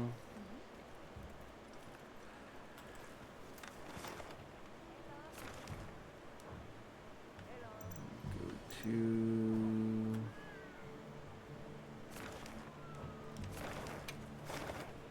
Woodwood Hideout. Easy peasy. Still daytime though.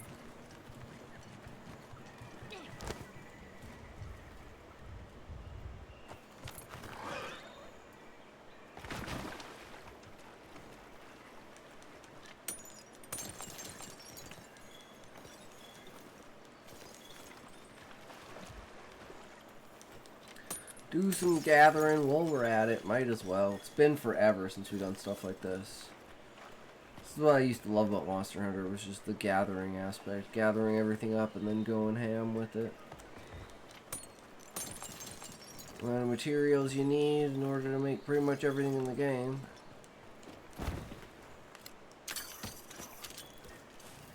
I'm down.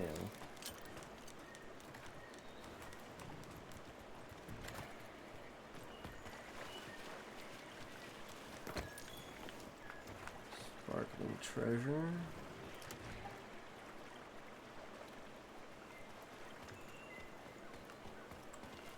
Not much else really here, it seems. Search that bone pile over there.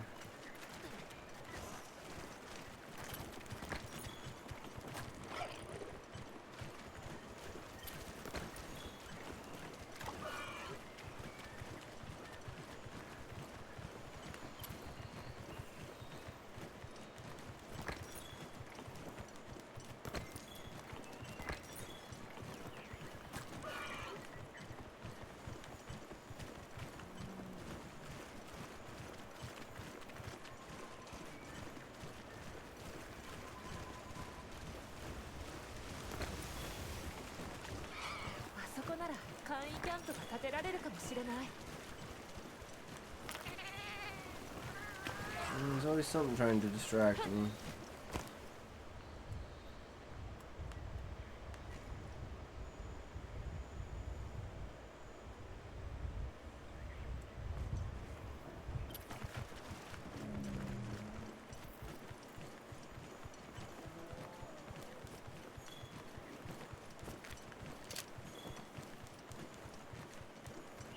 honey over here. That's always good to have.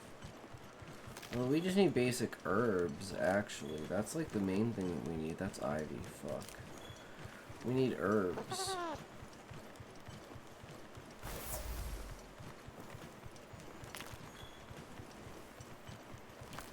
So we can make more basic potions.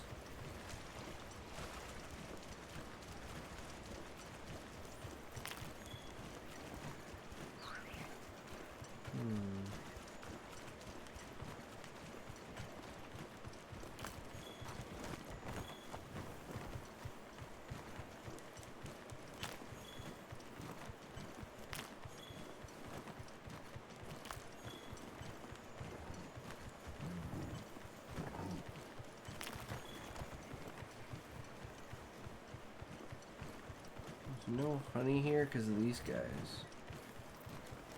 Or it's not shown on the map. There should be a lot of honey here. That's weird.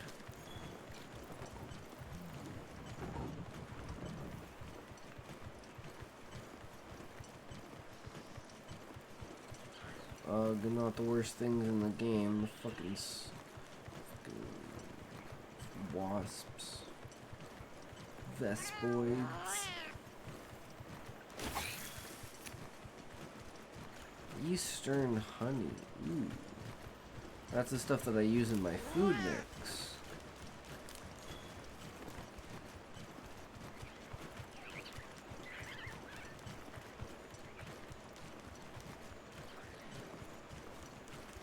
I think that was like a rare thing or something.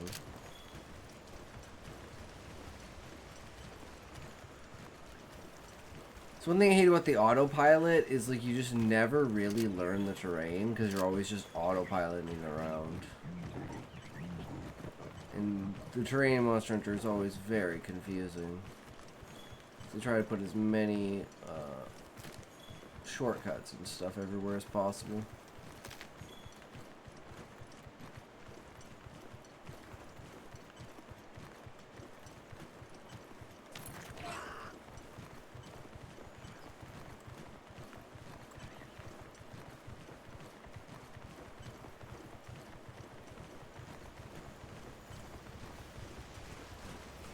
Don't know where anything else is. I'm freaking stuck down here. How do I move out of this area?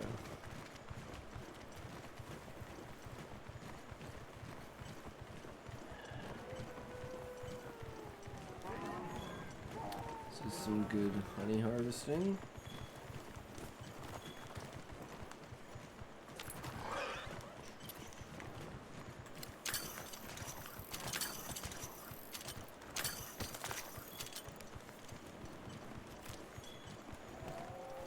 A lot of honey.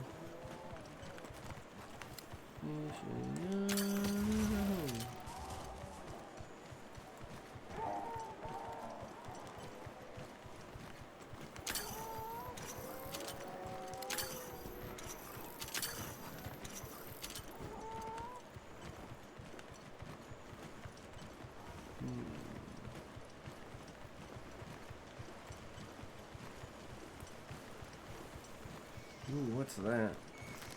Is that an Arkveld? That's a fucking Arkveld.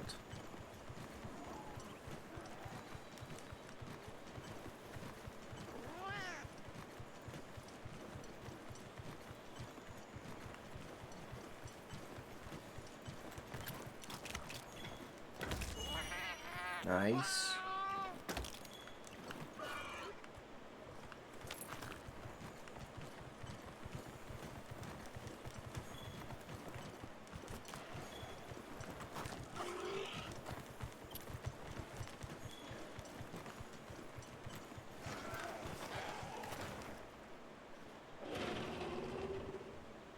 Okay, it's evening now, so we just need to wait until night.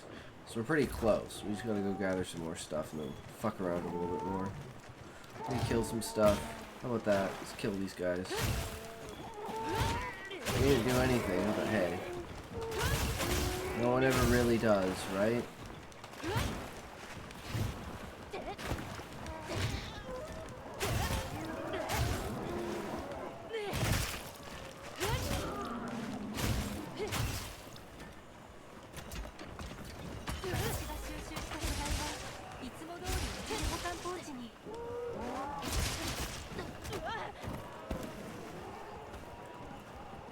guy sent me flying.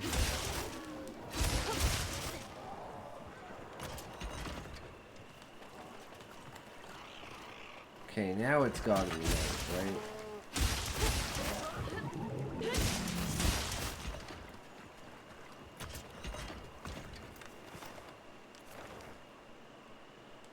Still evening.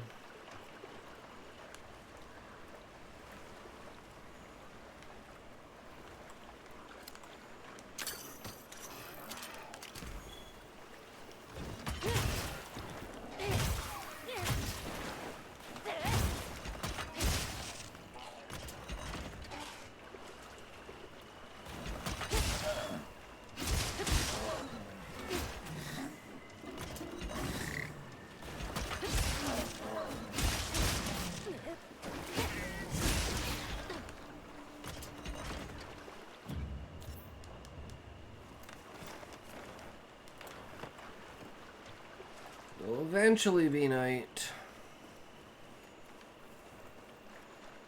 Let's just go there anyways and just see maybe that counts. I don't know. You never know.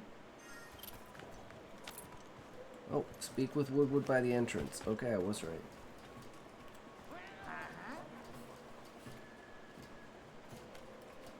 Get info on the feasting Woodwoods.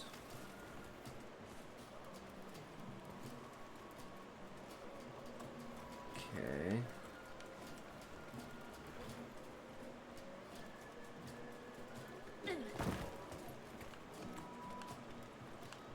How do I get up there?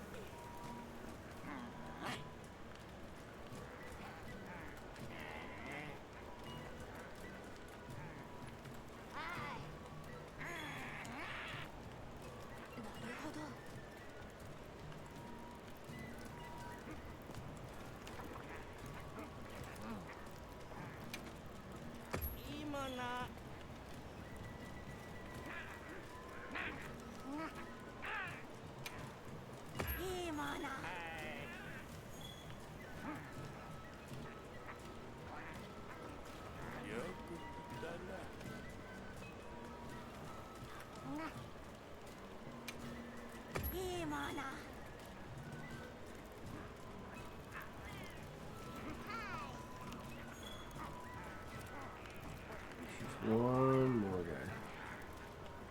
This guy. That's all of them.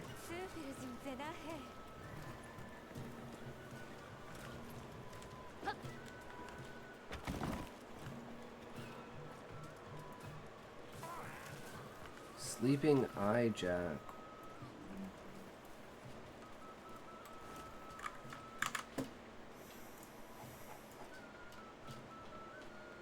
Woodwood hideout and climb to the very top of the hideout where you see several dancing festive woodwoods. You'll need to speak to 4 of them, which is still information about Ijack. Head back down to the interior.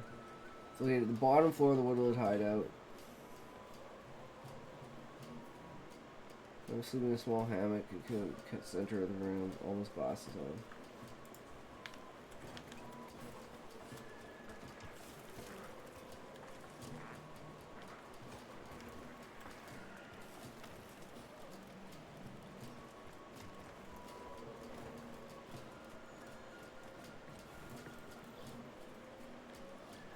Okay.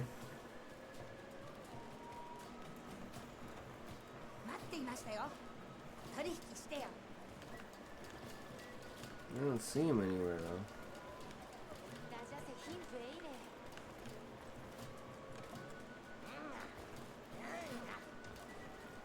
Wait, is this him? Oh, there he is.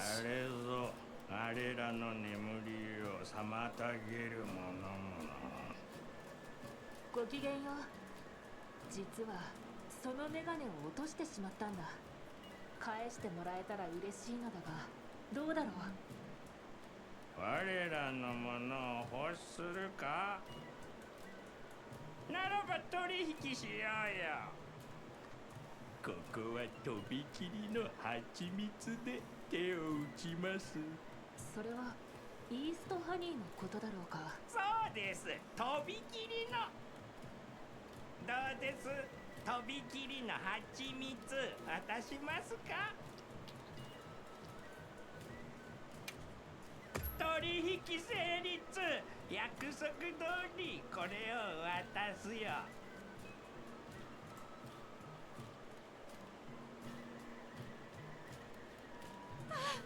私のメガネ、ありがとうございます。ありがとうございます。もうなくしません。このメガネは二度とかけず、時の遺物となるまで引き出しの奥深くにしまっておきます。いや、しまい込まずにこれからも大事に使おう。はい、そうします。今後はご要望あらばいつでも披露いたしましょう。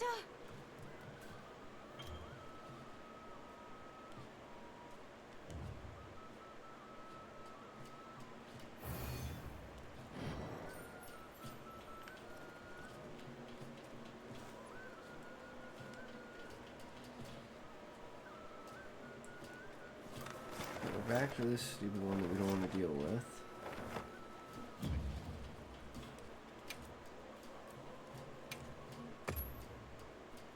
Hunt a Rompolo in the oil well basin.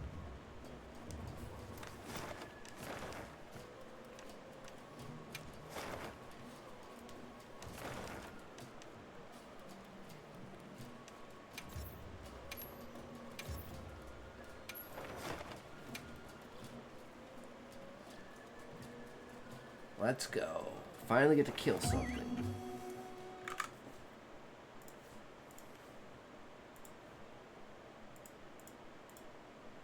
I love how I'm finally playing Monster Hunter and Smokey's not here. Man, he misses all the good parts.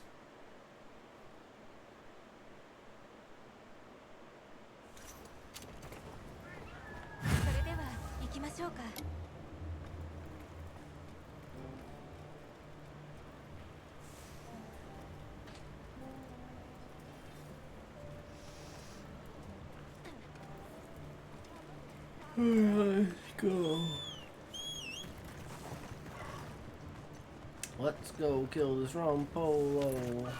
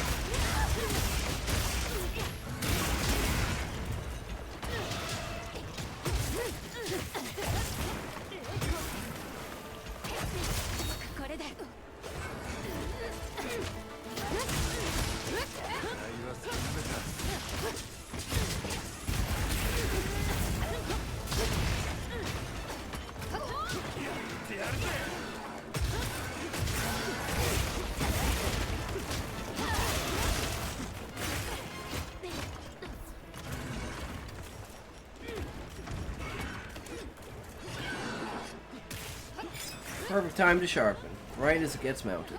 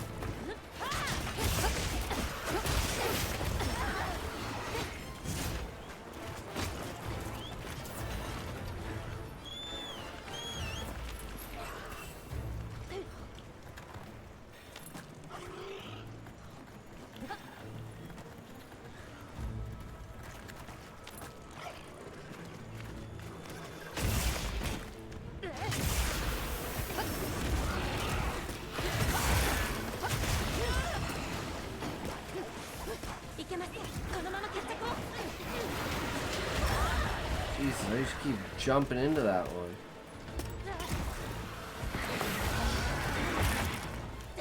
Head broken, nice.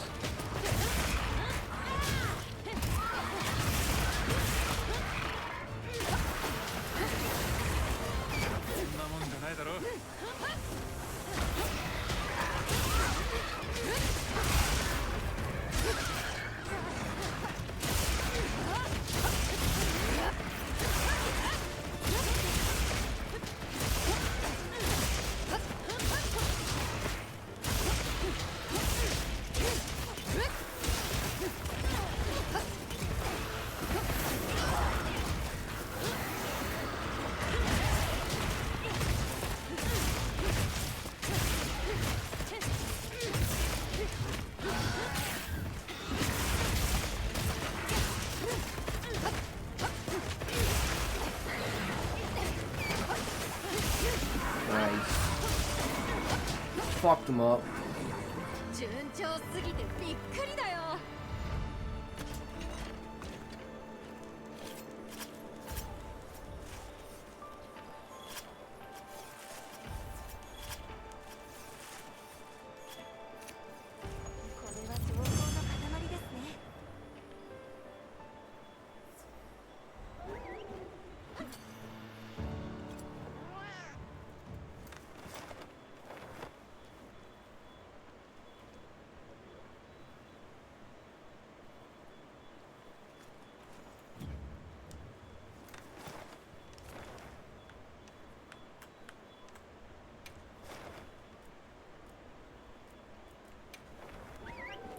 I think Ada is here? I don't remember where any of the NPCs are or who any of the NPCs are. ププロポルはやはり増えすぎていたようです。報告一時的とはいえ、この生態系では支えきれない繁殖速度になっていたのかもしれません。ただ、むやみに近づくと危険なのは変わりありません。これまで通り、里の外では最新の知恵を。ありがとう。みんなにもそう伝えておくよ。私らのために本当にありがとね。それに改めて教えてもらったよ。モンスターの様子が変わったなら私たちも変わっていかないとね。その時の素材に合わせて手の加え方も変えていくみたいにさ。そうだ、里のみんなも喜んでたよ。お返しに君らの助けになりたいってさ。頼ってやって。ええ、そうさせてもらいます。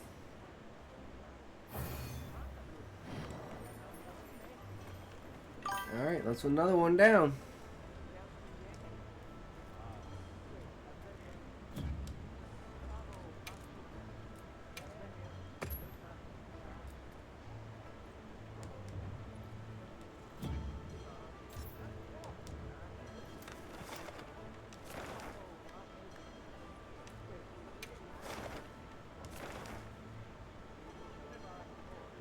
No gyps roast there.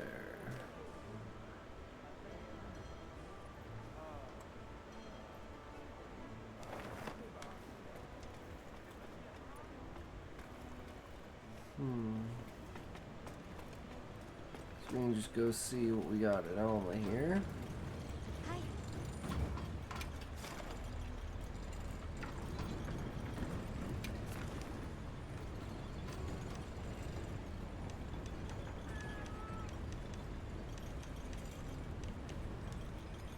Field survey history. Investigations. Events.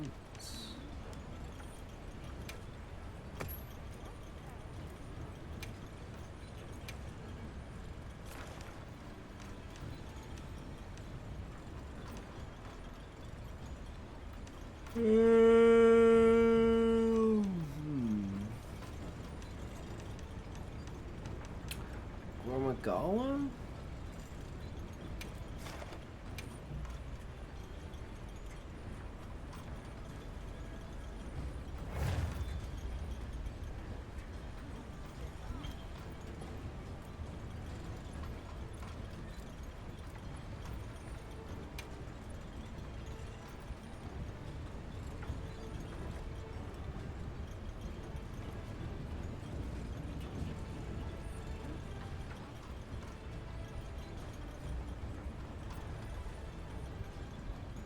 I think I'm gonna get in this one.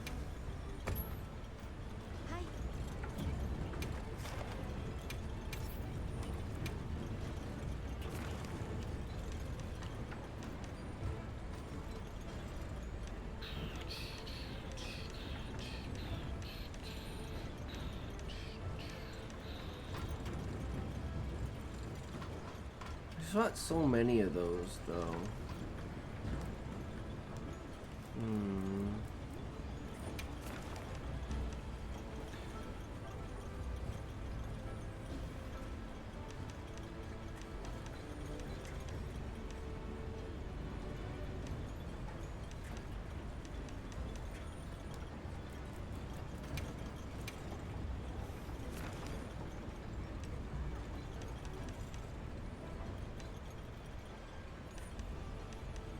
Maybe it's just this. Let's do this. Ooh.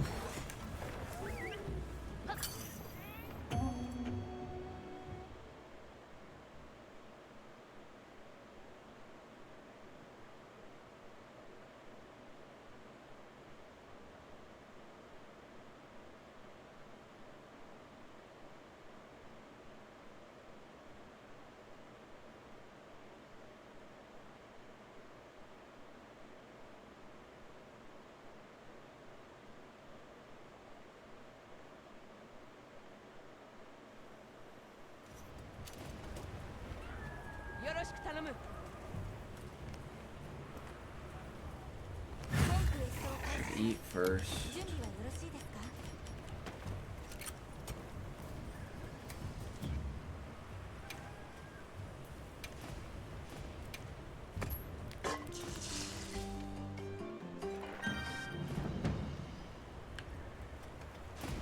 Restock.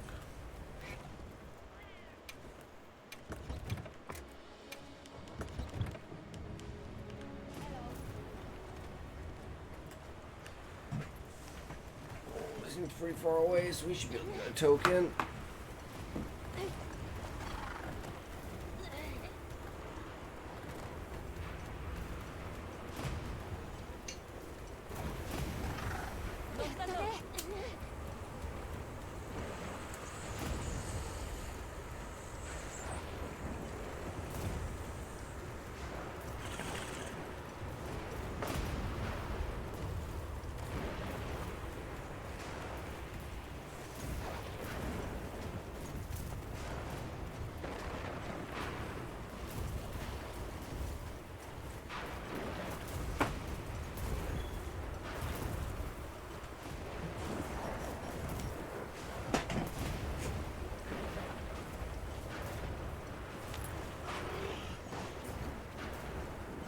So far away.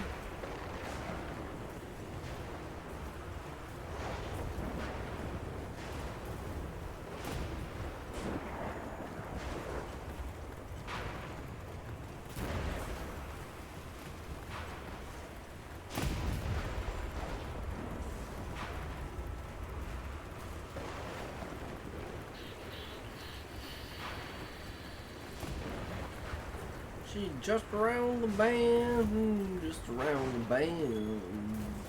Going around the bend, that's where we'll find her around the bend.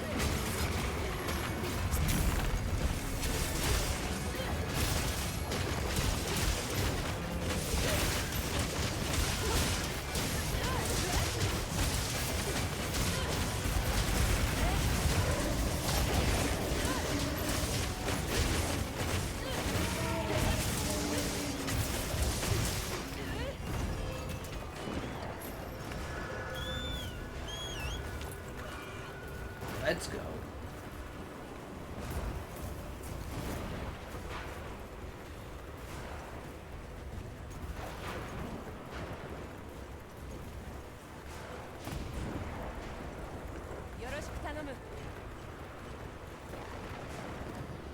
Yoroshiku onegaishimasu.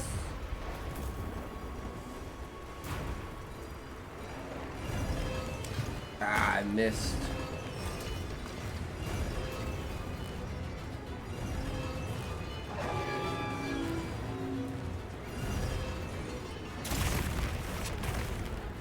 Coming down from there anytime soon, bro?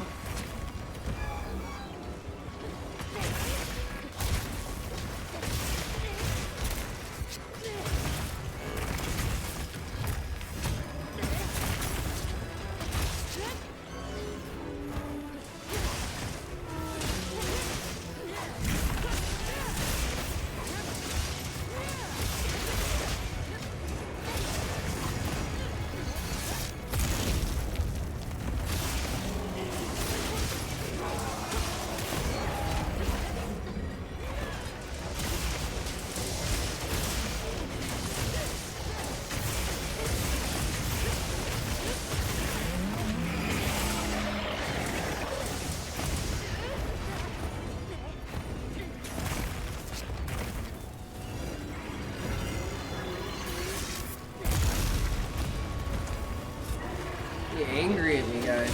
He ain't happy. He ain't happy at all.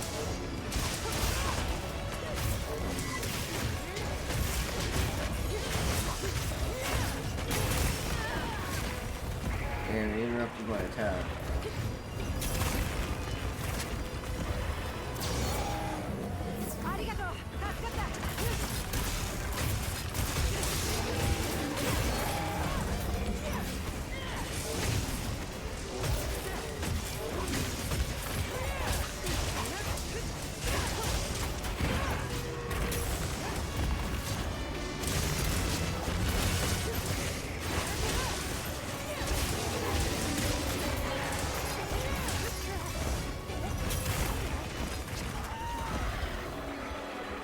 They need to sharpen.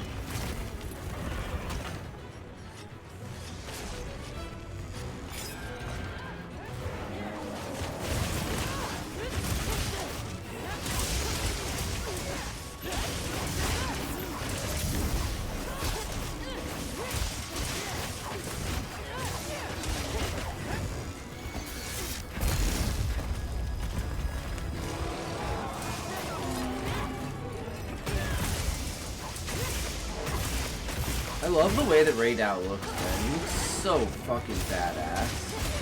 With the gold and the purples and stuff. He's a fantastically made monster.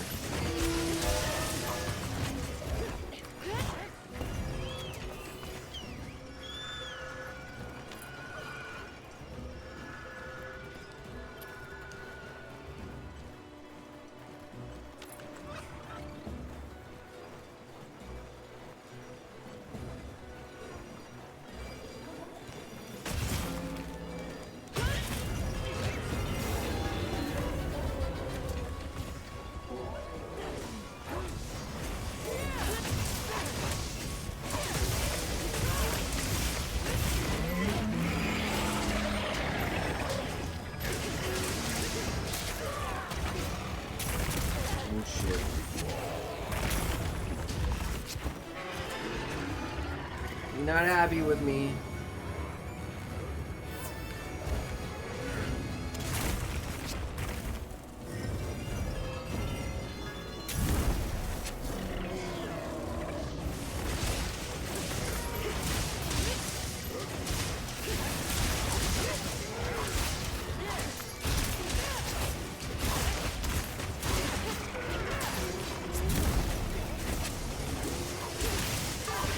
Alright, off I fought. Good hunting. Indeed, Sean. Have a great night, good sir. Hunt in your dreams, good sir.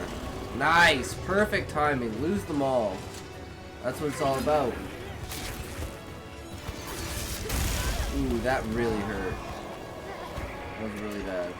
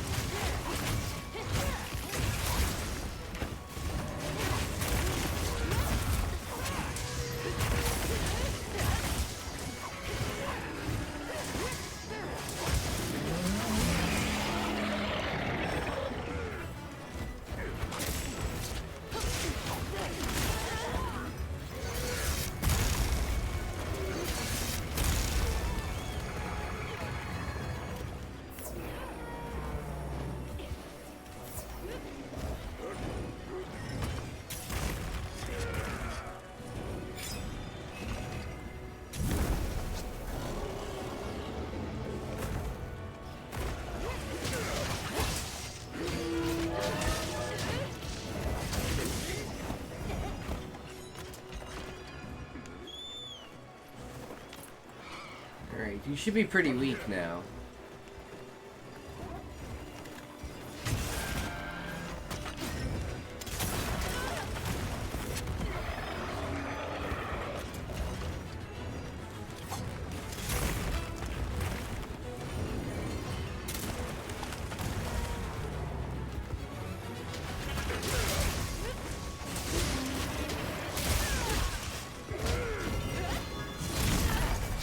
That hurt.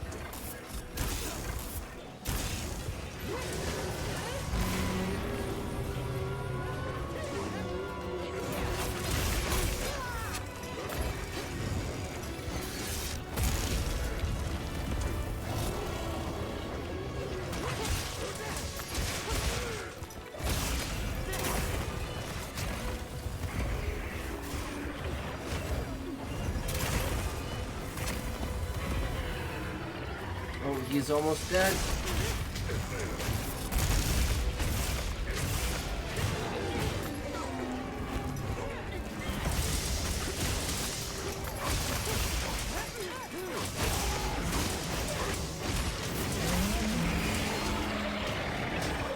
The angry boy though.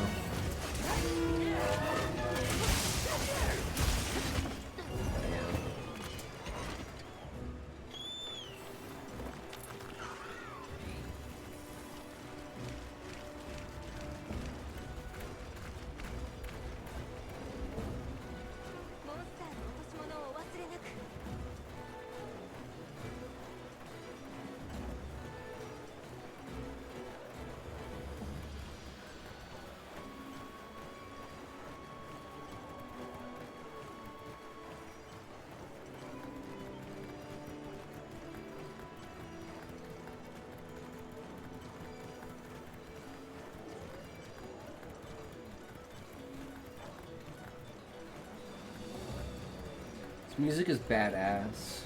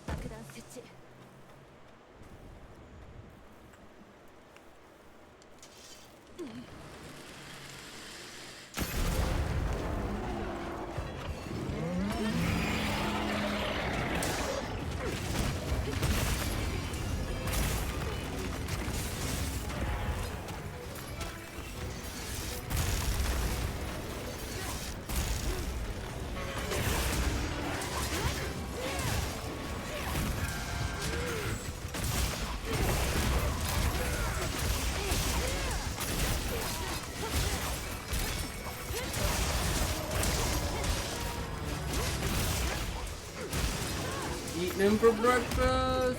Let's go.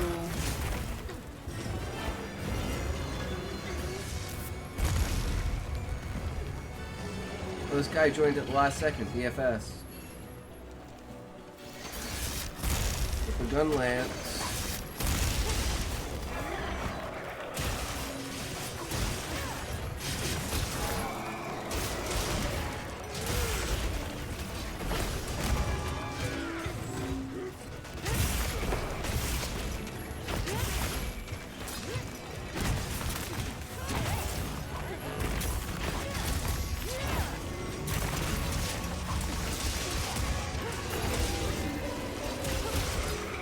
Pretty fucking dead.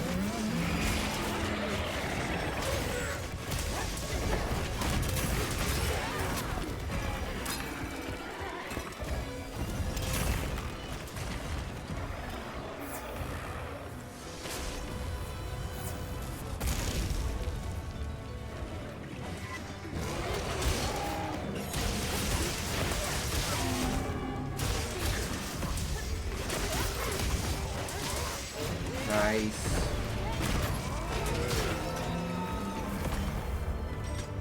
That'll do, son. That'll do. Alright, guys. I think we're going to call it here. It's been a blast of a day, guys. So, remember.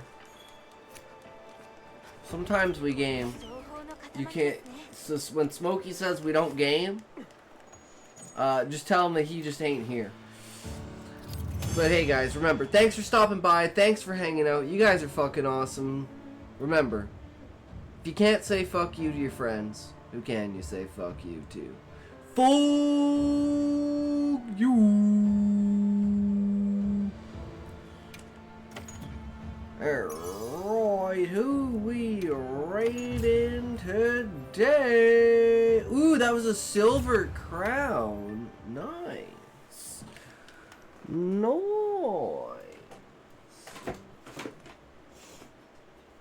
Boy. Okay, let's see what we got here.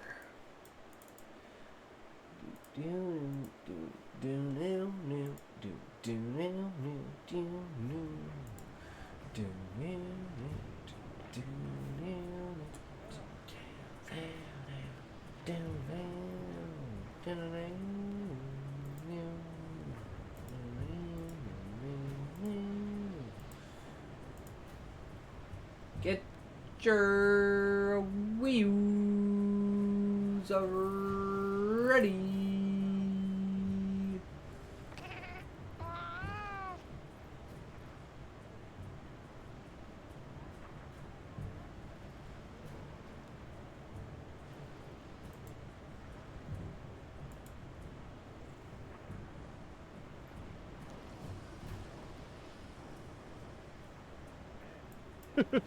Badass women, yes.